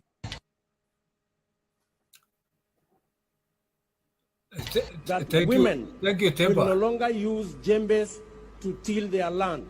Government will import between 7,000 and 10,000 tractors into the country. Thank you, Temba. I've heard it. I've heard it. I want you to focus. Don't take us to the 2 billion the president said is getting lost. Focus us on the things that the deputy president is talking about. Thank you. I have a question to Sam before he answers. Okay, thank you. Mr. Sam, I'm asking you that I've heard you are saying that the president said Kenya is losing daily 2 billion shillings. That statement was reckless. You never expected the president to speak of such a statement. Now, what did you want the president to speak about if the person who is second in command, in fact, he has run rogue when EACC is running against the likes of Gachagua, the likes of Sonkos, Obados, Rotich Henrys, and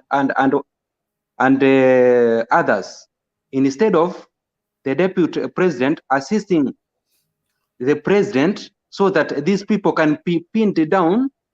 The deputy is saying that these agencies who are mandated to fight looting of our resources are fighting people who are allied to him. You see, that is my question now to you. Thank you, sir. Thank you, Aaron. Now, first, let me go to the KEMSA so that I can answer line for line because I've been writing it because I know I don't want to confuse this time. And the president last year talked about COVID-19, which is it has been worldwide calamity that unavoidable issues that we cannot change it due to either natural or whatever. I know we have been having AIDS in a different form of things. We had AIDS of 40 billion. Try to, we got it from the, I don't know which, maybe World Bank, or I don't know. I suppose it was World Bank. I don't know. I'm not sure about it. Don't quote what I say. I say I don't know exactly, but 40 billion. At one time, I think, and I suppose, if I'm not misquoted, one of the Ministry of Health officials said, either Kagwe, whatever, Amos, whatever, said they use it 4 million Kenya shilling for tea and mandasis. That was only the start. Although 2 days later, before, Kagwe said there are people in that house. He was showing it, Minister of Health. Sam. Moment, can I? Sam, please respond to the embassy question and save us some literature. Okay. Respond just to the question. Okay. Temba, you said, I think he has been talking about the wheelbarrows and everything and the taxes, which is the most important thing which Temba said it. I never responded at the beginning, but I'm going to respond to you. The deputy president, I can say, he has been distributing. I don't know. It's not me. Don't misquote me, Temba, and I say it right now. He has been disputing accordingly to the demand of the people on the ground. I cannot just give you a spoon if you don't need it. You have to ask me. He was asked by those people who he gave them those things according to them, according to their demand. So let us not put all these things to him. When he was disputing this thing at what do you call it, at the current house, they call it Aslan Mansion. I don't want to know it. He was giving them according to what individual wanted to have to do it with those materials or whatever, those equipment. Let us not put this thing into personality. We put it in reality. People wanted things. Moment, Mr. Themba, whatever I'm talking, just hold on. You people, you are cutting me. Hold on. Mute a little bit. Come on, gentlemen. Let gentlemen. Mute. Just mute a little bit.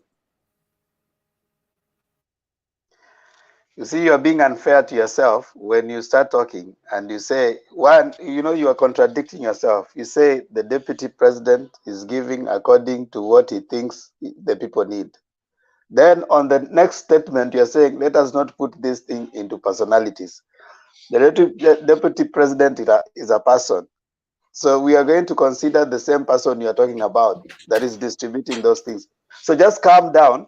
I want you to calm down. Explain like Baz has told you. Baz is on your side.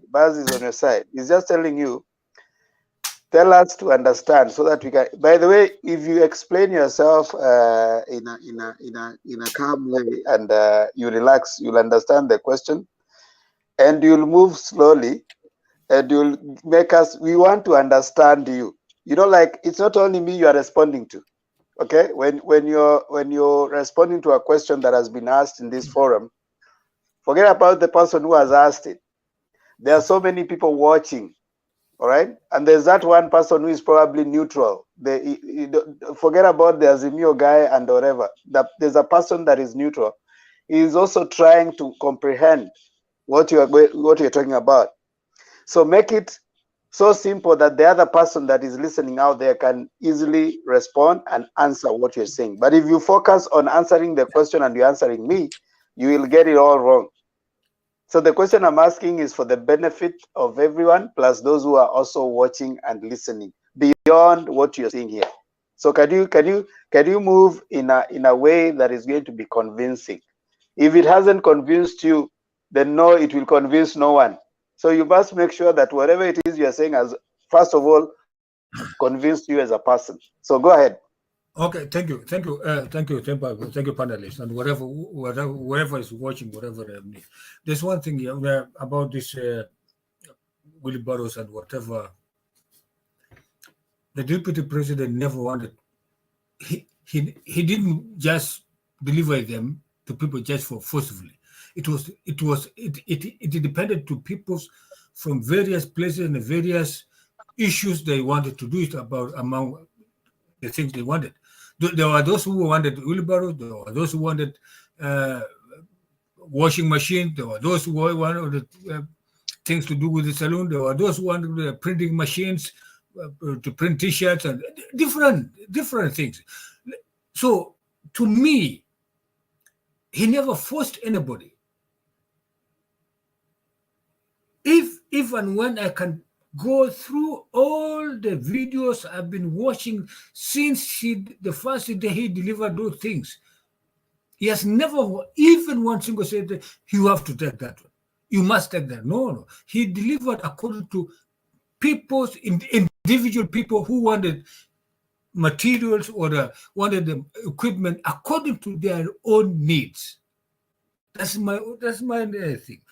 So the other thing, the second thing, to me, not even to me, to the government, whatever he deliver to those people has to pay taxes to the government. That's making the government gets the revenue from whatever those people have been doing it. Do you think those people who have been delivered those things, are they not using? They are using it. They are paying taxes, which is paying those people who are now in the government. Let us not talk the truth. Let us not put issues in a different thing. I suppose and I think I've given Sam, unaelewa kila unasema kweli? Mimi nakuelewa na Mr. Maingi tena vizuri sana. Sam, I'm not an economist. Ngoja kwanza, I'm not an economist, but I understand the thing which I'm talking according to what you people in the government in Kenya. I'm living outside Kenya, but I'm seeing whatever is going on every day since last year. Juu ya hii mambo ya wheelbarrow, DP ya kibebo na wheelbarrow. He was never delivered himself according to his own wish. Imekuwa naenda na will ya watu wenyewe ambao walikuwa wanataka hizo vitu. So Sam, wacha Baza kusaidia kidogo. Let me rescue a little bit. Yes, and answer this question in a manner that Wekesa and the viewers would understand. Okay. When the DP donates wheelbarrow or he donates a sewing machine, those small equipment, this is an illustration of how his government's policies will be designed. He will have deliberate policies for the lowest crowd of common mwananchi. And he has said it, he will have deliberate policies. We saw Kibaki have deliberate policies on the economy. We have seen the deliberate policies of Uhuru Kenyatta on the higher tier of the individuals.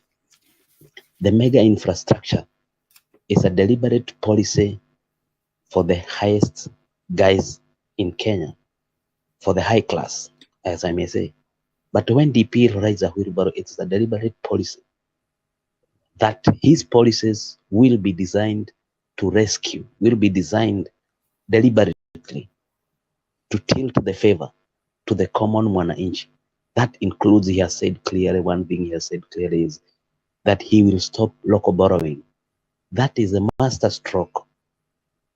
Today, the small enterprises are closing up because they have been crowded out of the borrowing. They cannot borrow. because the government is borrowing from the same market that is supposed to be left to the SMEs. So DP says he will deliberately deliberately put policies in place that will make sure the lowest income earners, the SMEs at the bottom tier of the economy, will thrive. That is the illustration of the wheelbarrow. But to a common mwananchi, when you start explaining economic policies that are deliberate to them, they will not understand. You must come down to their class and associate with them. You must give them what at that time can assist them. I think that's all he is doing for those who can be able to understand and interpret what a wheelbarrow means. Thank you. Thank you. Okay. Thank you. Thank you, Baz, for that. There's a question from PK. There was a question from I think Aaron. Let me answer it before PK. Just a few seconds. Okay. Anyway, I believe some you have learned something from Baz. You answered the question directly. You don't introduce a topic. You don't okay, I'm not on the topic. ground. I'm just somebody who is on air. I'm sorry, but let me try to answer. Sam, that does not give you a free ride to just move around. When you come to the forum, you come because you are ready to answer on questions. You don't come because all of us are somewhere else. So Okay. when you have to comment on a subject, be ready to answer questions. You don't start giving excuses. Oh, I'm not there. Oh, I don't know. Oh, read. You know what? Information is free. Mr. Temba, you know, sometimes when you ask somebody a question, you need to also to listen. So sometimes when somebody is answering, you ought to have an ear so that you can know exactly, is this person explaining it? Not when somebody explains in the middle, you try to ask a little bit more question. You try to convince him, to confuse him. Anyway, let me try to answer what. No, Sam, wacha nikupatie kasiri kidogo. Nipatie. So unaona hizi simu tuko nazo ziko na kitu inaitwa Google. I'm not using the Googles. I just want the fact. Google inakuwaga msema kweli. You know, those are Googles and these things. These are fantasies. I just want somebody to talk to me straight away. Sasa nakueleza kasiri ni kwamba Google inakuwaga msema kweli. Hata vile unaona mwenzako amejibu hapo, enda kwa Google utapata hivi amekuambia ndivyo imeandikwa. You know, acha nikwambia Mr. Kelly Maingi. Digital things is a business issue. And a business issue, you can sell whatever you want to sell it through digital, through media. So you don't have to convince me about Googles. Sam, the argument is this. I say it. No. Question, if you don't know, say because pass. Mike is trying to convince me that introduce a new topic. These are digital issue. And these are now you're diverting. You're diverting, Sam. Sam, those are array of excuses. We are saying you guys talk about 2 billion full stop. I never go that way. I just want facts, whether you like it or not. Now you're diverting. You're diverting, Sam. I'm not diverting. I'm talking the reality because Google digital issue. No, listen. Wachana na mambo ya Google. Haya, wachana na mambo ya Google. They're selling their news. Ngoja, Sam. Media, wachana na mambo ya Google. News. No, forget about their news. They're selling their issues. And they're getting money from those issues. So let us not put it ourselves in issues which we cannot Sam, wait, Sam. You are wasting your time. Wachana, huyo alikuwa anasema 2 point. Hiyo ni even out of the nini. Just go straight, answer Harun's question. Wachana, hata Harun ameenda. But respond to the question if you have it. If you don't know, it's okay to just say pass. Temba niko hapa bana. But Temba, we are here. What ni answer na we are here to share accurate information. Kuna mtu alikuwa ameuliza. Some comes here, he doesn't want to Google. Na najua Uhuru said your story ya 2 billion in January. Anakuja hapa anatuambia sijui ni main ni wapi. but he doesn't want to Google and ajue ni siku gani alisema hiyo kitu. It's good to give us accurate information. No, the question is, aliongea ama alisema? Aliongea ama in January. If you Googled, you could have thought it was January. But you Wekesa. Sam, that is laziness. That is laziness. We want facts.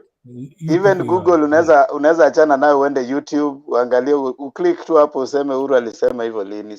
So there's so many ways. There's no need of coming and you don't have information. What you are trying to say ni fanya research. Okay, utaki ku Google but do your research before you come. Wewe. Mr. Maingi, mimi nimekuwa kwa Mtembei for more than 1 year, young man. Also, it doesn't matter. You know, facts, because I've been so much humble, but this time I'm a little bit more hard. Mimi nimekuwa kwa Mtembei, kina Temba, kina Wekesa, tulikuwa tunapingana, lakini I mean, sijakudharau Sam, unaona siongei sana, sijakudharau sababu naomba muda wangu. Maingi usijaribu hivyo. It's okay. Wacha Sam ongea. Sam ongea. Jibu swali ya Maingi usijaribu kuja kunieleza wewe hiyo ilikuwa tu by the way. Nimekwambia ndugu, usijakudharau, wewe ni mzee wangu. Nilikuwa najaribu kushare. It was by the way, tuachie hayo. Mambo ya media is a very fake issues. Usijaribu. Haya, tuache hayo. Different issue. Sam, tuache hayo.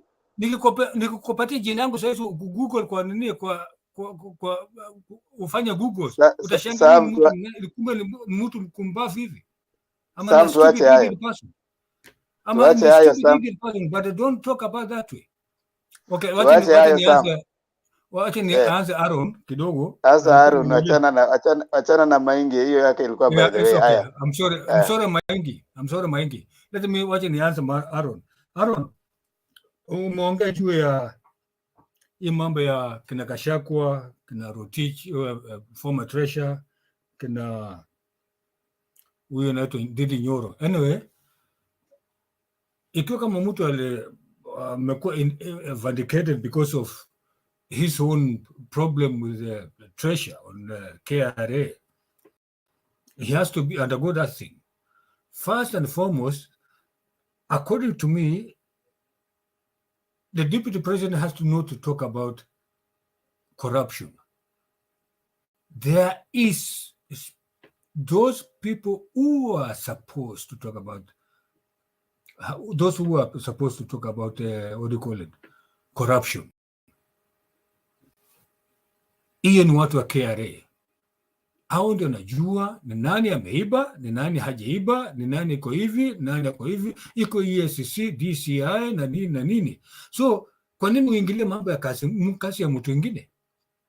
So unaona, according to me, the deputy president knows exactly watu ya EACC, DCI, watu ya KRA. Unajua nani ndiye mwizi, nani ndiye ameiba hii, nani ndiye amefanya, watu Justice Department wanajua nani amefanya hivi, nani amefanya hivi. They are the ones Sam, you're shooting yourself on the leg. You're shooting yourself on the leg. I'm not shooting. I'm talking the truth. Aaron asked you this. Why do we have a deputy president castigating the institutions that are mandated to check on corruption instead of him letting those institutions to work?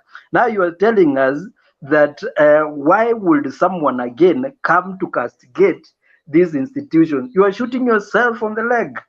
Come on, answer the question the way I asked you.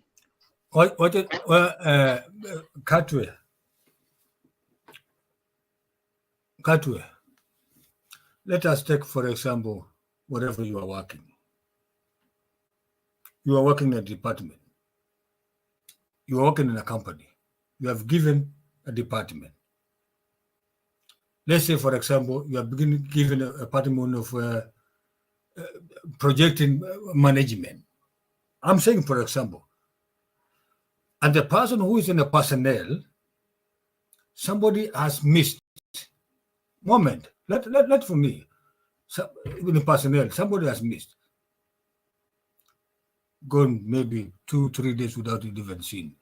Somebody in the person who is working in accountants. Somebody somewhere has mismanaged the money of the company. You personally, as projecting manager, will you jump yourself into accountancy management to know exactly how money went wrong? You have to say this. No, it's the person of that department in accountancy who knows exactly where the money went, who has been doing that thing. So nobody can jump from a department to another department. So I'm sorry. The issues, wherever I'm working in a company where we have almost 10,000. I'm working in a company where I have 10,000 people, and I cannot jump in myself into another department, do whatever the other department are doing.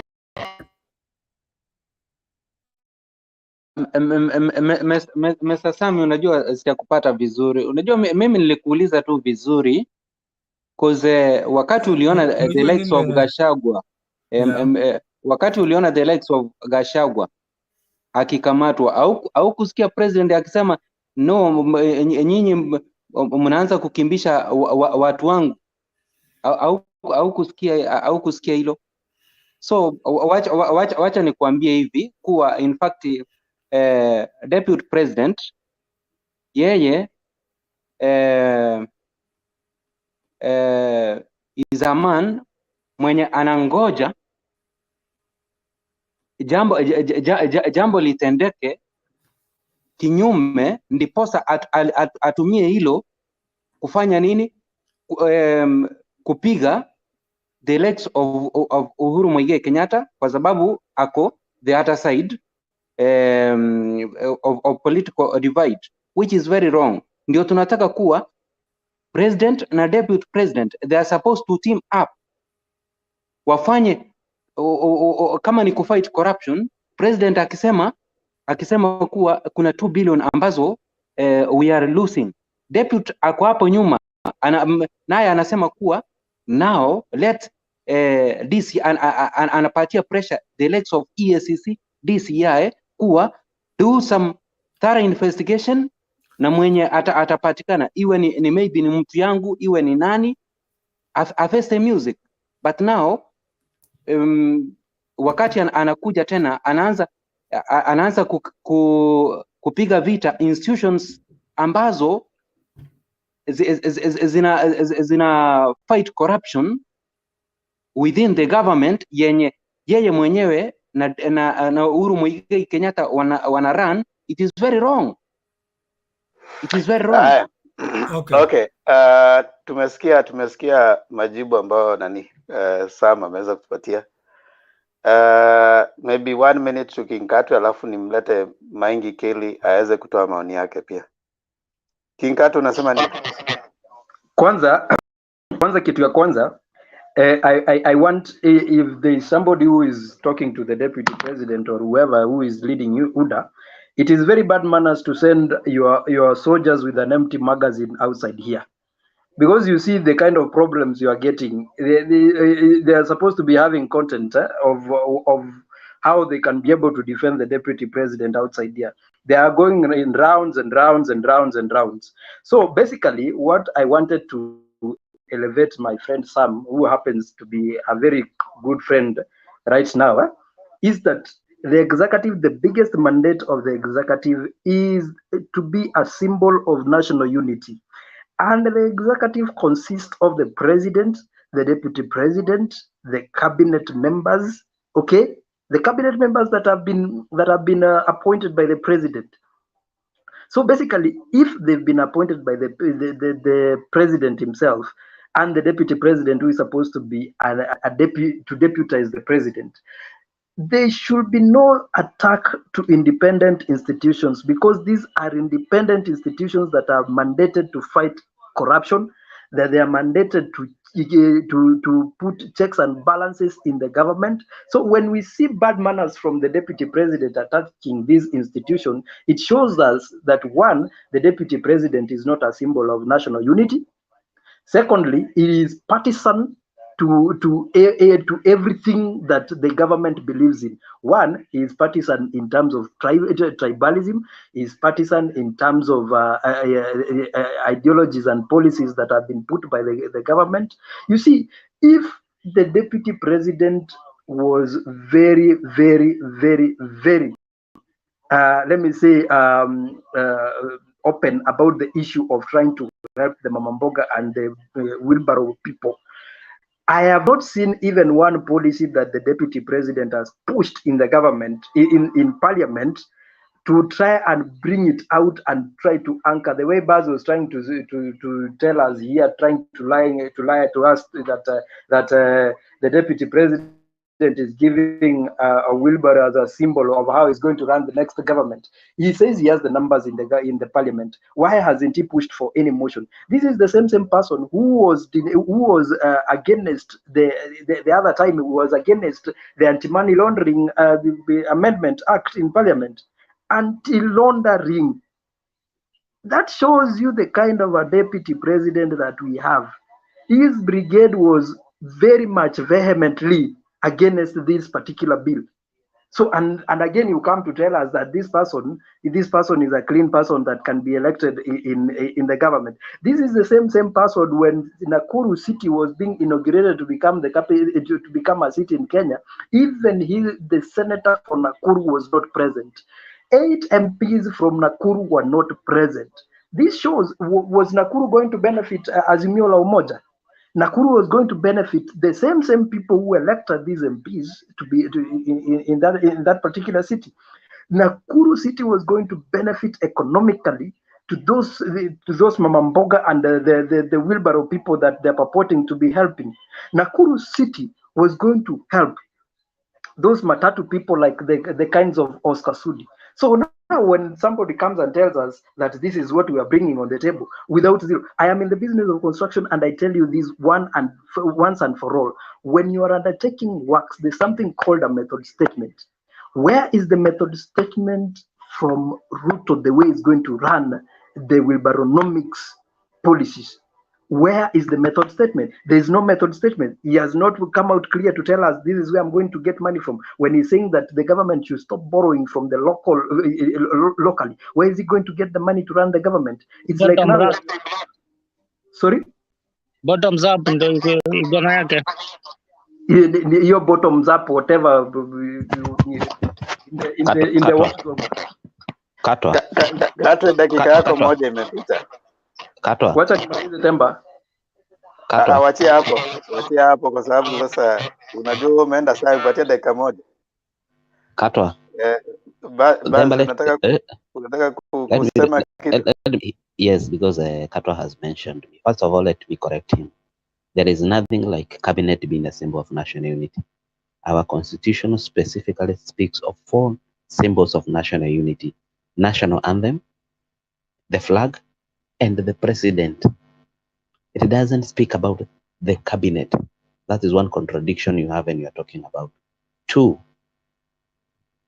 about the Ruto having numbers and not pushing any bill in parliament towards the wheelbarronomics you are talking about. Katwa, you are learned enough and you understand that a member cannot introduce a money bill in parliament. I think you know that. And if you don't know that, that is the procedure. Come up again. A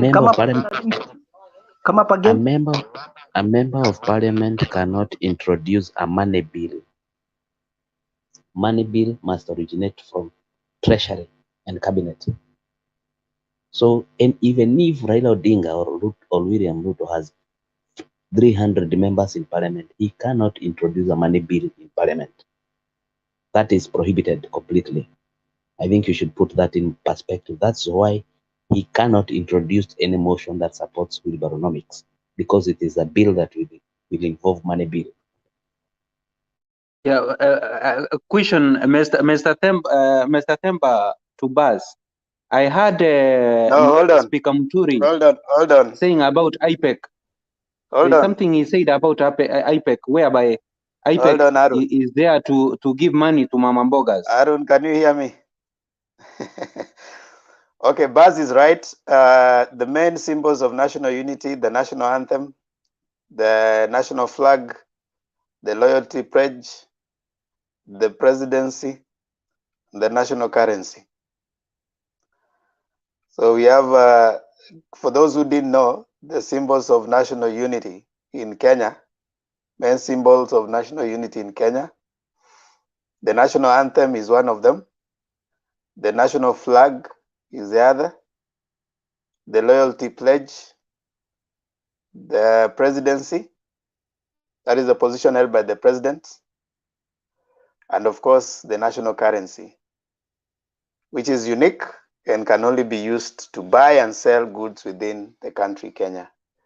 So those are the symbols of national unity. So in case you want to think cabinets, this is they are not.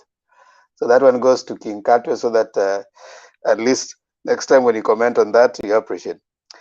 The other thing that Baz has said that I wish to correct is you might not present national bill, but you can present other bills that can be helpful to Mwananchi.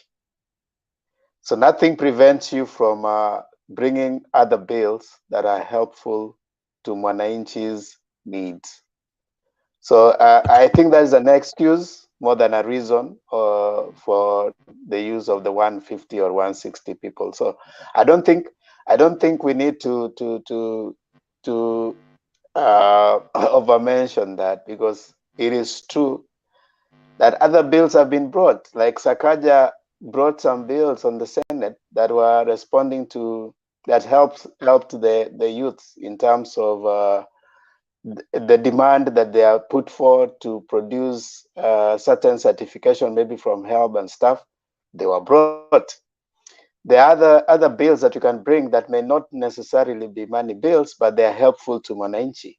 So they have not brought a money bill, but can you mention any that they have brought that are responsive and they have voted in Parliament that are responsive to Mwananchi in terms of what they are saying? Any bill, any that they have brought, not excuse for why they can't bring, but a bill that they have brought that is responsive to Mwananchi.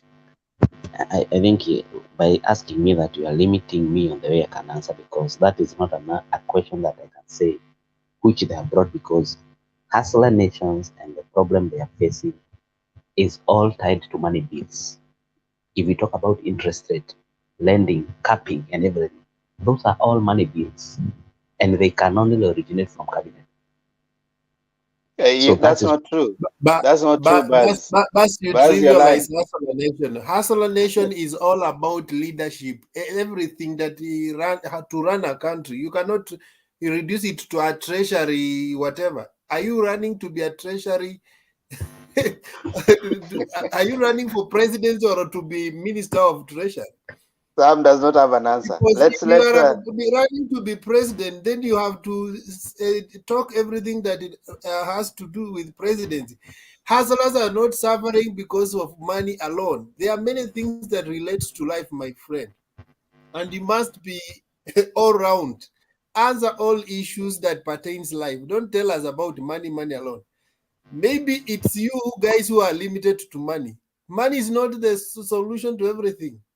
There are more things that are related to life, and you need to actualize. You guys come from pastoral areas. We haven't seen those issues being raised. You guys, in fact, when it comes to political coalition bill, there are many hustlers who have small parties. Why are you dismantling them and you want them to be in a big party? So because a small hustler cannot have a big party. So can we diversify and think about the issues that affect common Mwananchi when he wants to be empowered? Even women issues, we haven't seen you guys. You have in Wamama, we haven't seen you raise issues to do with women. You have disabled, but these guys, Kinasangok, only talk about Ruto. They don't talk about issues to do with disabled. Can you open up the discussion, my friend? Wekesa, when you say empowering, what do you mean by empowering? And what I is the know current? according to you, empowering is only money. No. No, No. hypothetical. Thank you. Okay, sir. Let me speak in the antithesis and ask you what right now they are de-empowered. What is de-empowering? You see, Buzz, when you're talking about the empowerment, having infrastructure that is not working, that is the empowerment. Wanting lack of access to education, that is the empowerment. Having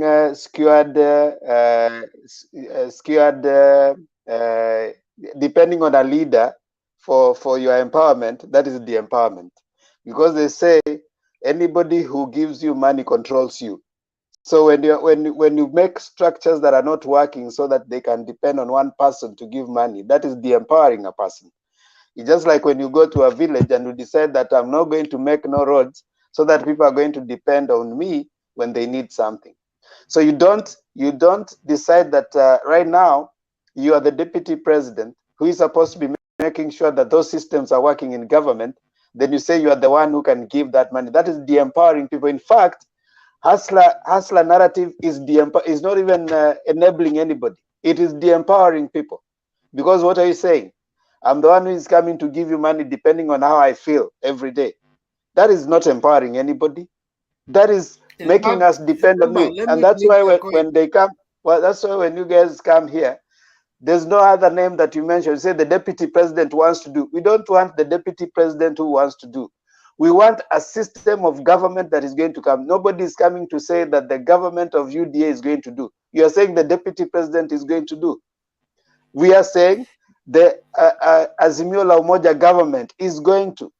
We don't want one person saying that I'm going to do. That is de-empowering people. There's no empowerment that the deputy president is giving. That's a lie. It's a fallacy, and it has to be defeated today, tomorrow, and years to come. This year, hakuna kuweka hawa watu wa Hasla Nation, Hasira Nation, some included. I know Baz is very sober in his arguments. But what to Hasira Nation? We want to tell you the truth. There's no explanation you give us about the hustler empowering. It doesn't empower, it disempowers. When you're told that I'm going to give you 1,000 and then you feel good about it, someone will give you 1,000 today. How about tomorrow? How many days can you eat 1,000 bob? How many days can you survive on 1,000 bob? That is mere disempowerment. And that one I can tell you for free. Themba and Wekesa, I think you are Well, Bas, before you go there, there's Baz, something that Wekesa malizi alafu Baz uongee. we need to flip the coin. Huh? They say money follows ideas. These guys are looking for money first, and then they create ideas. So because in Kenya we have 22 ministries. So when you guys are just focusing on treasury, then we wonder, even your government, will you only have a ministry of treasury and then no agriculture, no others? So the reason why I'm saying that is that if you come up with the ideas of how you're going to empower the hustlers, and then the money will follow. Don't tell us that we want to come up with a money bill first. Come up with the structure, the solutions, the things that you want to do for the common mwananchi, and then because treasury allocates money on government projects. So these are the projects, these are the things you want to do. And that's why we are talking about bills. So these bills should surround the things you want to do, not like you want to come up with a money bill. Your thinking is limited. Wekesa and Yes. Themba, I think if I was to refer you to something, I would refer you to an article done by the former World Bank director called Madame Lagarde, called mediocre development. That is what Azimio is just giving us right now. That's what they are talking about, mediocre development. When you say that the DP is the empowering Themba, the DP, and then you come and say that when you're speaking about corruption, you say who has the will. The one who is talking about fighting corruption is the one who has the will. to fight the corruption. That's the guy we can trust. Explain that Now, just a minute. Just a minute. Yes. Corruption. So Because when you the are running DP now, away from your own facts. no. I'm just giving an illustration where you are speaking from both sides of your mouth. When you say the one who talks about corruption is the one who has the will. When DP talks about empowering hustlers, finish the and mediocre does that, development first.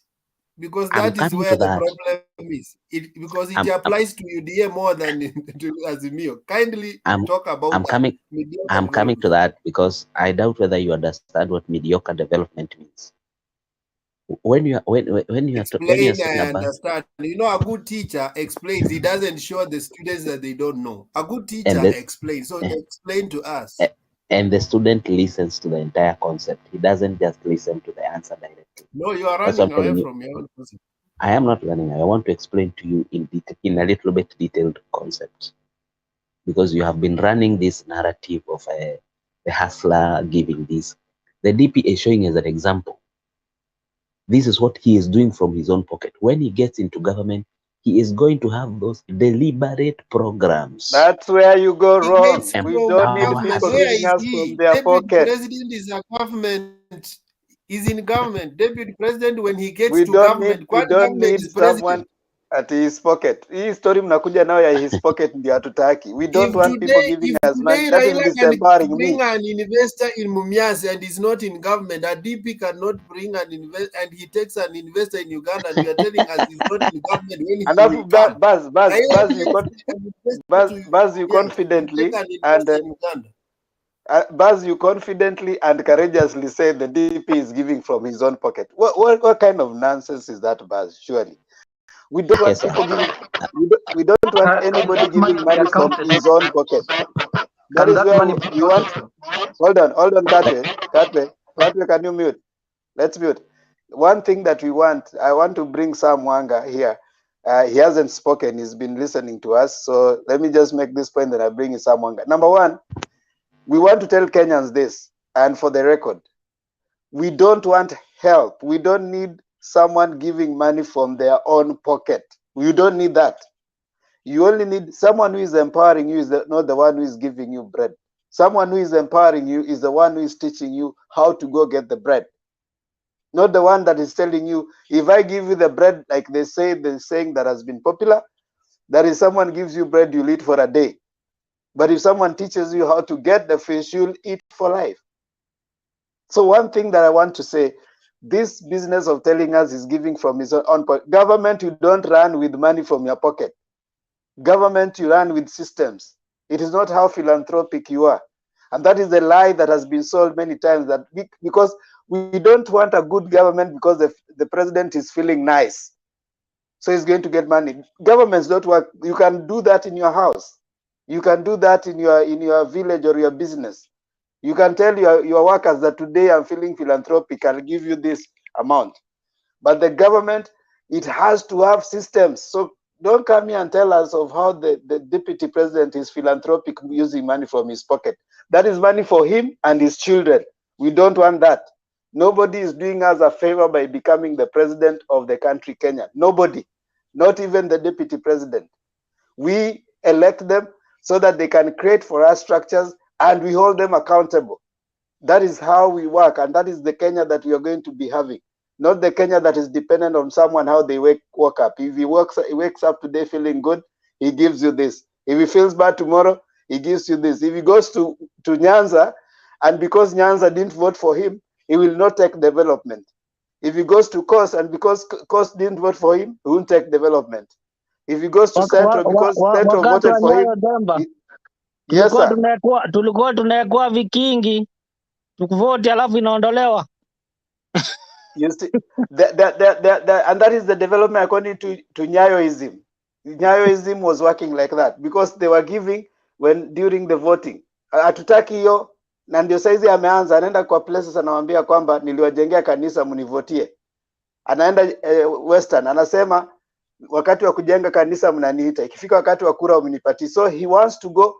If Ruto comes, those people will not have voted for him. Hawatapata anything. That's why he's saying that hawa watu wakutafuta serikali, they are not there.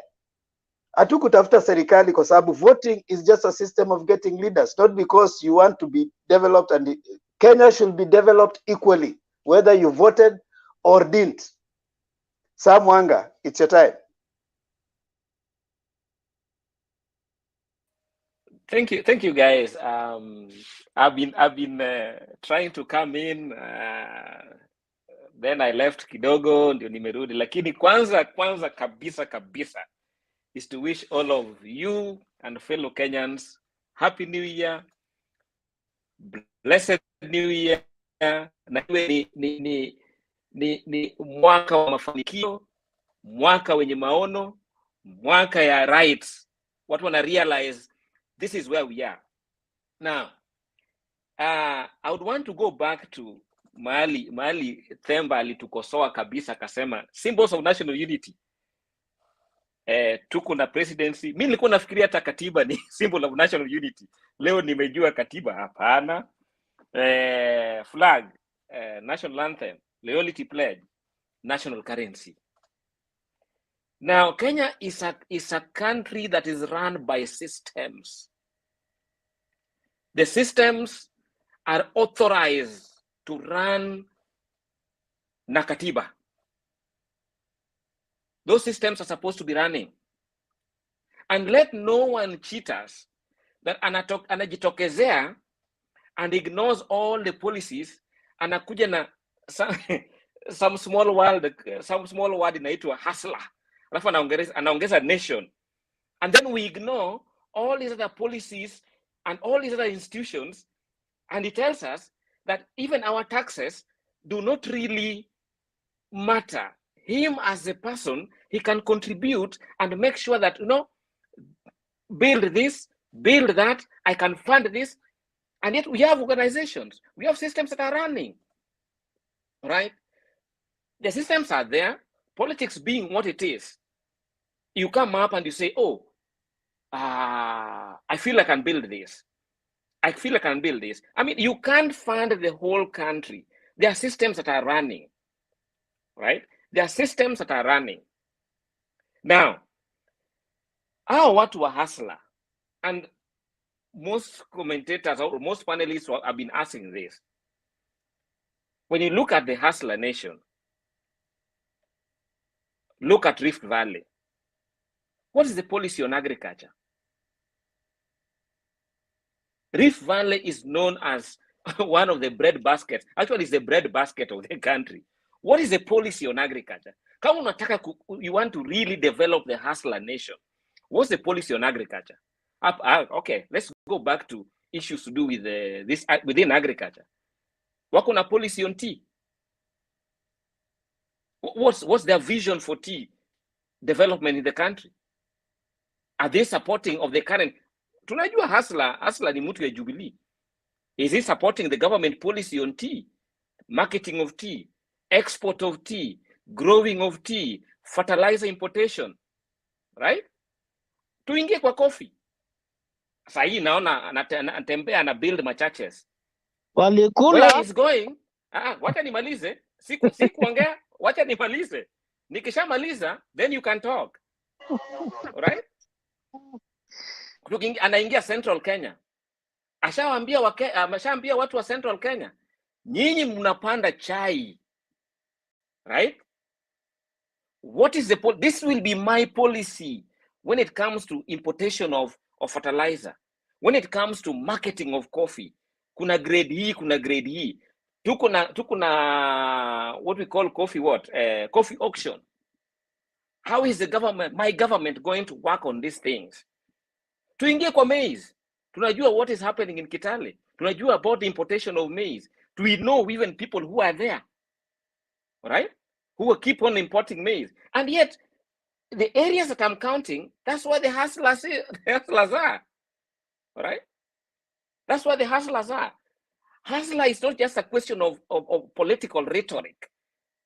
Right? It's supposed to be seen. The Kenya that we are dealing with right now is more informed than the Kenya that we dealt with 10 years ago. Msitubebe kwa ufala, right? Na DP Ruto asituambie atakimbia na chopa to Mumias, right? Atoe pesa, right? Anatoa pesa, yes, fine. But when it comes to institutions, we have budget committee. Yeye mwenyewe alikuwa chairman wa IPEC. Amefanya nini? What agenda has he pushed there? Asituambia ati Raila came into government, that's why I stopped chairing those meetings. It's stupid. That's a stupid argument. All right? Asituambie ati budget was abebe troops zake aingie now parliament where budget issues are discussed, where things are determined, vitu ziende treasury. When his own man alikuwa treasury, what was really happening up there? I mean, lakini wawache kutubeba in such a way that, hii maneno ya hustler nation, it's just a narrative that is there. And I agree with Themba. Themba said something that I think we seem to forget and we'd want to dismiss. Tuko na a ghost worker in the deputy president. There's a ghost worker. Anapokea mamilioni yake from the government, but he's not doing what he is supposed to do. And then anatupeleka on side shows, right? And I said it one time, at one point here, unaweza kuwa a very good,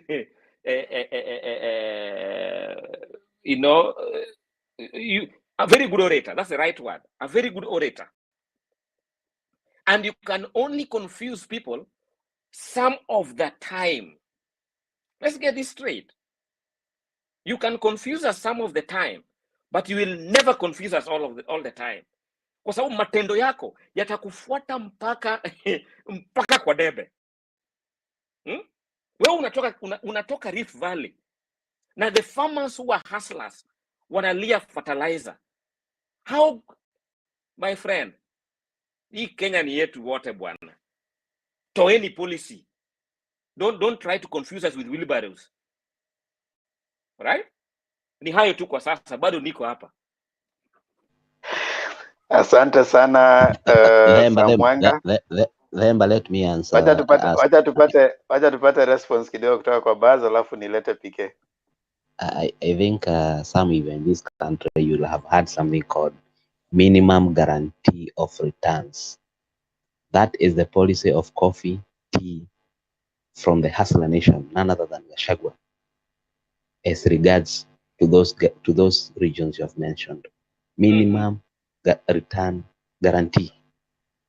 That's the policy that the farmers are going to be insulated on the minimum they can receive. Is it tea, milk, or coffee? When you talk about a policy on fertilizer, they have proposed construction of a fertilizer company in Kenya, somewhere in Eldoret, to make it cheaper. Unless if you're ignorant of reading and analyzing things, don't bring academic questions of policies. Policies have been on the ground and they have been well articulated. Can I respond? May I respond?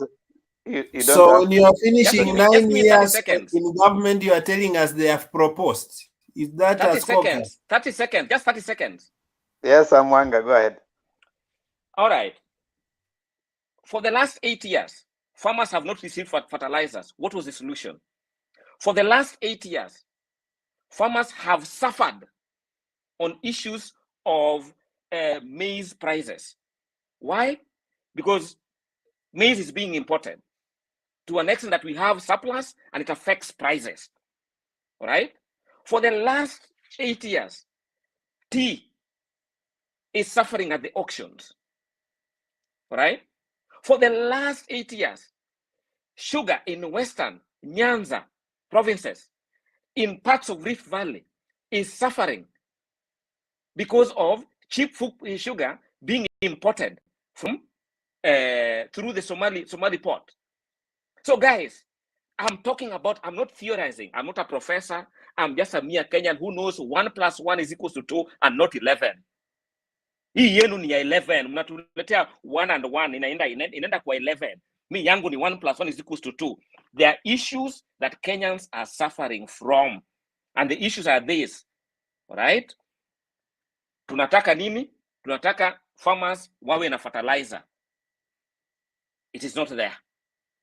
Tunataka better markets. It is not there. Don't tell me at minimum return. Minimum return sio PhD mtu aliandika thesis, sijui kama umuita Gachagua, na bado it is yes to be adjudicated on in the next election. When do you kuna theory? And Thank you for that minute. Nitasikiza sasa. And just to add on what you have said, the same Gachagua ule alikuwa DO alikuwa anaumiza watu kitambo, ndiye ameandika thesis ya minimum return. Alafu there's another thing that Baz talked about. Baz, you're talking about kuna mtu hajamute, sijui ni nani? Kelly mute. Oh, pole. Sam. Sam mute. I've never talked even. I don't want to talk, guys. Thank you. So Baz, there's something you're talking about, fertilizer. You don't need a money bill in parliament to bring fertilizer. Kuna watu walisema juzi ya kwamba kulikuwa na fertilizer hazikuwahi kuja. Secondly, one thing that people have been mistaking is that we are importing maize. There's no maize we are importing. It is the same people, businessmen, who are taking maize outside and then bringing it to make biashara. It is the same people. Our mabonyenye hawa.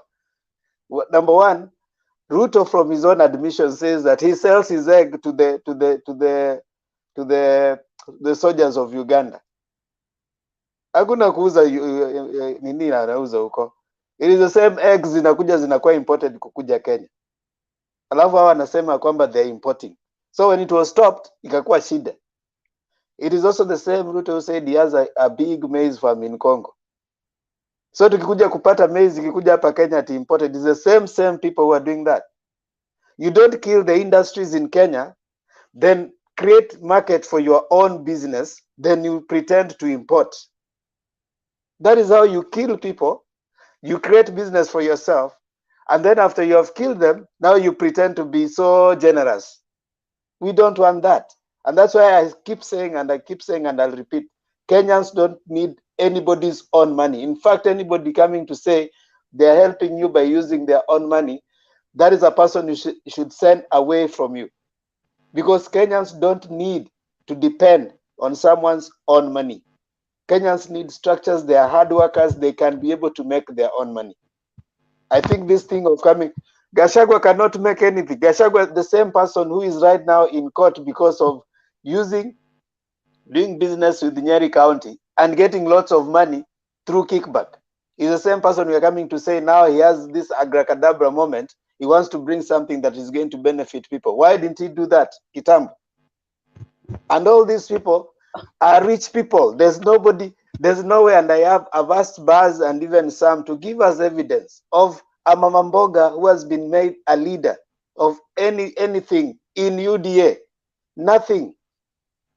Not a party leader, not secretary general, the same failures. The same Halwale is the one who is made in charge of what? The same Owalo who failed in Kibera is the one who is being made a deputy secretary general. The same people. So there's nothing that you are being offered that is new. It is the same leaders who have stolen from you coming to pretend to help you. There's no help that you are being given. And that is why we are going to continuously, Baz, I'll give you time to counter what I'm saying. That is why we are saying, as a matter of fact, any politician who is coming to you pretending to be so generous with their money, you need to say no, because they are not. It's the same thing they have stolen from you. Baz, you'll talk, and then I bring Kelly.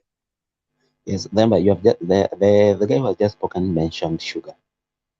And I have just walked through the YouTube and I've found the president in 2017 asking the prime minister to repay the debts he owes to Mumias because he is responsible for its collapse. This is a guy who yesterday introduced an Indian who we have never seen. We have never heard of running any company, let alone sugar company, even a metal company, to revive Mumias. It is the same circle that you are today standing in Azimio. Ilikuwa ni Azimio ya kuua Mumias. Sasa jana ndiye mwokozi wa Mumias. Mulikuwa na experts mungeleta. Mnangoja tulete non-experts. Mlikuwa na experts mmekaa for 9 years. Walileta ule nini? Walileta ule anaitwa nani? Ule terrorist. Ayadin. Walileta Uganda Ayadin. The president is Why the one who didn't you said. call Equity to give you 12 billion to kuenda ku revive Mumias? Wachana na hii pusi mnatuambia. No, I'm saying the president said from his own intelligence and asked the former prime minister. We are censuring in right now. It is Ruto and Raila ndio wanaenda kwa bas, nyinyi ndio mlisema mtaki history. Sasa mbona sasa hizo unaenda kwa history? Kelly. Sasa tuna focus kwa Ruto na Raila. Who is the next president? Wachana na mambo ya Uhuru. Wewe basi nitakuweka kiboko bana. Kelly bana maana. Wekeza Temba. Unajaribu kucheza na intelligence yangu bwana. Ngoja kidogo. Kuna kitu moja msiturudishe kwa history. Tukiongea history, it can be one of the worst and one of the best. So let us not talk about the history. Let us not talk the history. Let us talk about the future. Tukiongea about the history, I was in the Kenya government. I was working in Kenya before I went abroad. I was working in the government in Kenya. Let us not go to history. It's going to be one of the worst things. So tusiongee about the history. Let us kama ulifinywa na kanu wewe laumu kanu. Kama ulifinywa na kanu wewe laumu kanu. Sisi tunataka hiyo history tubishanie kwa hiyo history. Wacha Kagwe, you are just a kid. I'm more than 56, 57. I worked in Kenya for 15 years in the government, inside the government. So don't talk about the history. Let me ask you, okay, let's remove the word history. Let's remove the word history. I've never had it. Nyamaza kwanza. Let's remove the word history. Yeah, if you are a lawyer, how do you prosecute any case? The first thing you say is you quote the places it has worked. Gentlemen, how do you remove history from any process? Wekeza wachana na Sam bwana. Wachana na Sam, wekeza tafadhali. Tukiongea mambo ya history, wachana naye. Wachana na mimi. It's okay. Yes sir. Yes sir. Uko sawa, lakini unajua what your points are okay. I only have an issue with this thing that you are using. When someone talks, you want to tell them when kijana wa jana, when mtu wa jana. No. Age does not necessarily give you wisdom. No, and age does not give you.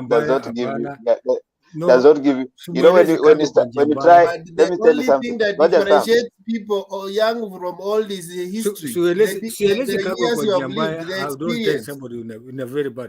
Actually, he owes me an apology. Because you see people are here. Ngoja. Can you mute? Can you all mute? Let's all mute. Thank you.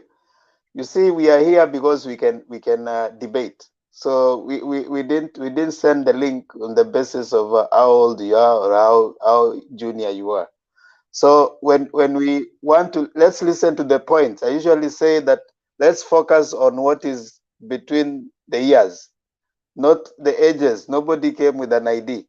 So if you're coming here because you can debate, and when you see someone starting to use when ni mzee sana, when ni kijana sana, it means that now you are moving away from the point. Now you're moving to attacking the person. So let's focus on. Remember, you are using a good language. You are lacking ideas. Tell people the truth. I'm trying to be diplomatic. I'm trying to be diplomatic. Wekesa, relax. And remember, we need to see the maturity in your point, not the maturity in your face. Maturity in your point. Whatever you say, let people say that thing is mature, not your face that is mature. Yeah, we really don't.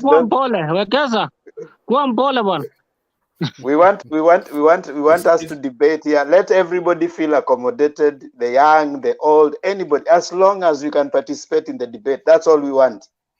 So let's not dismiss someone because he cannot ask you a question because now you And see now Themba, that will mean that if people hold on, Themba, just 1 minute. that will mean and yeah. some of us are also in their 50s, but our faces also also give you may Exactly. think that we are in their 30s. Exactly. That will mean that if someone like Sam speaks, then we should not all comment because he's old. No. If you come here, be ready to be interrogated, kuulizwa maswali na kusema. Some of these people have read much more history than even those who are old. And someone said here that even stupid people get old. So it is not only the wise who get old. So let's appreciate everybody's comment. Sasa Themba umeharibu bwana. Themba umeharibu sasa, ende nyumbani. Umeharibu. We were trying to avoid that one. Okay, Anyway, Sam. wacha Sam sasa ongea. niongee sasa. Themba toka sasa. Hautaki Sam amalize alafu ongee. Wacha Sam amalize. Thank you. Mimi sikuwa nataka kuongea mambo mengi. Themba umesema ati Themba nitumie M-Pesa namba. whether you are stupid or whether you are intelligent, we also get it all. Get all. So, gentlemen, it's a good thing that you make us all a little bit try to forget about the other small thing. And it's a good way of tempo you have done it. And gentlemen, kuna vitu vingine tukisema kwa history is more painful because siseme kwa ubaya na siseme sababu wengine wetu ni vijana ama nini, vile nilikuwa naambia King Katwe kuwa wewe ni kijana, wachana kidogo, because I know the consequences, the repercussion and the consequences of the history. Sababu nilikuwa nafanya kazi before nika-venture my own way to different wherever I am. So sisemi kwa ubaya, Mr. Katwe, and I really respect everybody whoever is in this forum. Usinichukue kwa ubaya. Nilikuwa nataka kujibu kidogo Mr. Sam Wanga. I know Rift Valley wako na unasema the basket of Kenya. Kweli unasema the basket of Kenya, but they have never done anything. Ile mtu alikuwa anatakana kuulizwa as per now. Hebu tuulize Minister of Agriculture kutoka 2013 alikuwa ni nani? Kiunjuri. Then 2017, kutoka 2017 mpaka saa hizi ni anaitwa nani? Kinywa ama anaitwa nani? I'm sorry. Anaitwa nani? Kinywa? Muni correct kama ikiwa nikiongea juu ni Kinywa. Munya, sorry. That's why nilisema muni correct.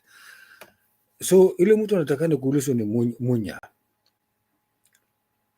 So ukiona the commodities inaenda juu, hii yote inaenda juu kulingana na serikali. First and foremost, ile kitu inatakana kuweka chini zaidi ni energy, stima. Stima ikirudi mpaka standard, ile mtu ambaye hana pesa anaweza kuwa na 15,000 kwa mwezi, anaweza lipa 5,000. All necessary commodities itarudi chini, lakini stima energy ikienda juu, whether we are rich or poor, haki ya Mungu kila kitu inapanda juu kulingana na energy, sababu you have to produce it according to what you get it. Energy iko juu, you have to pay the workers, you have to buy the equipment, the necessary material in order to manufacture whatever you're manufacturing and selling it, all those things. No, you have to pay the taxes to the government. So all those things in accumulate that thing which is burdening the citizen of the country. So ikiwa kama energy itakuwa reduced, I tell you guys, our country can prosper in a very jovial, na hakuna mtu atalala njaa, na hakuna mtu ataenda kuomba mtu naambia mimi niko na njaa. Sababu ya energy tu, wachana mambo mengine, hiyo the rest I don't care. Energy, stima ikirudi kuwa reduced, I tell you guys, kila mtu atakula mahali yako, sababu kila kitu itakuwa reduced. The cost of everything, the basic necessity of humanity, water, something to put in the mouth. That's more important than anything else. Wachana pesa. Pesa hiyo ni kitu tu inakuja na kwenda. The basic necessity of human being. That's the most important. The most important than anything. Thank you, Stemba. Sawa, asante sana. Kelly? Tumeongea sana mpaka point imeisha. Anyway, jambo la kwanza nataka tuelewane cha ukweli. Nipe ndoano, nitatafuta samaki mwenyewe. Hiyo tukubaliane kabisa. Sina haja uje upatie mimi samaki, sitajua vile amekuja. Nipe ndoano. Tukiongea on the same ground. Tangu anza kupeana. Wapi hiyo bottom imepanda juu ni ngapi? Tunajua vile system ziko Kenya. Wale watu wanasukuma ninio mkokoteni ama wheelbarrow. Wanalipaga taksi ngapi? Wako na ilikuwa inaitwa nini? Ile after pay ilikuwa tunakatwa kila mwisho mwezi, ilikuwa inaitwa nini? Pay as you earn. Wako na pay? Watu wa mkokoteni? Ama wako na VAT? So how is Ruto going to get this money back? Hivyo anasema bottom up. That's my main worry. Na swali lingine niliuliza the other day. So mama mboga, unasema unataka kumboost umpatie milioni, alisema ni milioni 100 ama ni bilioni 100 sikumbuki. So huyu mama unampatia hiyo milioni, aongeze stock ya sukuma ama unampatia aache biashara? So if she were to add stock ya sukuma ya milioni 1, nani atakula?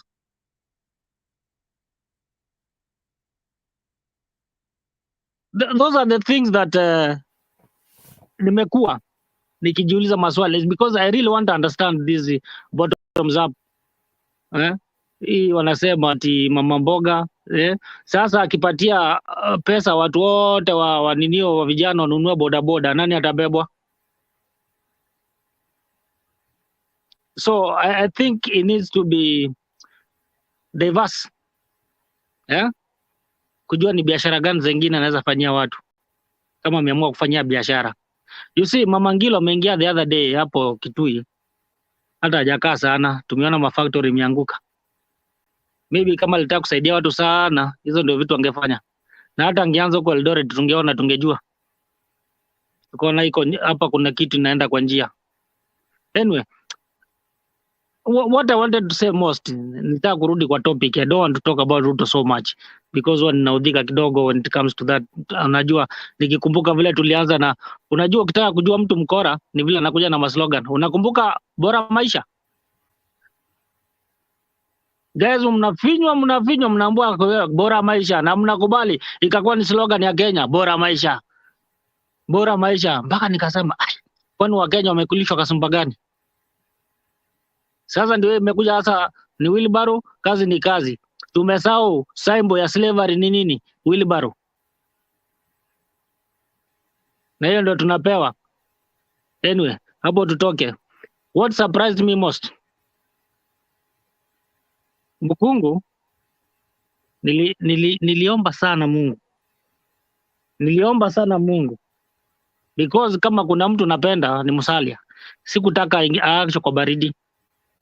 Niliomba sana Mungu anyenyekee tu, avumilie, akuje uwanjani. Because nilijua akiachwa sasa ndio baridi. Sijui nani atamsaidia Kabuti. Huyo ni kama ameenda na tusahau mambo yake. Jambo ya pili ambayo ili surprise mimi ni kuona Malala na akijaribu kunegotiate kiti mbele ya umati kwa Kalwale. Baadaye angetafuta kiti huko chini uongee kama wanaume. Amekuja yani Malala ni mtoto kweli. Yani anakuja kuweka mwenzake box hapo mbele ya watoto ya watu. Sasa hapo kulikuwa na negotiation kweli ama ni kuudhi mwenzako roho? So those are the two things ambazo zile niliangalia nikakuwa surprise kidogo, sababu ai, na imefanyika namna gani? Mimi sitaki kuongea sana leo because nikiongea zaidi hapo nitaudhi watu. Ninasikia nimechomeka kidogo. Sitaki. On my lips as I dispense knowledge carelessly. Number 3, Madam Speaker, I want to tell you that the third thing that will kill me is the megalomaniac nature of the Tanga MPs. The frivolousness, the fickleness, the irresoluteness, and the effeminate. Just shut up when an intelligent man is talking. Shut up when an intelligent man is talking. Madam Speaker, I know you have liquid intelligence, so you may not fathom what I'm talking about.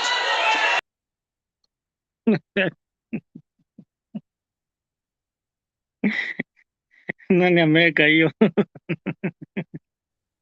Huyo mtoto man. Wacha tusikize PK ametoka. Niko chairman. Temba, umetuwekea nini hiyo bwana? Temba. Kuna watu waliongea. Temba leo ana uchokozi. Temba leo. Nafikiri ndio Temba na uchokozi. Kuna ngojeni kidogo. Hata sijabonga. Kuna PK mmoja na kuna Stone PK. So tutaruhusu. Harun pia wewe hujaongea? Ulishaongea na hii ya pili ndio bado. Hapa nilikuwa nauliza some swali about 2 billion, hiyo tu ndio niliuliza. Hujaongea bado? Haya, toa maoni yako alafu tumlete PK huyu mwingine. Kuna Stone PK na PK. Sam kwa wili. So Stone utakuwa Stone na huyu mwingine atakuwa PK. Harun, ongea. Yeah, so nitaanza what surprised me in 2021 kuwa in fact my Apple deputy president yeye inaonekana ana oppose everything. Ali oppose PBI, saa hii ana oppose mambo ya the Political Parties Act bill whereby hizi vitu zote zenye ana oppose finally zinakuwa beneficiary kwake. Alafu jambo la pili, ile kitu ni surprise ni wakati niliona Mount Kenya region wakiwa wameaccept the new Nabongo. Alafu jambo la tatu, another surprise ya 2021 ilikuwa kuwa in Jamhuri Day the new Nabongo in fact alipata kutuambia kuwa Ruto ile Western Hotel manze imesit on a public land, na mimi sikuwa nafanya nini, sikuwa najua, nilishangaa sana. And yet this is the man ambaye anataka nimpatie kura yangu August 9 awe rais wa Kenya. Alafu jambo lingine ni surprise ni about Nabongo, the new Nabongo in fact unveil on that 1st of December 2021 investor mwenye at least ataamsha Mumia Sugar Company in 6 months time. Alafu sasa jambo ambalo lini ile success ambayo niliona ni kuwa baba, when we thought kuwa ameisha kisiasa wakati courts zilipo tangaza kuwa BBI it is null and void. In fact alikuja aliinvent himself kwa kubring azimio la umoja. Alafu tena kitu kingine Kenya in fact kwa hii 2021 nimeona mambo ya infrastructural development ambazo zimetendeka Kenya za kushangaza sana sana. So nikimaliza nataka kuagree na Alex mwenye ametoka, sijui kama ametoka. Alex in fact aliguzia mambo ya courts. Hizi courts zetu hata mimi naona they have got a big problem, kwa sababu angalia how fast they were wakati zilikuwa zinaangusha BBI very fast, ziliangusha very fast. Kwa nini? Ombudsman ilikuwa hapo ilikuwa inataka kuleta mambo ya checks and balances ya hawa majudges na nini, lakini kesi ya Arol and Kimorel ama hizi za corruption zina drag in courts for so long. Yani wao wakati wanaona kuwa hii kitu inaenda kuwagonga, hiyo wanaiangusha kabisa, boom. Lakini ile kitu yenye ambayo ingetusaidia sisi to recover our billions ambazo zimeibwa kustuza our taxes, you find that these cases they drag a lot in court. So my suggestion ile kuwa in fact these judges wakiendelea namna hii, itabidi tukuje kuamka siku moja tuseme aya, sasa tutakuwa tunawavotia manze, tunawapa term limit of 5 years. Kama unaleta mchezo unasukuma nyumbani kama member of parliament ama any president mwenye hajaperform ama any leader, because kama hawezi wakatusaidia in terms of ku expedite cases ambazo ni za umuhimu sana kwa Wakenya, then kuna shida. Thank you so much, Mr. Themba. Themba, let me ask Haron one question. Haron, it is so absurd that you can bastardize the judiciary in that manner. If I think you are speaking like that because you're not in the country or you're not an employee of this country. Me as a business person, I salute Justice Odunga directly for stopping an illegal amendment to the finance bill where the government had proposed taxing capital. That is one thing that I will remain forever grateful to that guy. About the BBI and anything you're talking about, that is here nor there. But I want a judiciary that is very strong to stand against excesses of the executive.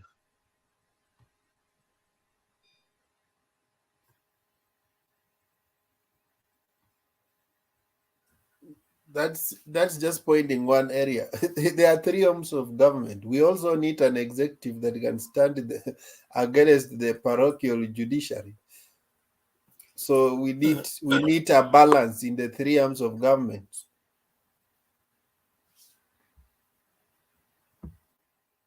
I agree totally with you. But just to mention 1 or 2 things of what Sam said. One of the arms of government is the executive.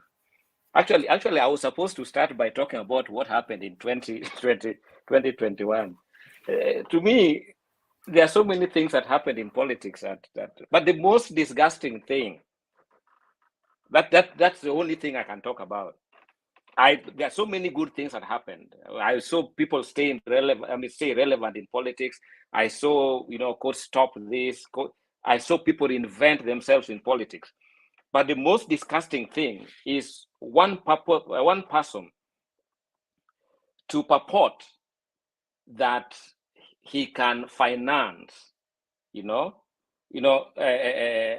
he can using his pockets, he can create a policy and a narrative that he is actually part of government, that he is also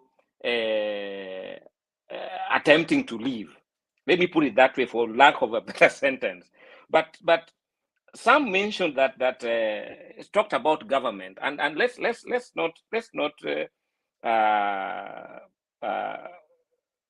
joke about this, because Ruto is in government. The chief hustler, the chief chicken seller, or the chief egg seller, or grow. I mean, he's in government. He's the number 2, right? So when you tell us that, oh, serikali should reduce this, let's remember that he's number 2. He's supposed to be putting in policy in government. This is my proposal. Lakini akifika huko is quiet. It's like he doesn't exist.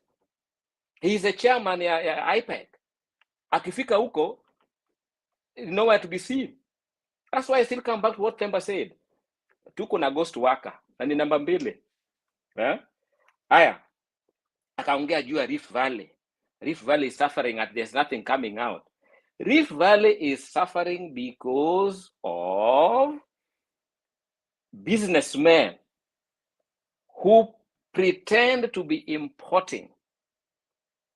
I mean, I couldn't have put it in a much better way than what Themba said. They pretend to be importing. At one point, beans was coming from Mozambique. At one point, we were importing maize from Mexico. All right? But now, that's why I'm saying this thing is disgusting. What are you going to give a farmer? A wheelbarrow?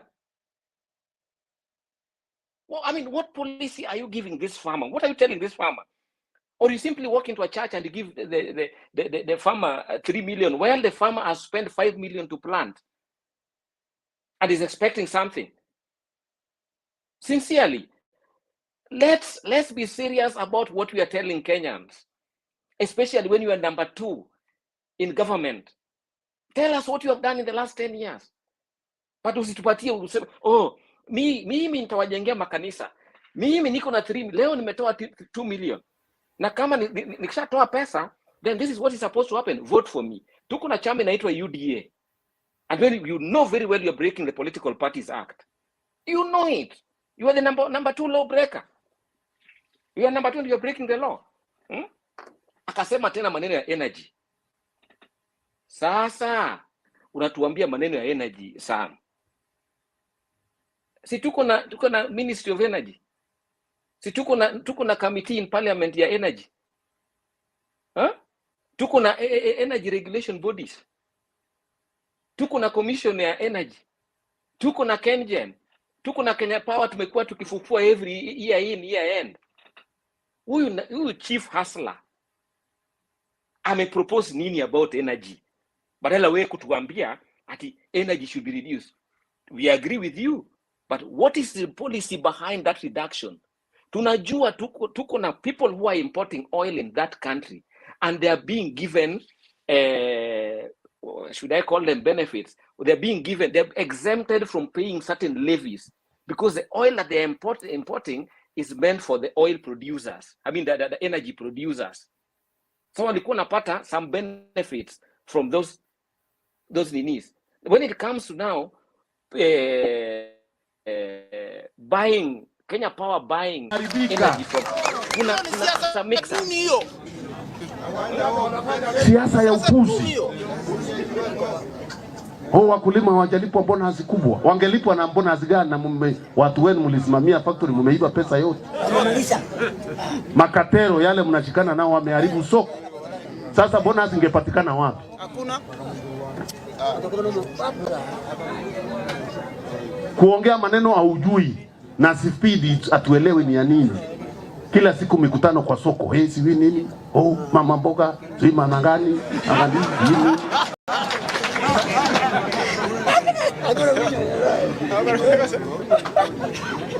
Umekuwa kwa serikali miaka 8. Yes. Ukiwa juu kule. Kwanza wewe ndio ulikuwa mkubwa, ndio unazunguka. Au kujua kuna mama mboga? Sai ndio umediscover kuna mama mboga kwa sababu kura imefika. Hati mboga msivi bonda. Mama ya mboga hiyo hatujui. Na bonda mama. Hati watu wako kwa CRB. Kuna wao wako hata kwa CRB kama nyinyi hapo mko mandeni ya 321 million. Mko kwa CRB. Yeye ajui na ana time kwa sababu anazunguka kila siku. Unawezaje kuzunguka kwa miaka 5? 5 years ukizunguka. Kampeni gani hiyo? Kampeni. Na uko na kiti na kazi ufanye. Unaona hiyo ikiwa sawa sawa? Haya. And then just to finish. Okay, thank you. I think the correct solution, if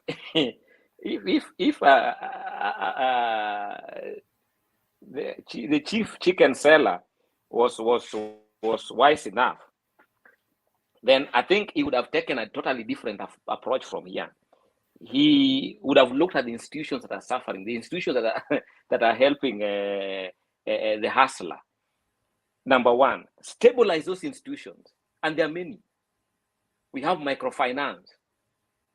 Can't you even tell tumia hao wabunge wako waambie nataka mswada iende bungeni, hizi microfinance institutions zianze kufund watu wa bodaboda, watu wa mama mboga, wawe na you try to build capacity. Right? A farmer does not need your wheelbarrow. Mama mboga hataki wheelbarrow, mama mboga anataka profit. Right? And then provide, ongea na watu wa nini? Watu hao microfinance, ongea na watu wa roads, wakupatie nini, watoe waweke na watu wa budget, waweke bills and laws that will empower people in terms of infrastructure, whichever sector of the country that needs help, rather than walking around on Sunday, PCA, on Sunday, AIC, on Sunday, another church. And I'm sorry I've mentioned these denominations because they're in the news, they're in the public sector. But the most important part, stabilize infrastructure. Like the things that we are mentioning here, that he has a very good plan. Tuambie, what is the plan? And why is he not using the government infrastructure, the government structures to propagate his ideas? My namesake. I know you have directed some few questions to me. Let me answer in a very short way. Deputy President has been in various day in, day out, all over the country, from there to there. Anyway, sitting in office does not mean that you are working. When you sit in office, it's not going to distinguish that you are working. You can sit down there just sleeping there in the office. So to me, he has to go from place to place to know exactly what sort of problem does people of the country faces in a different way. Second, you have said he is sitting in the IBEC. Yeah, sure, he's the chairman of the IBEC. I remember last month, I think December, last year, December, I think the beginning of or in the middle of the December, quote me not wrong, I'm sorry, because I don't want somebody to say this day. I say December. So don't misquote me if I might have me. He was sitting, he was chairing the IBEC. Among the 47 governors, I think 7 or 6 of them reported there. So the other one boycotted. The only governor who faced DP Ruto and told him, I need this and this and this because of my people, is the governor of Laikipia. I think Murezi, somebody of the name of Murezi, who wanted loan because of his own governor, his own county to enhance the people of Laikipia to have something. He faced Ruto with the direct questions, and he got it. Somebody has to leave you there. Okay, Sam. Okay, this is 9 years Ruto has been in with those moment. How do you? Can I explain? One meeting, people missing in a meeting. Why are you people? Why you people? Explain. No, when somebody from the other side talking, you don't want to cut the short. When somebody who is trying to interrupt, kindly, gentlemen, don't try to interrupt me. Can you give me a little bit of time and then ask me some questions later on? Thank you, sir. So those are the me. You, Mr. Sam, you said about this thing about the cartel, the power, the energy. The deputy president is a deputy. It's the assistant of the president. The only person who has that mandate, like the last year, December, I think on the 12th of Jamhuri Day, when the president said is directing the Ministry of Energy to reduce down the energy cost. Has it taken place? Up to now, some people are paying even more than the last times. Gentlemen, sometimes we have to talk the truth. We have to talk the reality. We have to talk the facts, not even the truth. We have to talk the facts. Facts. You're running away. You're running away from the point. I'm not running away. I'm answering what Wanga was saying. Okay, clear question. Answer yes or no. Is the deputy president by in office? saying facts doesn't make it a fact. Is the deputy president in office? He's in office. Is he working? Yes. He's working. Okay. That's why he's working because he is working when he goes from different countries, different sub-counties, different constituencies. He's working. So it is your submission that he is working, isn't it? He is working. I'm sorry to say that's a fact. He is working wherever. Sitting in office is not only working. Okay. He's the second of the command. He's the second of the country. According to you, he knows exactly. He has to visit the places to places. Wait. So when he's progressing the views of UDA, he's working, right?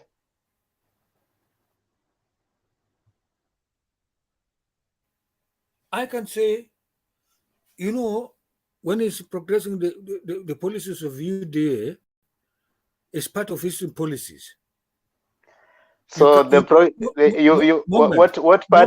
party did you elect him by? No, let me answer you one thing. Which party did you elect him by? Can I answer it? Thank you. Jubilee or UDA? Can I answer it? Is in which party right now? Oh, okay. Can I answer it? When the president says Raila is the best, is the Jubilee? Forget. I'm asking you about. Answer my question. Answer my question straight. Is the deputy president in Jubilee or UDA? Technically, it's in the Jubilee. In the reality, it's in the UDA. So do you want a deputy president? Do you want a deputy president who is going to confuse you? You now don't know whether you are going to. No. If you're supposed to rate it, let me ask you: if you're supposed to rate your deputy president right now, do you rate him as a Jubilee or as a UDA member? Technically, it's in the Jubilee. So if Jubilee has failed, has he failed? It's part of the Jubilee. So has he failed because you are saying Jubilee has failed? Has he failed? He is part of the Jubilee. Whether the Jubilee has failed, whether or not, you said you're saying that the Jubilee. You just say that Jubilee has failed, so the deputy president has failed. You say yes or no? I think I've answered you very systematically. No, you haven't. He is part of the Jubilee. He is part of the Jubilee. If Jubilee has failed, Sam, can you just be straight to the answer? If Jubilee has failed and the deputy president is in Jubilee, has the deputy president failed? If the Jubilee failed, is part of the Jubilee, which means the president and the deputy president have failed. Okay, watch out.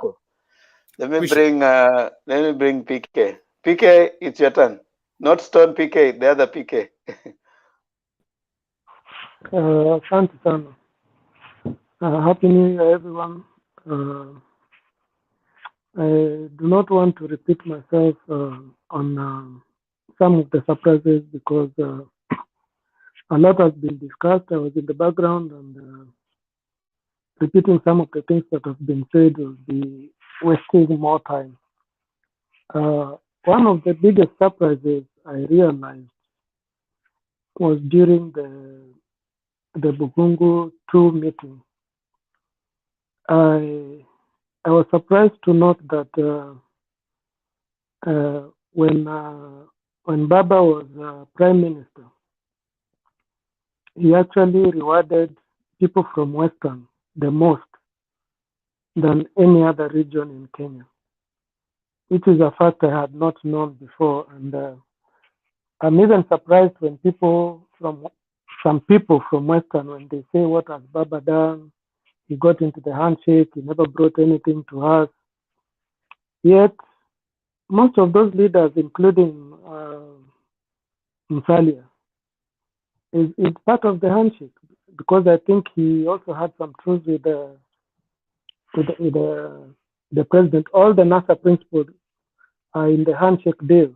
So if Baba takes something to the Lake region, then it is up to the other NASA principals to push their agendas to their regions if they so wish.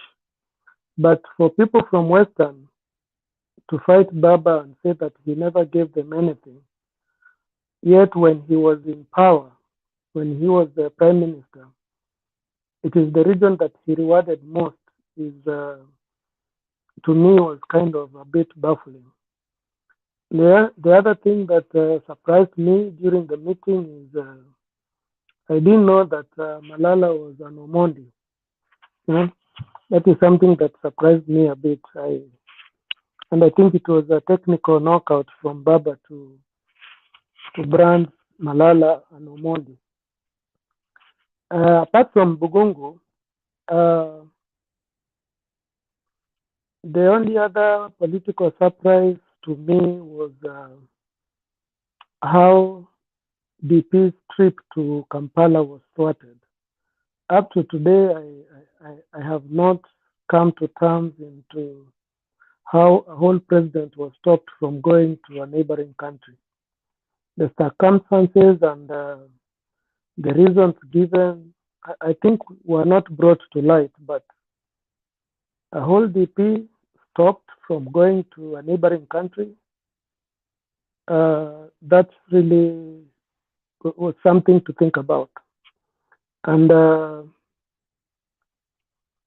in that trip, I think, although it surprised me, I think there were a bit of some blunders from their side, because when the stories of the money that is assumed, although not really proven, that he gave to the investors who are going to invest in Uganda, I think the DP also made a big blunder to come out and trying to clarify the whole thing and putting himself in the thick of things, of how he aided them in giving them so much money.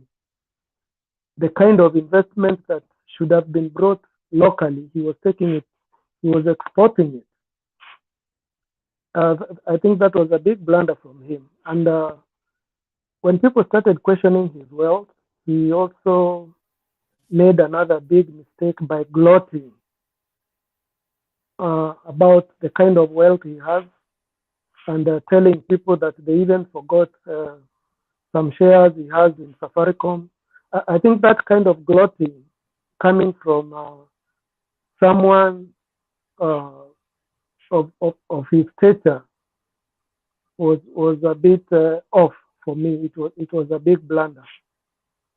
Other than that, besides the successes and the blunders that I have noticed in the recent past during in this political journey, the only thing I can add on is naturally people borrow. Watu wana madeni, watu wanapenda kuomba hapa na pale, ndio mtindo wa watu kuomba, lakini ile uongo iko na wanasiasa. Unajua wanasiasa wengi wana uongo, lakini kuna uongo ingine unashindwa. Tulidanganywa kuwa watoto wataletewa laptop, tukadanganywa madamu yatajengwa, tukaambiwa stadiums zitajengwa, tukaambiwa mambo ya tractors, akina mama hawatarudi tena kulima na majembe. And then the same people, instead of kuuliza hizo ahadi walizopatiwa, wanapatiwa ahadi zingine. So how do you trust such a person? Mtu ambaye anataka kuchukua deni juu ya deni ingine. Alikudanganya pale nyuma, akakwambia atakufanyia hivi na vile, atatutengenezea hii, ataleta hizi stadium. Na when questioned about the dam issue, ingawaje kuna mtu alikuwa ameongea hapo mbeleni, anasema pesa ile ilipotea ni pesa kidogo sana. When the kind of money that people are talking about is not small money, but he belittles some of those corrupt deals as if hata akatuambia some of it is insured, there is no money that is lost. Hizo vitu ndio zinanichanganya sana, especially nikiimagine people who have bought into the lies and not questioning the kind of lies that DP has been able to peddle over the years. Na sijui kwa nini watu wanataka kumpa nafasi ya madeni juu ya madeni mengine. Alipe madeni yale aliahidi kwanza. Tuone hizo stadium, tuone hizo madam, tuone watoto wakienda shule na laptop, akina mama waache kulima na majembe, tuone matrakta zina roll huko kwa mashamba. Ndio sasa aanze kutuambia mambo mengine ya bottom up. Kama mtu hawezi weka ahadi ya term yake ya kwanza, ambaye tunajua most of the first 5 years, if I am not wrong, he's the guy who was running the show. He was given a free hand to run everything. Even in some quarters, although some of the stories are not substantiated, or I don't have factual information, but I'm told he used to say he's the one who is running the government while other people are just drinking. Na hizo miaka 5 ambazo watu walikuwa wanalewa, ndio tunaona pesa ilipotea kwa wingi kabisa. So people have to be very careful being promised things by someone who gave them promises before and he never accomplished anything. Asante. PK. Kwa sababu niliona juzi jana wale watu wa NASA wanajaribu kutukosoa. Sasa mimi nawauliza marafiki zetu, si mkuwe na heshima kidogo? Hii serikali sisi tulienda tukatafuta. Wakati imefika, nyinyi mmekuja kudoea na kunyemelea. Miaka 4 mmekaa hapo kwa hiyo serikali. Saa hizi mnaanza matusi. Mbona nafasi ya vijana imekosekana? Sijui mbona mmekosa kufanya hii. Sasa nyinyi mliokuja mkanyemelea na kudoea serikali yetu, mkasambaratisha agenda ya Big 4 ambaye ilikuwa ya vijana wapate kazi karibu 2 milioni. Wakulima wangesaidika, saa hizi tungekuwa tunaongea mambo ya value addition na agro processing. Na saa hizi tungekuwa tunaongea bima ya afya ya wananchi wote wa Kenya. Mkakuja mkatupeleka kwa mambo ya rege. Mkatuambia mambo ya BBI. Mkatuambia tubadilishe katiba kwanza ndio mpate vyeo ya kugawana kwa sababu nyinyi ni wengi. Saa hizi mnataka kutuambia ya kwamba ati mnaweza kukosoa serikali ambaye sisi tuliunda. What moral authority do you have to criticize a government? You sabotaged our plan of the Big 4. You created different priorities of sharing power and positions and things that were never part of our plan. The reason why we did not implement our plan as it was is because you came and sabotaged our plan, and then you want to criticize us. Are you not ashamed of yourselves, gentlemen? Surely. Where are you going to stand to say what you're saying? Kwa sababu hamwezi kusema ya kwamba ati William Ruto si mlikuwa mnajienjoy kwamba tumemfukuza Ruto kwa serikali, nyinyi ndio mkakaa huko ndani. Sasa saa hizi mnaniuliza nini? Ile plan niliwaachia ya Big Four ati muimplement, hamuko implement, mkaenda kuimplement rege. Sasa rege hiyo yote imekwama. Saa hizi mnataka kutoroka ati mnaenda ngambo hiyo kwenda kutukriticize. Gentlemen, if you make your bed, please, you must lie on it. Hakuna vile ya kutoroka. It's my chance, Temba. Temba. Temba ni mimi. Kuna nani yako anaitwa nani? Wacha tusikie Bantu kwanza alafu. Okay.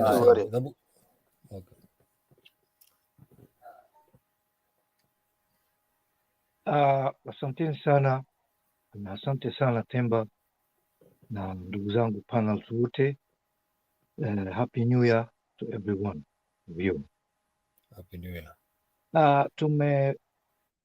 Safari kidogo tunaona hii panel yetu kidogo inasumbuliwa, sababu hao watu wa UDA wanakuja wanaongea sana, wanachukua muda wetu mwingi sana, hata si wengine hatupati nafasi ya kuongea vile vitu nataka kuongea.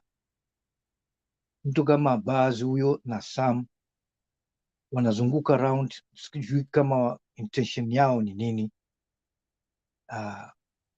Wajaribu kidogo wafupishe mambo ili wengine pia waweze kuongea vitu vingine. Kitu ya kwanza naweza kuongea ni kutoa shukurani kwa panels wangu wote hapo, mko hapo. Na Temba, leo uliongea vitu vizuri sana. Nilikuwa niko kwa safari, uliongea kulingamana na hii handouts na kuwa sisi tunalipa taksi. Hiyo ni kitu muhimu sana, kwa sababu watu wanalipa taksi. Tunataka viongozi wetu, siwezi kurudia vile ulivyokuwa umetoa ile statement, sitairudia tena. Nafikiria uko ku 100% right. Handouts hazisaidii kitu, na mtu kama Baz na Sam, sijui kama nyinyi ni watu mko na akili ama akili zenu ziko kwa mifuko, manake naona nyinyi hamuna akili kabisa, na alafu mnajificha huko nyuma huko, hamjitokezi tukawaona. Manake kama wewe una keep point unless sijui kama ni nini. Okay, kitu ingine, sisi Kenya inataka kusonga mbele na tumetoka mbali, tunaenda kuhesabu kwenye almost 60 years of independence, na huku kuna wengine bado wanataka kutudrag tena another 20 years, alafu tuende sema pengine tutafika mpaka century. Wakati ile tutakuwa tumejua sasa ndio time ya kusonga mbele. Kwa hivyo we don't have time for that. Huyo DP wa huyo Sam na huyo Baz, huyo ni afadhali akabaki kwa fashion designer huko ama awe comedian. Unaona, nafikiria hiyo ndio kazi anaweza kufanya. Hawezi kustandi na baba, manake baba anaonesha ushupavu wake wakati times are good and the times when the times are bad. He knows how to navigate, anakuonesha kuwa he is wise. When things are tough, baba ndio anaonesha yeye ni nani. Na kiongozi yule mshupavu ni yule kiongozi anapokuwa mambo ni magumu, ndio pale unatakana uonekane wewe uko na qualities aina gani. Hatutaki nchi yetu ya Kenya iwe kama Uganda.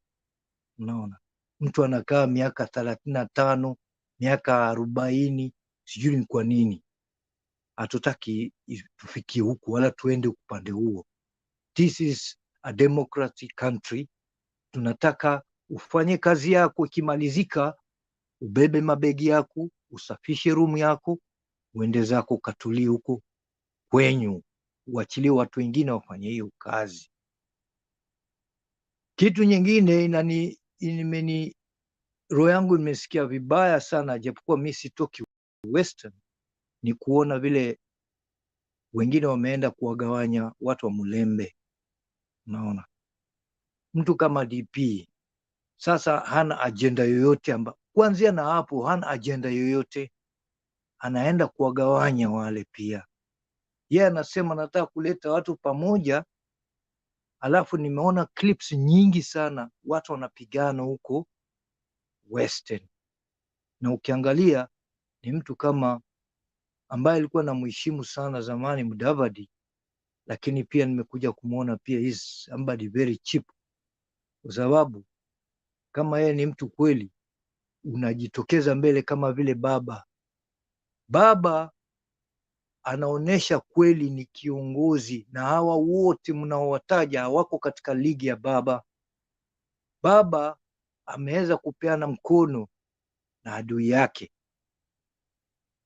na wakaweza wakasuluhisha na wakaangalia vipi watafanyia wananchi, sio mtu kujiangalia kibinafsi. Baba hajiangalii kibinafsi. Na hii ni kitu inaonekana wazi. Nawaambia Sam na Baz, huwezi mweka baba na huyu mtu, kwa sababu ukiangalia makosa yote, ukiangalia mambo mengi sana makosa DP amefanya, hana quality za kuwa kiongozi wetu, hana quality kabisa. Ama unamtetea kama wewe Sam unamtetea huyu mtu, ama hii clip tumeonyeshwa, yeye alikuwa kwa uongozi mpaka sasa karibu tunaenda miaka 10 sasa, na mmemsikia vile anaongea, anasema hana kitu, anaongea ni reggae, ni kuongea vitu, hakuna kitu, hakuna in action. There's nothing I can see in action, nothing.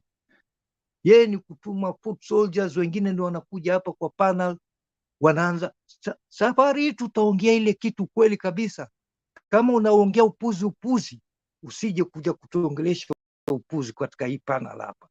Uwe na points na uwe na evidence.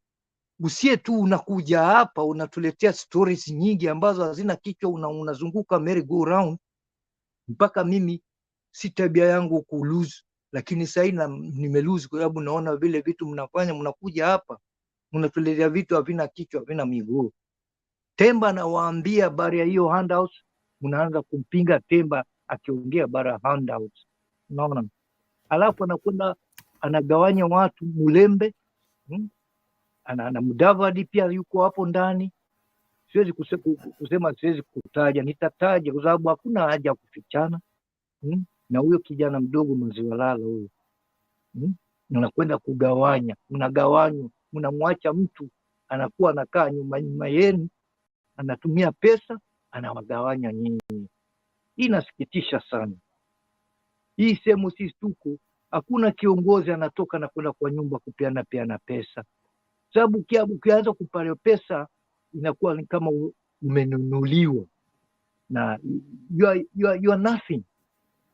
Wacha ufe na njaa, lakini mtu akufanye kitu kama vile panel moja amesema hapo mahindi. Thank you. Asante sana. Temba. Asante sana Mr. Bandu. Thank you so much. Wacha mimi nijaribu kuanza, maybe akili zetu ziko kwa mfuko vile umesema. Sasa ni kulingana na wewe. I respect your views and whatever you are talking. Thank you. Kenya is a democrat. It is a democratic country. Mtu anaweza piga kura mahali ye mwenyewe anafikiria anaweza elect whoever ye mwenyewe anataka. Sio lazima tusurutishe binadamu afanye kitu ambacho hapendi. Tusijaribu. Malala kufanya hivyo mwenyewe anajua. Wale walienda huko mahali kwa stadium kwa Buhungu walikuwa wanajua ile kitu wanafanya. Wale walioenda upande wa Mumias kucheza mpira huko na kufanya ile kitu kukutana na DP walikuwa wanajua ile kitu wanafanya. So usijaribu kusema kuna mtu anajaribu kutenganisha watu. Hapana. Kenya is a democratic country na mtu anaweza piga kura mahali anataka, anachagua kiongozi ile mwenyewe anataka. Hiyo ni kitu ya kwanza. Ya pili, ya tatu, kwa hiyo kitu ya kwanza si Malala mwenyewe alikuwa anasema watu wasiende Buhungu? Was that democratic? Ama unamtetea tu na yeye hafai yeye ndiye ako na right. Yeye ndiye ako na right ya kuzuia watu na watu hawezi kuongea. Hawezi zuia binadamu. He said we should not step there. That is his bedroom. Okay, no, Kenya is a was democratic that democratic country. You should comment on that also. No, Kenya is a democratic. He can do whatever somebody talks. Ni yari yake. Ni kama vile huyo amesema nani Bantu amesema sisi akidie tuko kwa mfuko. It is his own democratic way. Sisi kataa vile amesema. So the other thing which I can say one thing. Whatever Atoli alisema atakayefanya mkutano mahali pengine askari watachukua nini. It was his own democratic way. Usijaribu kusurutisha mtu kufanya kitu ambaye yeye mwenyewe binafsi anataka kufanya. Kuna kitu PK wenzangu PK alikuwa anaongea kuhusu DP, mambo hii ya kwenda outside the country, alisimamishwa na 15 billion Kenya shillings aliomba aenda aliombea siyo mtu mmoja Uganda ama nini. Juu ya hii DP kukatazwa, it must have been security issues ambayo haongeweza kueleza sisi wananchi. Those are quite different things. So hii ni kitu ambayo kukatazwa kwake kwenda kunyimwa kwake kwenda huko, the government must have had enough reason why they prohibited him to fly. So upande hiyo siwezi ingia sababu those are security issues. Sababu kitu ingefanyika na DP huko outside could have been one of the worst thing ever. Na Kenyans wangedemand kwa nini? Kuingia ni ile why always resisting security. No. Security he resists. Why? Okay, wacha nikwambie kitu moja. The security of a president, the security of a minister, security of government official is more paramount. Usijaribu kujaribu mimi upande singi. So I was in the government before. Security of any government official of Kenya is more paramount when they're outside. It's more paramount. I don't want to go inside. Nasitaki kuingia huko pande hiyo. Yeah, lakini wacha nikuulize swali tu kidogo hapo. Yes. We understand security is more paramount, but why take advantage of that and try to politicize the whole thing? Let us, mimi ndio nasema mimi sitaki kuingia upande wa security. Let me wacha niingia upande hii mambo ya pesa hii. Alikuwa sijui alipiga simu kwa Equity nini. So kwa upande wa pesa hii ya Equity, ile mtu aliombea pesa kwa watu Equity, who was more the beneficiary? Let us talk sense. The chairman of Equity ndio huyo anasaidia Raila. Is the part and parcel of those Mount Kenya billionaires who are helping Raila. Yeah, is the one who is more beneficiary. You are running away from the question. Sasa Raila anaingilia wapi mambo ya Uganda na 15? No, mimi sijasema mambo ya Uganda. Nasema kwa mambo ya ile 15 billion na ile investor aliambia Ruto. Yes, so Raila anaingilia wapi hapo? No, ndio mimi nasema. Can you answer the question? Can you answer it? the chairman of the Mount Kenya billionaires, one of the Mount Kenya billionaires is the chairman of Equity Bank. Equity Bank. So it's the gentlemen, can you hear it? The chairman So of Equity Bank. Is he the one who commanded him to call for for Nani to give 15 billion? Can you answer that question? Mi nakwambia ile mtu We all know that Nani James Mwangi ako kwa Mount Kenya, so you're not telling us something new. But what was new was investor. Kwa nini Ruto alicall Equity wapeane hiyo pesa? That is what we want to know. Okay, perhaps kulingana vile hii mtu Ruto alikuwa anaongea kwa ile interview alikuwa anayojiwa, alisema investor mmoja kutoka Uganda alipigia simu ikiwa kama anaweza mtu yote anaweza connect yeye na bank ya Equity au whatever bank, ili aweze anahitaji msaada mkopo aweze kuinvest kulingana na ile kitu alikuwa ameipanga kuinvest huko Uganda, ambayo ilikuwa factory ya medicine na nini. And Ruto called the management ya Equity, wakakubali, wakaenda, hiyo akaambia okay, mwende hivi, wakaenda. So no, that one I can only explain according to what you're I wasting heard. our time. You guys, let's move on, man. Let's move on. Sam is Okay. One minute. Just 1 minute. Just 1 minute. I won't take too much. Sam, ngoja kidogo. Sam. Yes, sir. Hakuna investor anakuja kuchukua pesa mahali anaenda kuinvest. Hakuna. Hiyo ni uongo. Mimi sijui kwa nini unaona hata kitu ambayo kitu ya uongo unataka kukubali. Sam, that is the sadness. Hiyo ndio kitu moja nashindwa na wewe. Investor akija anakuja na pesa yake, ndiye anakuja kuleta. Hauwezi kuja tena kuomba pesa kwa nchi, anakuja kuinvest. Investor anakuja na pesa yake. Hata wewe ukienda Jagadubei, wacha nikuulize, investor ule alikuwa anataka pesa ni kutoka Uganda, sio ule kutoka Turkey. There are two different people here.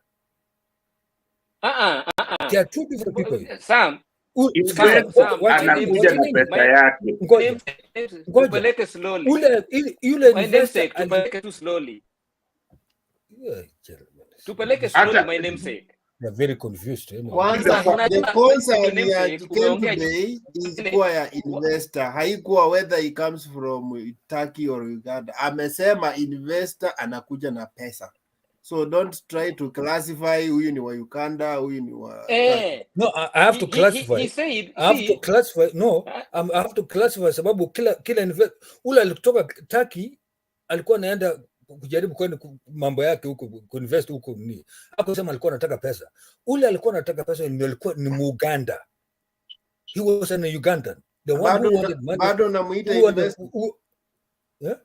Bado namuita investor. Yeah, mtu akitaka loan. Lakini you guys namna gani? Why investor wa Okay, I don't want to. No. Okay, Sam. Okay. Sam, ngoja. Sam, ngoja kidogo Sam. Sam, unajua every time anajibu swali anajiingiza kwa a deeper trouble, kwa sababu every time akijibu swali, Sam, you cannot be an investor if you have no money. You are not an investor if you have no money. So that issue of saying an investor in Uganda, an investor of where, there's no country you'll go to and you are an investor and you don't have money. Investor invests money. So if you are, the moment you become an investor and then you ask him to be given a loan to invest, then you can only be called a broker. Brokers ndio wanaenda wanatafuta kazi, akishapata kazi anaenda kutafuta pesa he cannot supply. For example, I'm a broker. If I don't sell phones, but I come, I tell Jakindu Bay, I have a phone that is costing about 2,000. So Jakindu says, okay, fine. Go get me that phone. I go borrow some here, money 2,000 or 4,000. I go buy. I borrow some money. Maybe I borrow him 1,000. I go buy the phone at 1,000. Then I take the phone to Jakindu Bay. I sell it at 2,000. Then I give back Sam his money of 1,000. I keep 1,000 to myself. I've sold nothing. I've bought nothing. The only thing I've done is I've made Jakindu Bay buy Sam's phone. You see, Okay. that is not an investor. That is a broker. Okay. There's one thing here. There were two different people, according to what I There were no two different people, Sam. It was the same person. It was the same investor. And whether they were okay, fine. Assuming there were two different people, whether it was two, whether it was one, you stop being an investor once money is being gotten from somewhere to give you to invest. You are not an investor. Oh, can I talk, sir? Temba. Let me finish so that the other one can continue. There were two people here, according to what I heard. The way Sam, I've told you, we don't care how many there were, whether there were two, whether it was one. The fact that money was, they didn't have money or he didn't have money, that was not an investor. Lakini si Equity walikataa hiyo maneno wakasema it's lie. I remember Equity said that they did not give out money to the Ugandan guy. Which guy? Wachana na Sam, wacha tuendelee kwa mtu mwingine. Which guy? No, hold on. Give the money to the Ugandan person. Hold on, Sam. The Turkish guy never wanted money. He Hold just on, wanted Sam. to go and invest there. These are two different people. Hold on, Let us Sam. not put the Turkish guy and the Ugandan guy. These are two different people. Hold on, Sam. Let us not put all the Equity said they did not advance that Ugandan people. Okay, hold on, Sam. Are you working with Equity? Hold on, Sam. Equity said they did not advance the Ugandan person money, the 15 billion. They did not. They said the chairman did not advance the Ugandan people money. That is what he said. He denied. Did you want them to Sasa put hiyo it mambo on ya the pesa. table? No, did you want look, them to put it on the Equity table? said, now, do you know better than Equity? There's some issues. Those are private issues. Sam. Whatever. Okay. When you have, Let's leave that. you have a loan from a company, that you know better than the Equity chairman. You cannot just put it on the me. No, Come the on, Equity gentlemen. chairman said he Those did are not. privacy. Those are private issues. Sam, what is coming out is guided by the laws of the law. Sam, learn to laws listen. of the banks. Sam. Yes, sir. Just learn to follow. You know, you're arguing of information that, in my view, you don't have much about. Let's just leave it there. Let's leave it there. Okay. Let me leave it there. Let me bring someone else. Let me bring someone else so that we have some. Buzz, what is it, Buzz? I want to ask. Yaani wewe Sam akiongea tu Buzz lazima uingie. No. I wanted to ask Wanga a question. Wanga spoke about the policies of UDA and Ruto very much, and asking what is the policy? What is the policy? Wanga, can you kindly give us the policy of Azimio as in regards to agriculture? This one, that since you are opposing the one for UDA, give us the better option that Azimio has fronted. In the 10-point policy kuna food security. Umeiona?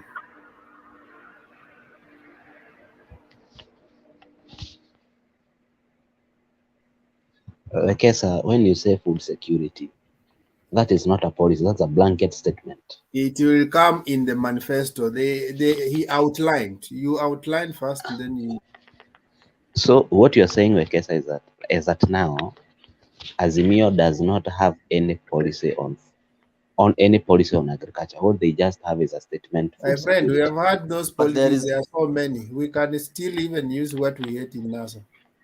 Okay. Can I answer that? Just one Can I thing answer before, that? before we forget about what Sam Hold said. on. Can I answer that? Don't go there. Who is that? Can I answer that? Bush, don't go there. Who is that? That's who is that? Mimi. That question was asked to Sam Wanga. Let's see how he's going to answer it. But then after he does that, then then we'll bring you in. Wait, Domi will bring you in because you haven't given your substantive comment. So we'll address that in your comment. But let's hear what Wanga has to say first. But Baz, you see, the policy of agriculture, devolution, means that you address specific issues in specific areas. We have the blue economy, that one you are addressing in, like in coast, they have their policy that addresses the utilization of their resources. The resource that is main in the area of coast is, of course, the ocean, then the tourism sector. Then you have another policy to address different areas, like there are people where they are having blue economy also includes areas like Rift Valley, Kisumu and Nyanza region, where they have also those kind of tourism and stuff. Then of course you have where they grow coffee, they grow maize. You have different that's the idea of devolution. Devolution means that you focus on key regions and the policy that's going to respond to their need. You don't come mutu wa mboga mboga. There are places they don't say there are no mama mbogas. So those people are not going to benefit. Like places where there are no mama mbogas, not boda boda, what happens? Where they don't need those loans.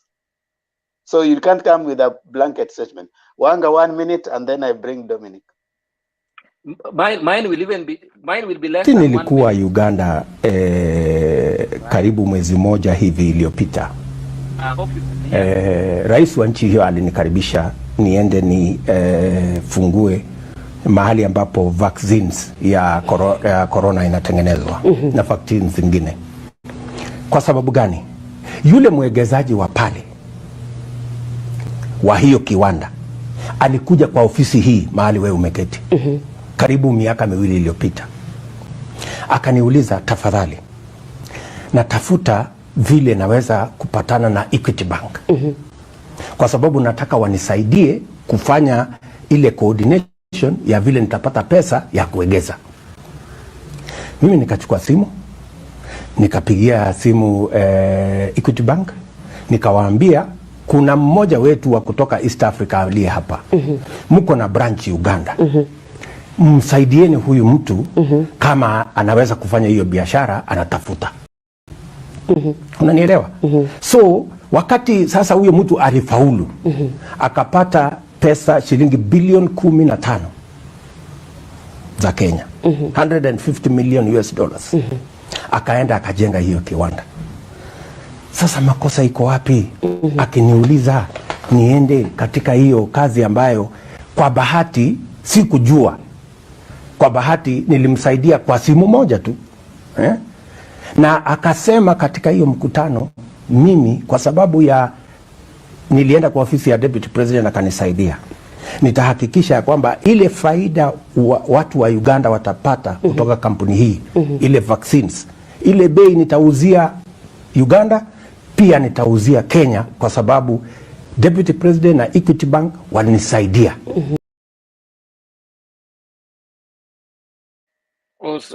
Can I now make a quick comment? Can I say something small about that clip? Okay, gentlemen, I think you have heard it. Let me finish first and I think then you gentlemen, you have heard it. Yeah. Wait for Sam Wanga to speak. Mine is very simple, Sam.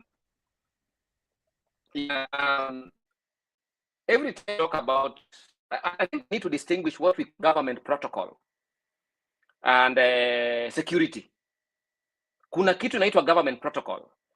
If even a teacher ama government doctor wants to travel outside the country, lazima upate kitu inaitwa clearance, right? Lakini namba 2 hawezi kutuambia anafika na clearance, then he starts scrambling out.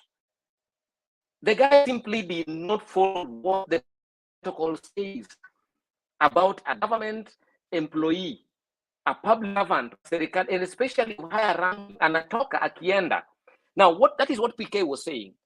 It makes no sense for number 2 afike kwa airport, then the whole country is embarrassed the way it was embarrassed. That is what PK was saying. Naona? That is mtu asisema ati tulifanya security sijui nini, hapana. Unafika kwa airport and then we have a problem. That's my 20 seconds.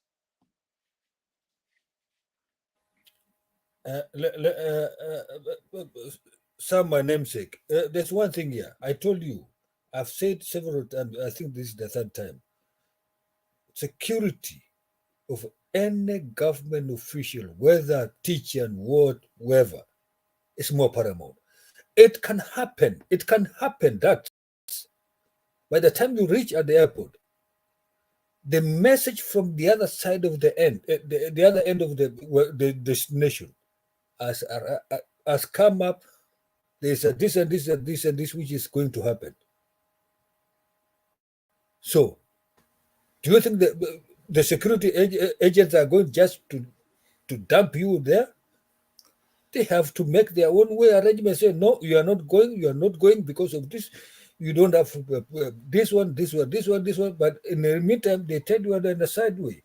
Sam, why are you having a double speak? You told us you don't want to talk about security. Now, no, that's what I say. I don't want to talk about security. Una helper. So you are commenting no, on it. I'm talking because this security is a paramount. Yeah, but I asked you a question about security. No, I'm just talking shallowly. I'm just talking shallowly. Let us not go deep inside. No, let us not go the deep. The deepest side of the security. Let me bring Dominic.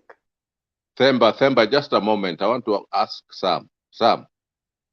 Wewe umefanya security gani ambayo sisi wengine hatujafanya? Pengine mimi nilikuwa habari ya mwaka mpya.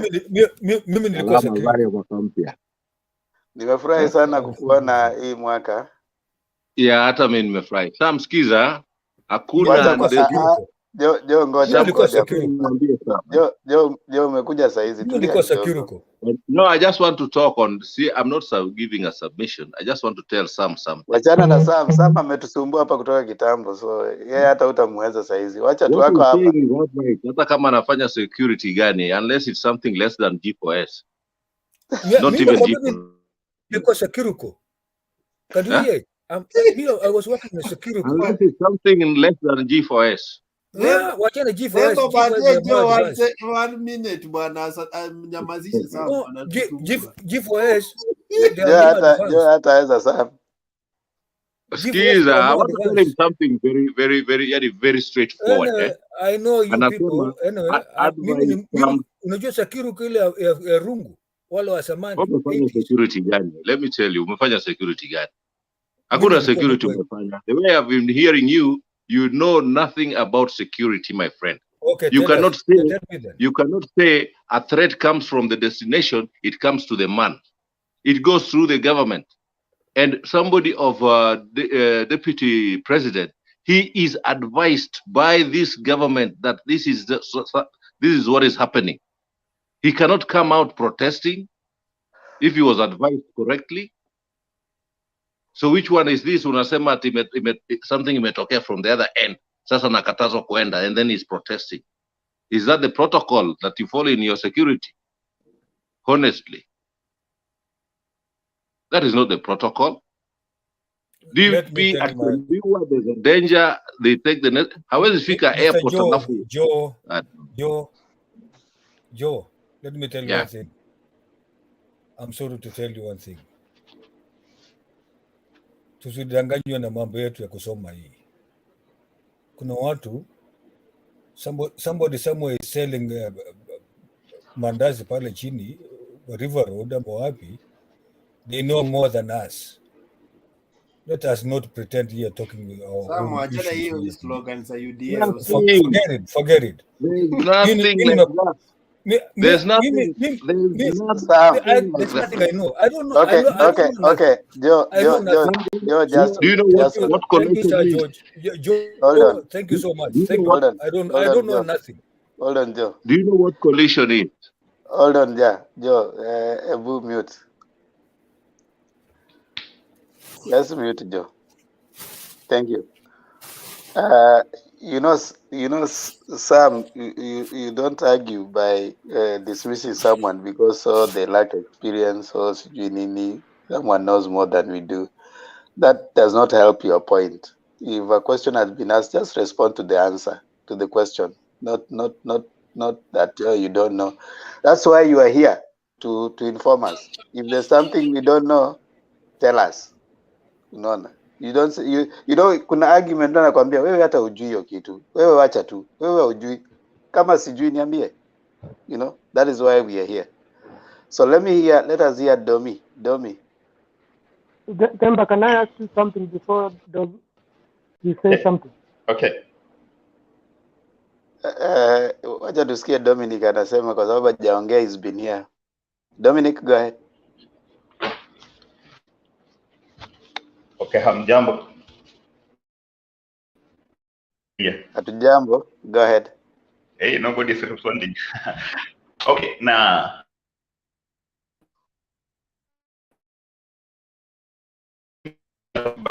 I think nimesikia Sam akiongea. Let me stand up. The deputy president speaking here. Okay, let me start off by saying, kuambia that there are some people and to push other people out.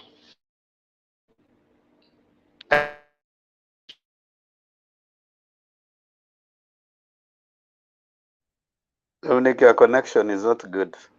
You see, your connection is not good, Dominic. You're breaking. Are you getting? Yeah, we can get you, but you're breaking.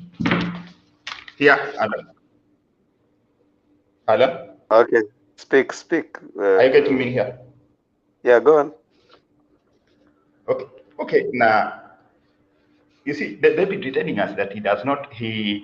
Somebody came and pushed us, some of us, out of government. I think it's becoming.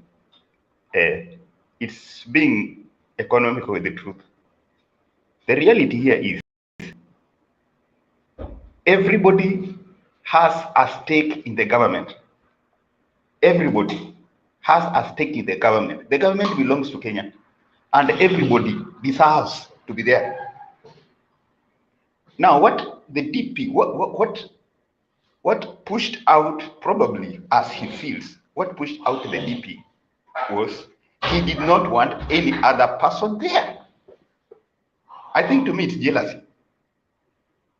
Because now, how can you, when a visitor has just come in, then you are fighting against this visitor instead of first of all listening to, okay, if anything, what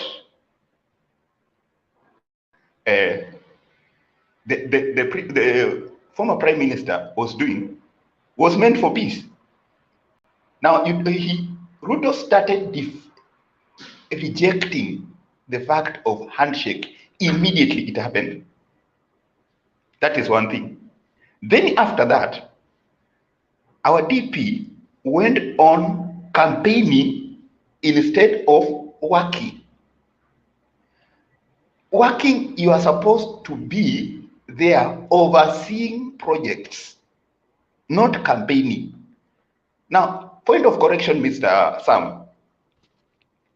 The DP has been campaigning, not working.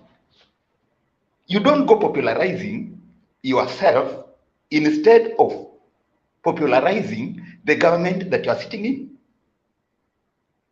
Now, because I understand, the UDA people all the time say that they complain that they took the position of the DP and they gave it to somebody else. The question is, if you are the senior person, you are the president, as he is the president, who is the president. What do you do if at all the person who you have given charge over going to oversee the projects that you are doing, he is campaigning instead of working. What do? You better give it to somebody else. That is a fact. Even ndio mambo iko. So tusiseme kuwa asikuja hapa kutuambia ati somebody pushed us out. It is Ruto who came out by himself. Na yeye ndi alisema tumesukumwa nje.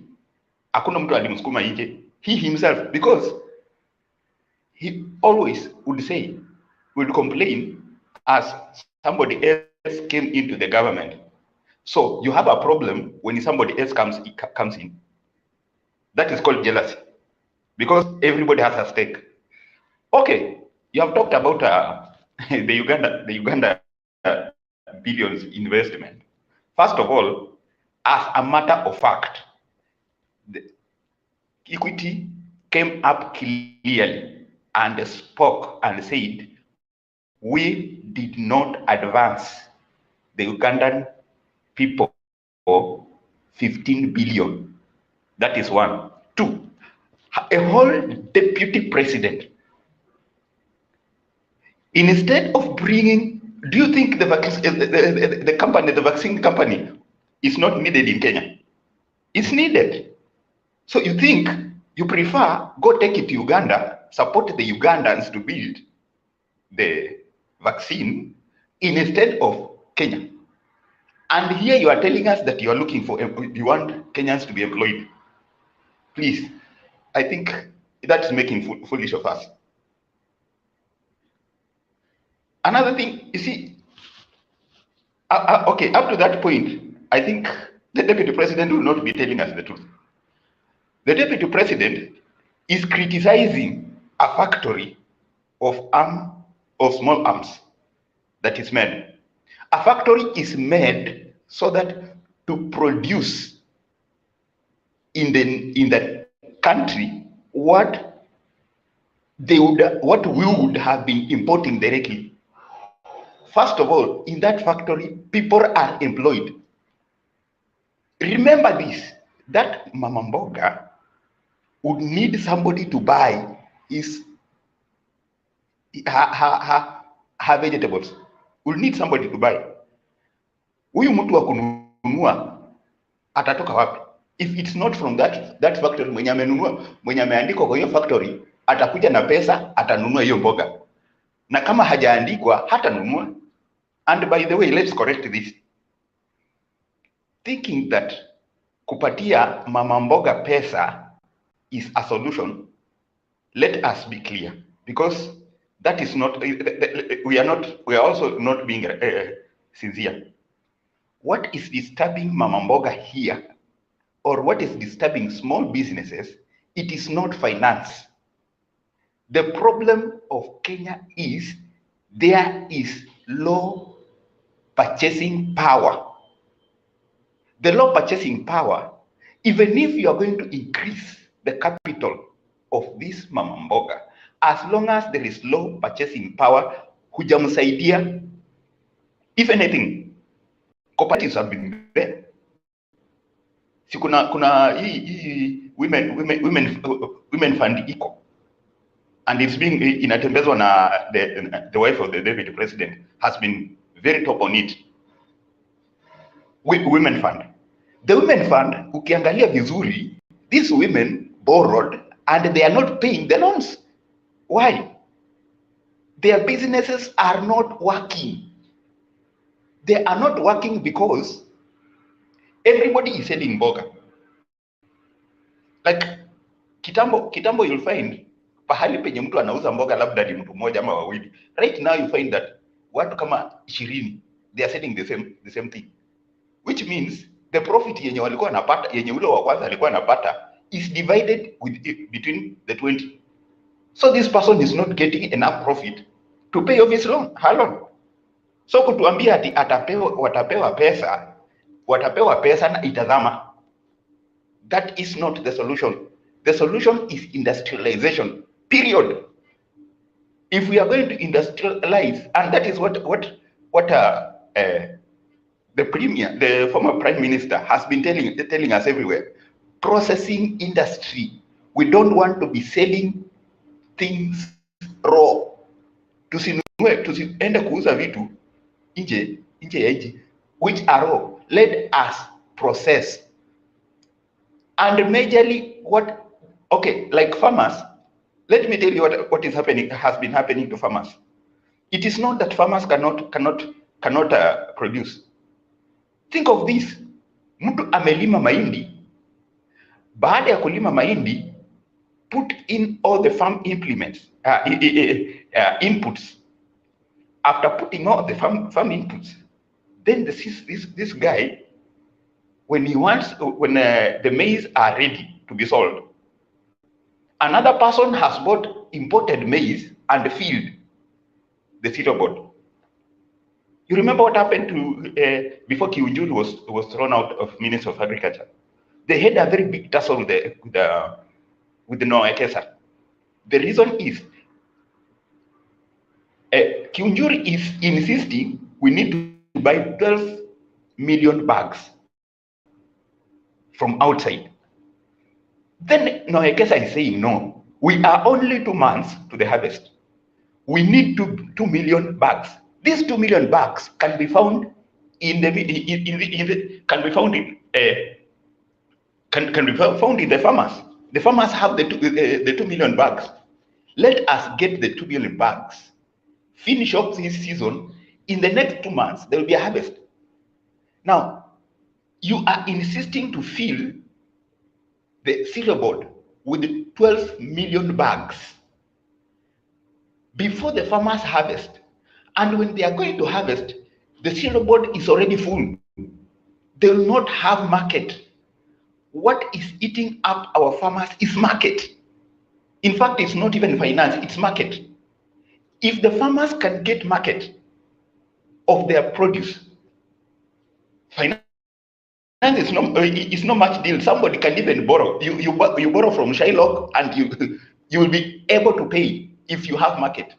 But you cannot borrow from even the good institution. Even the government can advance you the money and will not be able to pay because the problem is the market. Sugar factory, sugar company of the sugar factory of Mumias. The fall was not even about the debts. The fall was market. Imported sugar. And worst of all, the deputy president goes to Uganda. Okay, by then with the president, they got to agree on buying sugar from Uganda to Kenya. Instead of strengthening the sugar companies here in Kenya. My friend, you are killing the sugar. It is the problem that we fell and has always been on the sugar company is the market. You mess the market, you mess the whole sugar sector. And I think if you have, and in fact, I'm now tempted to go to the issue about what was happening in Buhungu. Now you see, there are two things here. These people are pulling us under. One person comes in the name of, okay, we have the Hustler Nation in this side of trying to downgrade the Buhungu meeting. The Buhungu meeting, in the Buhungu meeting, I may say as people from Western, I come from Western, it is a plus if I hear of rising Mumias factory. But it is not a plus if somebody comes to tell us that kazi ni kazi. Which one is better? Kazi ni kazi, or we have a factory that is going to give us employment? You know, how, okay, if we are talking of somebody talking of kazi ni kazi, then he gives you a mkokoteni. How many years are you going to push this mkokoteni? And after mkokoteni, what are you thinking of doing? If at all mkokotenis are full in the market, everybody has a mkokoteni, utaenda kubeba ya nani? Kama kila mtu ako na mkokoteni, utabeba ya nani? and you are expecting that there is a day you will move from Kokoteni to Gari. It will not work. But if there is a factory here, probably hata kama nitakuwa nakata miwa, there is a day I'm thinking, nikitoka kukata miwa, kesho probably nitaandikwa kwa machine, niwe kama sweeper kwa machine. Probably the next day nitatoka hapo niende nikwe machine operator. Somehow there is some progress you are seeing. But telling us about kazi ni kazi, I think tafadhali hiyo tusidanganyane. I don't buy such. And if Kenyans buy such, then I think we are doomed. Okay, for now that's my submission. Thank you, Dominic, for that, and thank you for bringing that up. In fact, what you have said is very important. What we need is not Mama Mboga to be empowered. It's the people who are buying the boga to be empowered. What we need is not mtu wa mkokoteni to be empowered. Is wale watu wanakuja kutumia mkokoteni to have the money. What we need is not mtu wa bodaboda kupewa pesa. Is the person taking ule anapanda hiyo bodaboda ndio awe na pesa ya kulipa. Kwa sababu hata nikinunua bodaboda yangu na ule mtu anakuja kupanda hiyo bodaboda hana pesa ya kunilipa, I will not even pay back the money for the bodaboda. Is the person ambaye anakuja kutumia hiyo bodaboda. Is the person having money. What you're talking about, purchasing power. And the way you increase the purchasing power of people is by baking the cake bigger. Not the same small cake. Ndio sasa unategemea kwamba you want to cut it smaller. Bake a bigger cake. How do you bake a bigger cake? Industrialization. Having more people having that money, that income, that disposable income that they can use. So hii issue ya kuempower Mama Mboga na mtu wa bodaboda, it does not lie anywhere. Mama Mboga anauza mboga, anauzia nani? Kama huyo mtu anauziwa hiyo mboga, hana pesa ya kulipa, Mama Mboga atauzia nani? Haya, mtu wa bodaboda anabeba nani? Huyo mtu ambaye anabebwa kama hana pesa ya kulipa, atabeba nani? So the people you need empowered is not ule anaendesha bodaboda, hapana, ni ule anakuja kupanda hiyo bodaboda kama hana kazi. The factories are dead. There's nowhere they are working. They are not employed. They cannot create jobs. Infrastructure imeharibika. Industries zimekufa. How do they even use that service? Because Mama Mboga is a service. They sell goods. Boda Boda is a service. It's transport service. Who are they carrying? The population. So if you're going to say that you're empowering mtu wa boda boda, unamuempower, unampatia boda boda, you're not thinking about the other people. There's someone who is not telling us the truth. That's in itself is a lie. Let me bring Stone PK. Stone, kuna jambo ulikuwa nataka kusema? Yeah, kuna kitu nilikuwa nataka kukuuliza. Ngoja Stone PK, wacha tusikie PK anauliza swali gani alafu tukuja hapo Stone. Okay, PK sema. Yeah, asante. Hiyo clip umetuchezea ni ya mwaka gani? Hiyo ya Uganda. Hiyo si ni ya last year. Okay, ni ya last year. Umemsikia vizuri akisema huyo mtu alikuja 2 years ago. Akakaa hapo umekaa. 2 years ago alikuwa mwerevu sana kabla corona ikuje. Ajue kuna ugonjwa inaitwa corona itakuja na wanaweza jenga factory Uganda. How possible is that? Before even people knew that there would be a vaccine for corona, walikuwa wanajua wanaweza tengeneza factory Uganda. Lies kabisa. You see it's a good question umeuliza hapo PK, ambayo hata tuliscrutinize. I think hata tuliscrutinize hiyo kitu hapa siku nyingine. Tukasema 2 years ago corona haikuwa hata kulikuwa hakuna lockdown Kenya.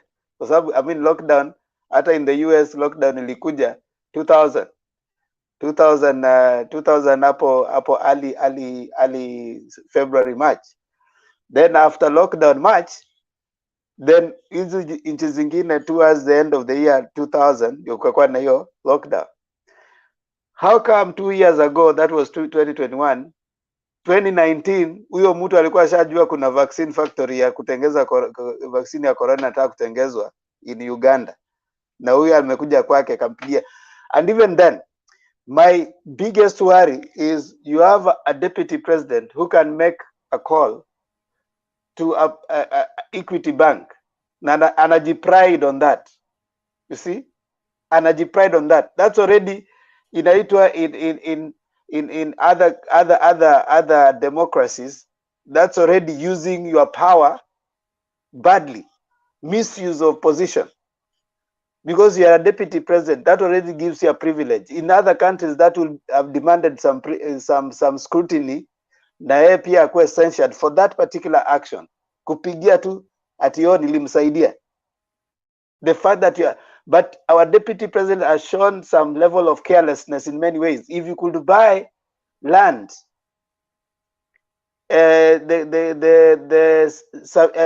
civil aviation land, where Western stands right now, without scrutinizing it, and then coming to say later that I didn't know that the person bought it illegally.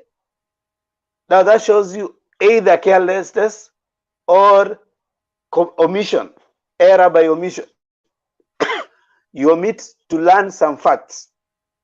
Secondly, he first of all admits to calling Equity Bank. That is misuse of position. So these are presidents you are going to have if he becomes, who can call someone. You can call and go against even the law because it is a position you have. He can misuse his position. It is the same person whose office, one Rashid Chesa was found to have been having issues of arms in his office. So this is someone who can either willingly or decide to omit some things or misuse his office for personal gain.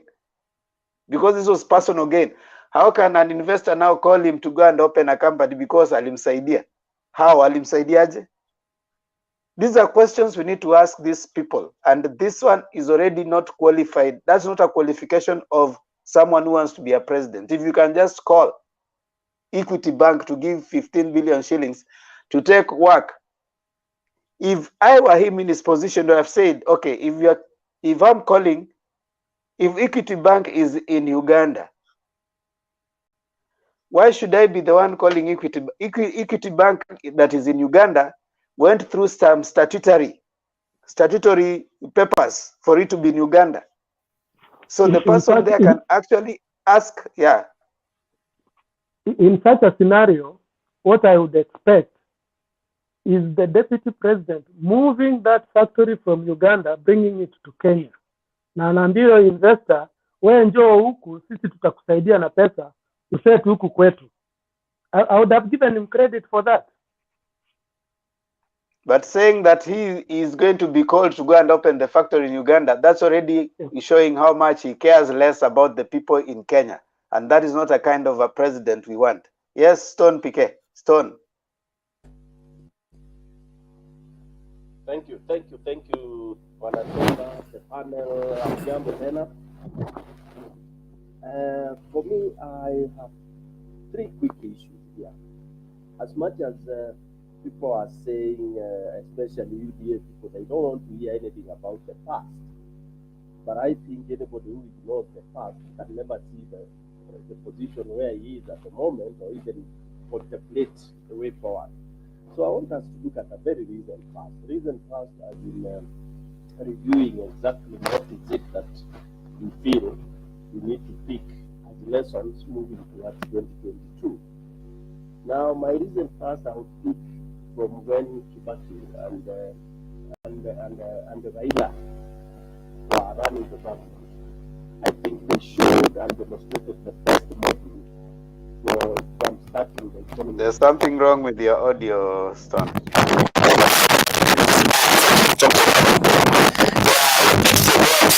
I'll try to go a little bit down to history as far as during the government where Raila and Kibaki were running this country. They demonstrated the best module that suited us in this country, and the economy was jump-started, just as he said during the Bukungu meeting. So any other module that somebody would want to bring, talking of Mama Mboga and all that, I think all that is in paper. It only needs to be implemented by a very focused president, and I don't see anybody else fit to do that. other than the remaining enigma of Jacom. Number two, the policies. I would want somebody to pick up anything that the DP has put a hand in and has run meticulously and realized the results. I'm not trying to be biased, but I would just want somebody to really come up with 1, 2, 3, 4 examples of anything that he has led or managed, and then results have been realized. I would quickly refer to the story of YK92, where 1,000 t-shirts were invoiced 1,000 times. And that is how he made his first, it was claimed that's how he began by conning the YK92 group, which he was part of. This was attested by Jirongo. So that tells you that this gentleman people say he's very, very, very shrewd. They say he's very clever, but normally what I see, I just see conmanship. And I see fakeness, because somebody admitting that he took land, somebody admitting that Mutezi land was, wrongly acquired or something like that. I would want to say that this is a flat disqualification of anybody to run for any office in this country. Lastly, I would want to kind of buy the idea. One day when Mother Karua was being interviewed and she was asked, and she flatly said that DP does not qualify for the office of the presidency. So I wonder, when we discuss with people who are supporting him, they seem to be, moving around about without actually concrete things. And I can tell you, from the time I sat here for the last 7 hours, anytime I hear my brothers who are supporting DP, they seem to be wobbling, and you cannot actually give any 3 concrete points that would prove that this would make a good president. Lastly, a president that does not support systems, honestly, this would be the worst disaster that this country will ever have come into. We made the first disaster 2013, although we never elected this government, but we can see the mediocrity that has run for the last, now it's going to 10 years. The mediocrity, the problems that we have is because of this government. We would want to exonerate maybe the president a little bit and kind of think probably the number 2 is the one who misled him, because the president, we know, they have run businesses, the Kenyatta family have businesses that are running. So somehow we would think the president has some fair, hand and fair experience in running a business. But the DP, I've never heard of any business. When we are told that he's a farmer, we do not see the farming. I've never seen clips of this big chicken farm. I only hear it in theory. So basically, I would think Kenyans should wake up to be able to get out of this quagmire we are in. Thank God we have 7 months to go, and mbio zake zinaishia sakafuni. All the lies are coming out. In fact, I heard there is somebody compiling all those lies, and anaziita 1,000 lies that the DP has told the people, and they're even putting it into a documentary. Maybe this will help us. But I would think, yes, the rapture is coming. The lies have reached to an end. Ni mbio za sakafuni ambazo zitaishia kwa ukingo. And I'm happy that we're having this forum to kind of, the dismantle, just as Miguna says, destroy all the the lies that have been told. Thank you. Thank you so much, Stone PK. There's someone who hasn't said anything. No, all of us have spoken. So we want to take our rounds again. I want to start with Sam. No, let me start with Wekesa. Then we come to Sam. Wekesa. Wekesa, and then somebody else. I'll be the last one, because I'll make people. They will never like the word I'm talking. And I want people there. I want people who can there at least be there, not to. Thank you. Sam, you are very interesting. Wekesa, are you there? Okay, Jakindube. Asante sana. Nimesikia mambo ambayo yanaendelea, lakini naweza kusema Stone PK, congratulations. We want young men who can articulate, wale wanaweza kujieleza na kuwaambia hao watu ambao wanataka kutupotosha, watu ambao wanataka tukupotosha mambo ambayo hayafai kabisa. PK na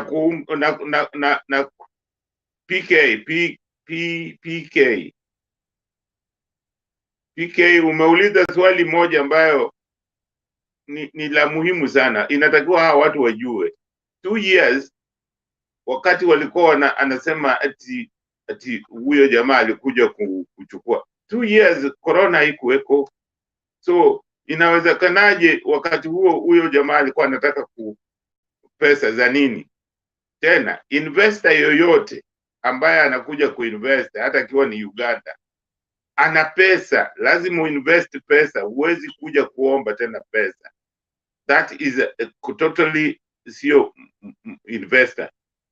Na mimi nataka kuwauliza hawa watu ambao wanasema mambo ya DP kwamba hawaoni ni mtu utapeli.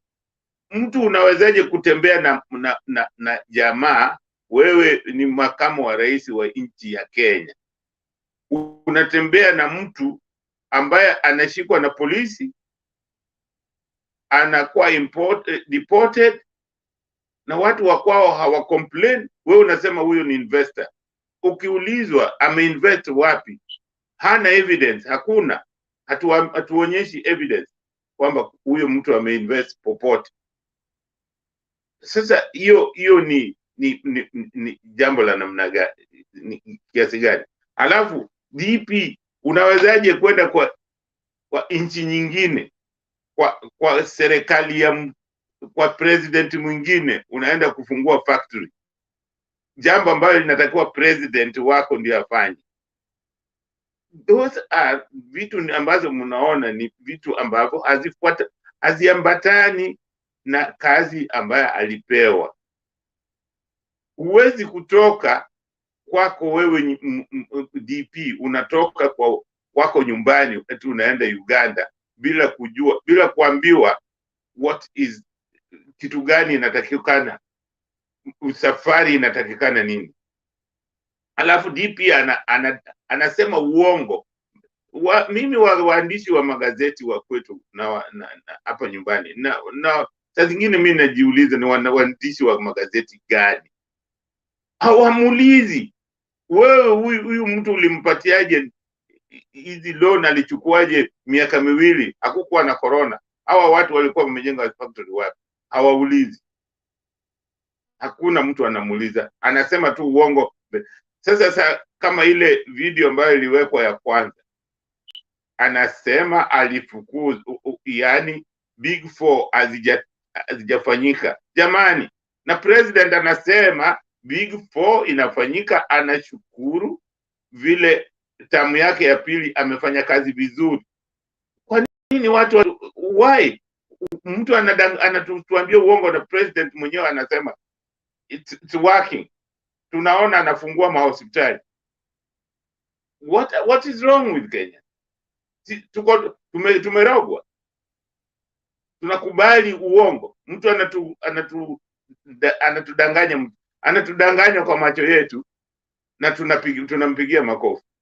Jamani, tuacheni hii mambo tuacheni kabisa mambo ya kupigiwa mimi namusihi Sam, tafadhali jiangalie rohoni mwako, usichague mtu kama labda kwa sababu ni kabila yako au mnatoka sehemu moja. Huyu jamaa hafai wa kiongozi, hafai hata kidogo, kwa sababu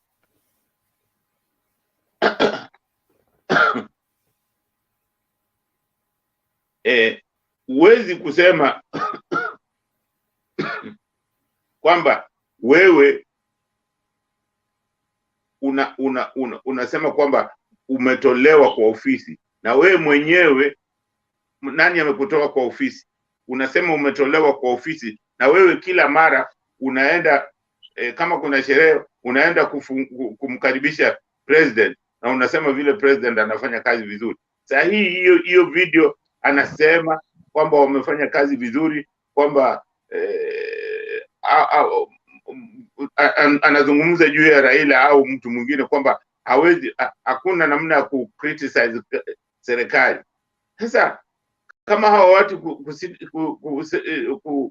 kusema serikali imefanya vibaya, na yeye anasema hiyo serikali ni ya matapeli, anaita president na Raila ni watapeli.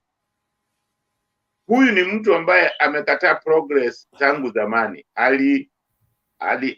Alitapeli Moi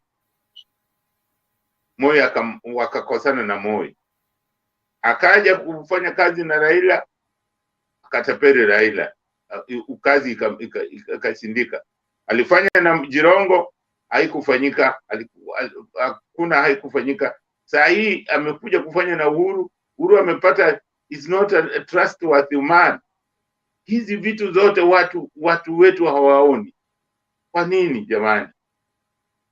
Huyu ni mtu afai kuongoza nchi yetu. Nchi yetu tunataka iongoze kwa sababu system ambayo ni safi. Ni lazima tuwe na kitu inaitwa political stability. Hiyo political stability ndio President Uhuru anajenga. Kitu ya muhimu, hata tukisema hizo, hata president asifaulu kwa hizi vitu, lakini afaulu kwa political stability. Hiyo ni kuipatia nchi yetu mabawa ya kuruka, kwa sababu umeweka msingi maalum. Hiyo ndio msingi ambazo katika hizi zimeendelea zinatushinda kwamba huwa wana hiyo political stability ni vizuri. Na kwa hiyo mimi nataka kuambia kwamba hata tunasema siasa au demokrasi, ukiweka uongo kwa hiyo demokrasi itasambaratika, haitafanya kazi. Mtakujikuta mnapigana. Ukiweka uongo haujengi, uongo inabomoa. Na huyu jamaa ambaye mnasema ati ni hasra, narudia tena, kazi ya uongozi, ukitaka kuwa kiongozi yoyote wa kampuni, kiongozi, kazi ya kiongozi ni kuleta watu pamoja. Kazi ya uongozi sio ya kugawa watu. Na vice president anagawa watu, kwa sababu tayari anakuja na kusema kwamba kuna hustler nation. Nation yetu ni Kenya. Kenya nation. Kenya ndio nchi yetu. Hatuna nchi ya watu wengine wanaitwa hustler. Hiyo jambo mimi na waomba wa Kenya tuache kabisa, tupilie mbali hiyo. Mimi nawasihi hiyo mambo ya kusema ya kutugawa kwamba tuko na watu wengine wanaitwa hustler na watu wengine ni wa Kenya, hizo ni upuzi mtupu. Nataka kusema Domi, umeniunga mkono, jambo ambalo nimekuwa nikisema kila siku kwamba mama mboga hahitaji pesa, hahitaji stock. Mama mboga hahitaji stock. Mama mboga anahitaji wanunuzi, wale watu watakaonunua mboga zake. Hata wale bodaboda wanataka watu ambao watawabeba. Hawawezi kubeba watu ambao hawana. Mama mboga anataka watu wa kununua mboga. Kwa hiyo ukimpatia stock na nunue mboga na hakuna mtu wa kununua, hiyo imemsaidia kwa njia gani? Sio pesa itakuwa ni kama kuitupa, kwa sababu hizo vitu zitatupwa. Mboga ukinunua na isiponunuliwa inaoza, unaona, na hakuna mahali pa kustore hizo mboga, hakuna. So kitu mama mboga anahitaji, ambaye anataja wakati wote, Mama mboga hahitaji pesa za kupewa hizi handout. Mama mboga hataki. Mama mboga anataka kuwe na wanunuzi, na hao wanunuzi ujue utawapata kwa kuwapatia kazi. Unaona, kazi sio kusema tu atawapatia mwaka ujao, na alikuwa amepewa nafasi ya miaka 10 hajapatiana kazi hata 5,000. Huo ni uongo kabisa. Mimi nataka Wakenya tukatai hiyo mambo ya uongo. Mimi sipendi mtu ambaye anasema uongo. Asanteni.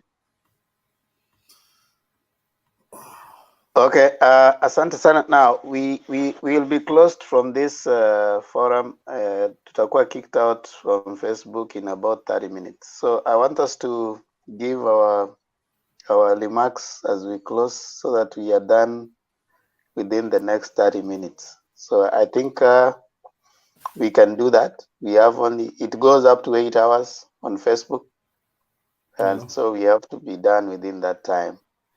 So if we can give it in about 2 minutes, it's 7. We have been here 7 hours, 34 minutes. It takes about 8 hours. Okay, thank you. Let me close the remark, because I don't No, Temba, ujitupatia list vile watu wataongea. Who is after nani? Who is next? Who is next? Kwa sababu nyinyi mmeshinda hapa, mimi ndio nimeingia sasa. I must be given enough time. Kwa sababu hii kitu ya kusema ati risasi na bunduki, hiyo kitu lazima tuondoe sana hapa Kenya. Kama vile tunataka kuondoa asala. Tuondoe risasi na bunduki ati ni kura. Captain, umekuja na hasira mingi. Umeenda kula ukarudi kama umeritaja. Kazi nilikuwa kazi bwana, kutafuta pesa bwana. So tuendelee tu wazee, hakuna maneno, tuko pamoja. Okay, sir. So let's take about 2 minutes each. Kindly you stick to that 2 minutes, so that we can have all of us giving our views, because in about 26 now minutes to make kicked out. Sam, I give you your 2 minutes starting now. Oh, I think I will never finish 2 minutes, just a minute, because I'm a little bit. Anyway, thank you, gentlemen. I can only say, before we elect whoever is going to be the president this coming general election in August, we have to think twice. We have to think on our own as an individual before trying to cast your own vote to any leader, either from what do you call it, MCAs to the presidency. Let us try to change our own lives. We have that power as voters. Whoever we are going to elect doesn't have power. We have power because we employ them. So the only thing I urge all Kenyan, whatever walk of life we are, whether we are poor, whether we are rich, wherever we are, we have that power. We are employers, and we have to elect the suitable employees that we think they can work for us. Let us not just elect president because it's from my tribe. Yeah, he's my friend. When it comes to leadership, we put it election. We put it we put it our closeness aside. Thank you so much. What I wish you all the night, good evening. I love the way people we share it. I love the way we argue. That's my own will, the way I am. Wekesa, Tempa, Jakunde Bay, we'll be arguing to find out ourselves. Wewe, masaa yako yameisha bwana. Thank you. Okay, 2 minutes.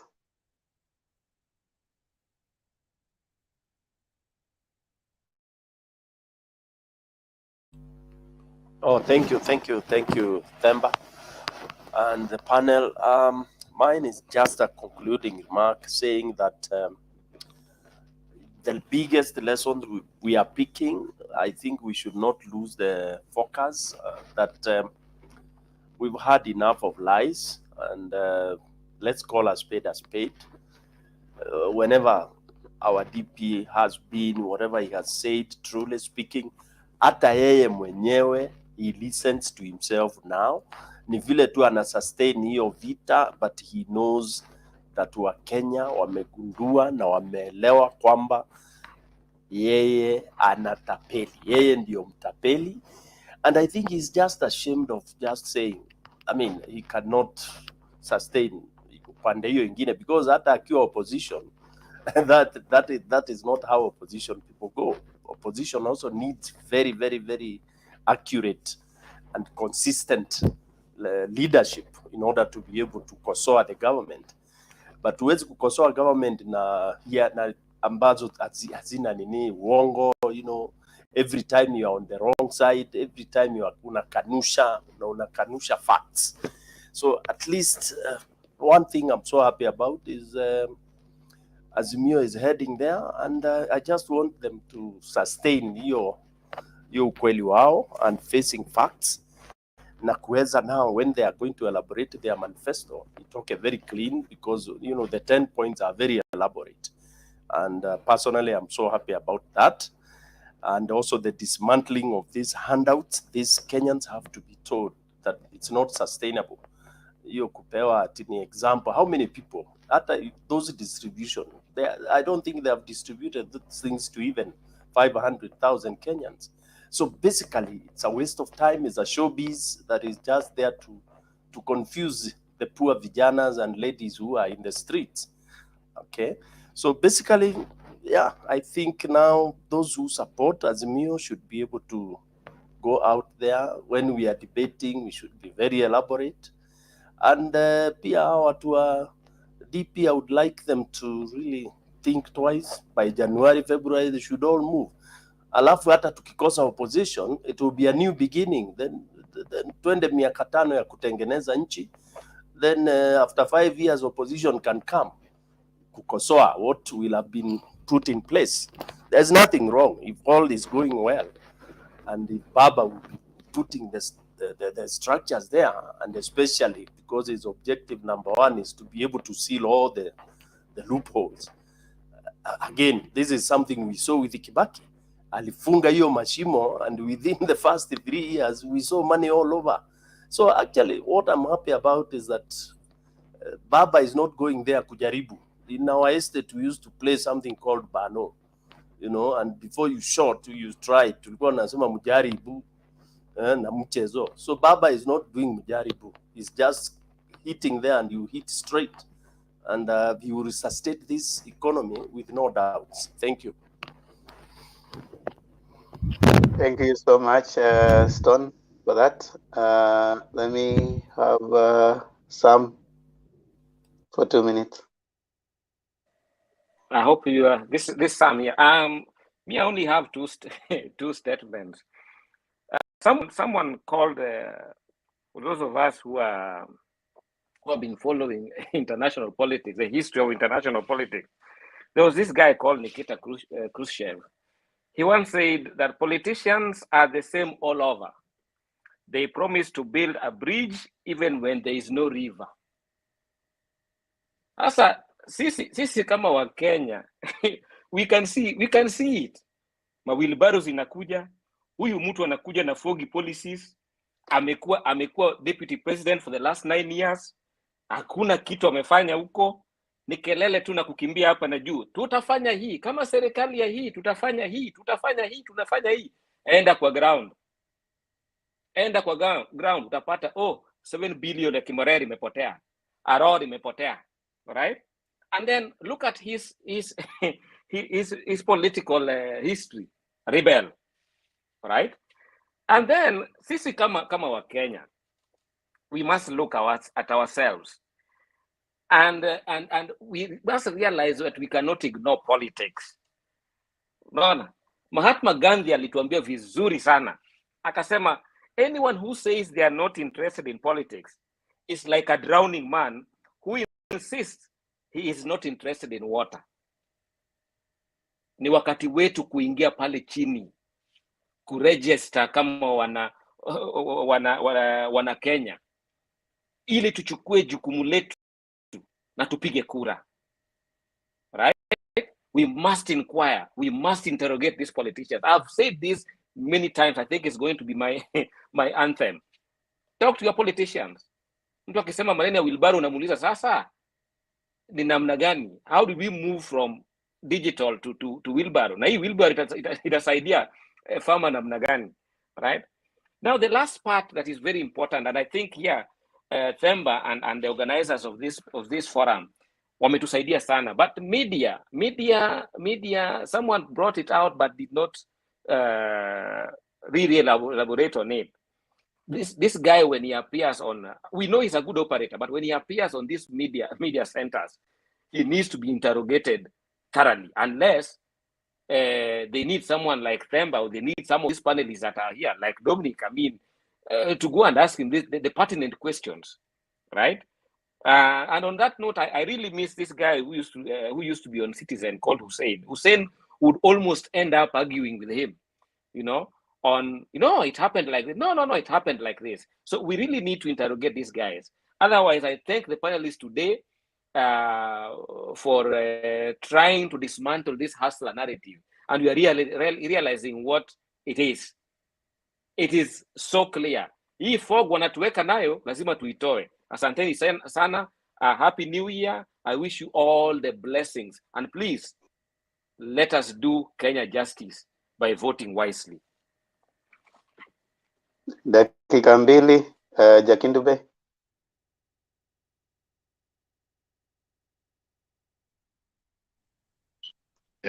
Mimi nashukuru wote na nimefurahi sana kwa mjadala wenu, na mimi nasema sisi kama Wakenya lazima tuhakikishe kwamba this time tumejenga nchi yetu kwa misingi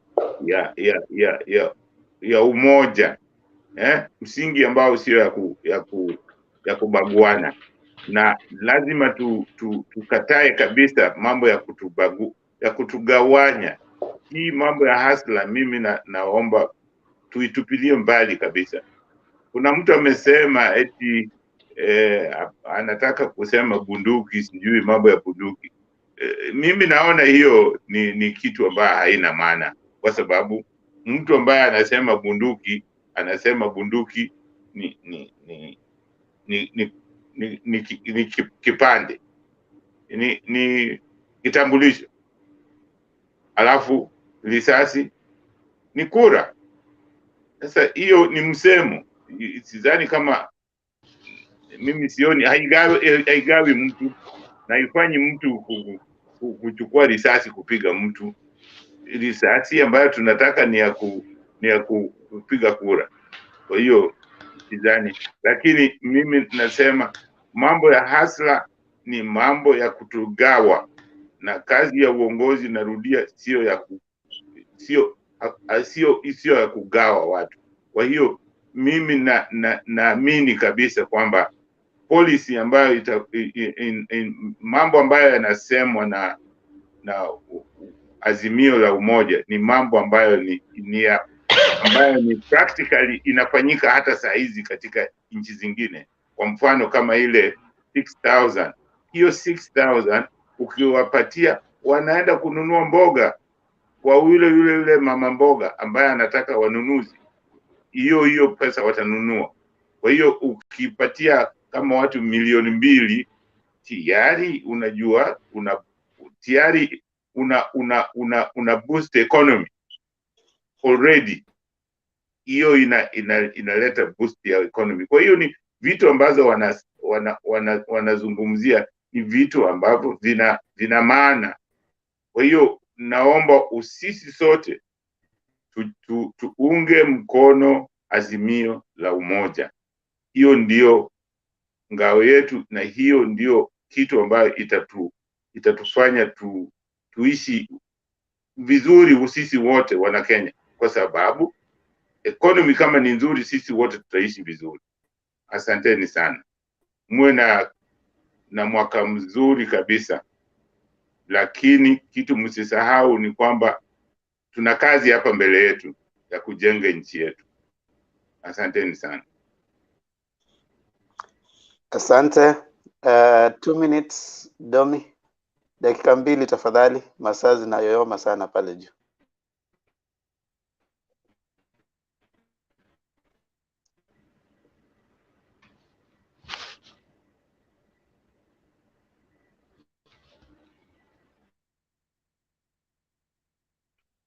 Okay, Bantu Warrior, 2 minutes.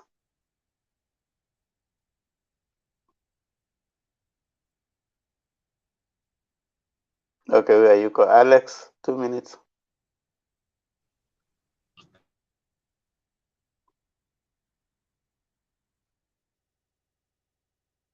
Alex, unmute.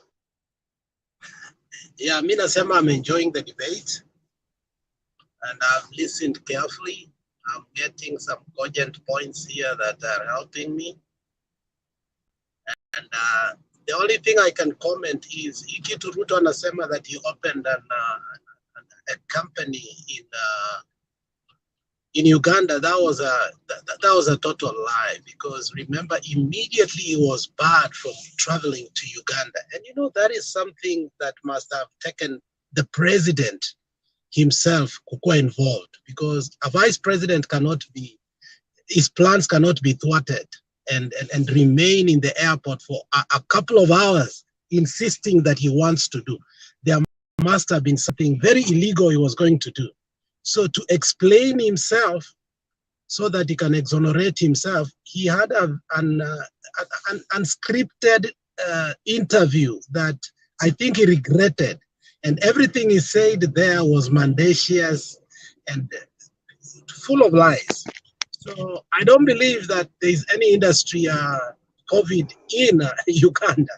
That was a money laundering scheme ambayo that was thwarted. In fact, he has never been given a green light again to travel out of the country yet, which is something that you can see within the Uhuru administration, that our DP is very, very corrupt. So let's be well assured, hakuna company kama hiyo in Uganda. Thank you so much. Okay, asante. Captain Rubani, dakika 2. Wezi sema ati tumekaa hapa masaa 7 sasa wewe ati kwa sababu hukuja tu kuambia usiingie hiyo time. Wewe uko na dakika 2. Wacha zako hapo, utakuja tu harus. Nilikuwa busy bwana nikitafuta pesa ya kutuma huko nyumbani, na unajua tuko na kazi mingi. Unajua sasa hii serikali wakati mnatupea lazima tukue na pesa ya kufanya ukarabati na bado nangojea pesa yangu. Basi pesa yako Butemba, by the way mtapata. Hiyo lazima hiyo ni lazima. Nikupatie namba? Si saa hizi hapa. Unajua hapa hasa mtu kama akina Alex hapa akisikia namba si atakuwa anakusumbua bure na hatuwezi tuma kitu. Haya. Sema. Akina tu anacheka hapo. Anyway guys, let me say this. Anakuambia hatuwezi tuma pesa. Ni jokes. Sijasema mkatuma, hiyo ni mchezo Alex, unaelewa? Wacha niseme namna hii. Sisi sote ni wa Kenya. Na at the end of the day lazima tukue na rais. Lazima tukue na kiongozi mwenye anaongoza wananchi wa Kenya. Kwa sasa Uhuru Kenyatta ndiye anaenda nyumbani. William Ruto ndiye anaingia usukani kuendesha nchi. Wakati William Ruto amekuja na jina Hustler, isiwe ni uchungu sana kwa watu wengi, kama baba yangu Chakendube. Namuita baba yangu kwa sababu amesonga kidogo kwa miaka. Lazima nimpatie jina ya heshima, ndio hata hapo mbele anaweza badilika aseme huyu kijana wa Hustler, watu wako na heshima wanaweza pewa kura. Sasa iko namna hii. Sisi tukitumia tumekuja tu na wheelbarrow kama nembo ama kama logo, vile ODM walikuja na machungwa. Sijaona ODM wakipeana machungwa. Lakini sisi tukipeana wheelbarrow kwa sababu ni nembo yetu, tunapeana tu kwa wale well people or well wishers, wale wanataka. Hatukulazimisha kwamba chukua hii wheelbarrow. na kwa sababu wheelbarrow inaambatana na mkokoteni, pia bado kuna mwenye anataka hiyo mkokoteni na inamsaidia mahali. Ndio maana tukakuja na hiyo jina ya kusema hustler, kazi ni kazi, na nembo yetu ni hiyo wheelbarrow. Wheelbarrow ni chombo cha kazi. Hata wewe najua Jakindu bei wheelbarrow iko nyumbani. Unabeba mchanga hivi, labda unabeba nini, lazima umwage kwa wheelbarrow, uende umwage mahali fulani. Hivyo ndio unaona tukawa na hiyo wheelbarrow, kazi ni kazi. Hatujakuja na wheelbarrow na jina hustler labda tukiwa na nia ingine mbaya. Pia nyinyi najua mlikuja na jina risasi na punduki kama ni kitambulisho na kura. Si ati inamaanisha ile risasi ya polisi ama punduki ile ya polisi. Ni kama tu nembo, yani ya kutumia wakati wa uchaguzi. Unaona, tunataka kuchagua kiongozi ambaye ataongoza wananchi, ataongoza Kenya vile inafaa. Na kwa sababu sasa baba amejaribu miaka mingi na imeshindikana, mimi ningeona angeungana na Hasla ama William Ruto waendeshe Kenya. Sioni makosa kama Raila akiwa deputy president wa Ruto. Kuna mahali kuna makosa hapo. Labda tu makosa tu penye itakuwa ni miaka ya baba ni mingi kuliko ya kijana yake Ruto. Ruto sasa atakuwa kijana yake, na utakuwaje mkubwa, kijana yako anakuambia wewe msee fanya namna hii. Hapo kidogo ndio inaweza shindikana, lakini kwa sababu tuko na katiba ile inaendesha inji, itabidi baba akubali aendeshwe na kijana yake kwa sababu ya katiba ile tulipigia kura wakati wa Kibaki, ile promulgation whatever, ama namna gani?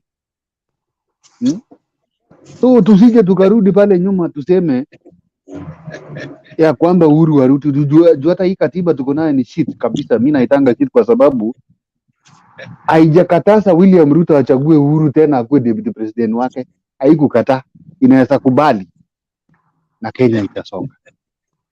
Haya, asante Captain, So masaa yako yamekwisha. umenikata dakika mbili, lakini tuko pamoja tu, tuendelee. I hope you No, are not serious eti baba akwe deputy. no, I no, hope no. you are not serious. We are finishing. Thank you. Alex, wacha nikwambie Wacheni maajabu tumalize bwana. inafanyikanga.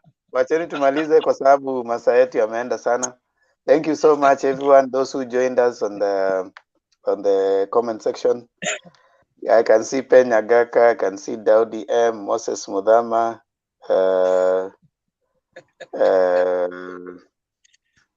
I can see many who joined us, Balozi Nyoro,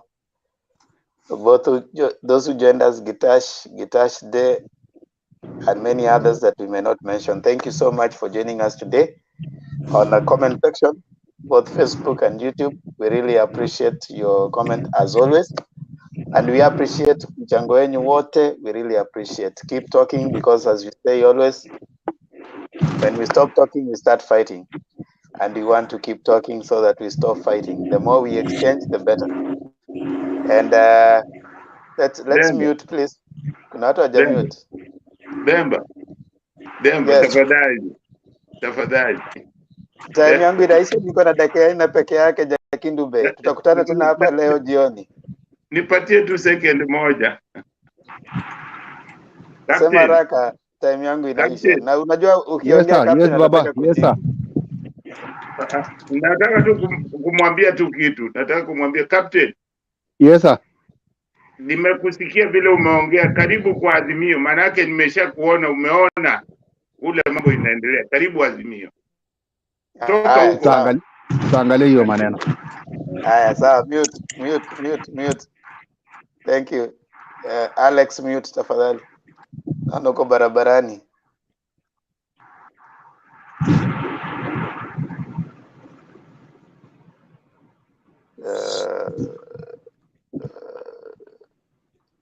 Okay. Alex, kindly mute. I'm trying to mute you and you're unmuting.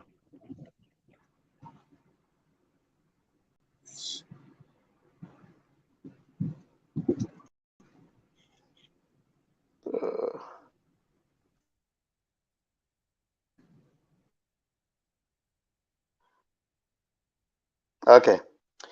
So what we are saying is asanteni sana kwa kutujoin Facebook, YouTube, all the other places. Kindly subscribe to Mutembei TV for always entering the show. And every other day when we bring a show, I share the link. It's a different link every other time. So you keep locked here. The show starts at 8 p.m. Kenyan time. You can always find us and we'll share the link so that you can join us. As always, we want to engage and we respectfully listen to each other's views. We understand that we may have different areas different persuasions that we have, that we subscribe to, but we respect, because we want to listen, we want to be persuaded, we want to understand you from where you come from, and also we listen to you. There's no cost in listening, right? Listening to a person does cost you nothing. But also much more, as I usually say, the focus should be on that person who is listening, so that you can persuade them to follow your side of the story. Thank you, the panelists who have been here. I can see Stone PK is still on, Captain Rubani, Jakindu Bay, Sam Wanga, Sam, I don't know if Wakesa is still there, but we really appreciate everyone who came on. See you again tomorrow. God bless you, and God bless Kenya. Captain Good night, Rubani, guys. you are to sing for us the last stanza of the Kenya national anthem.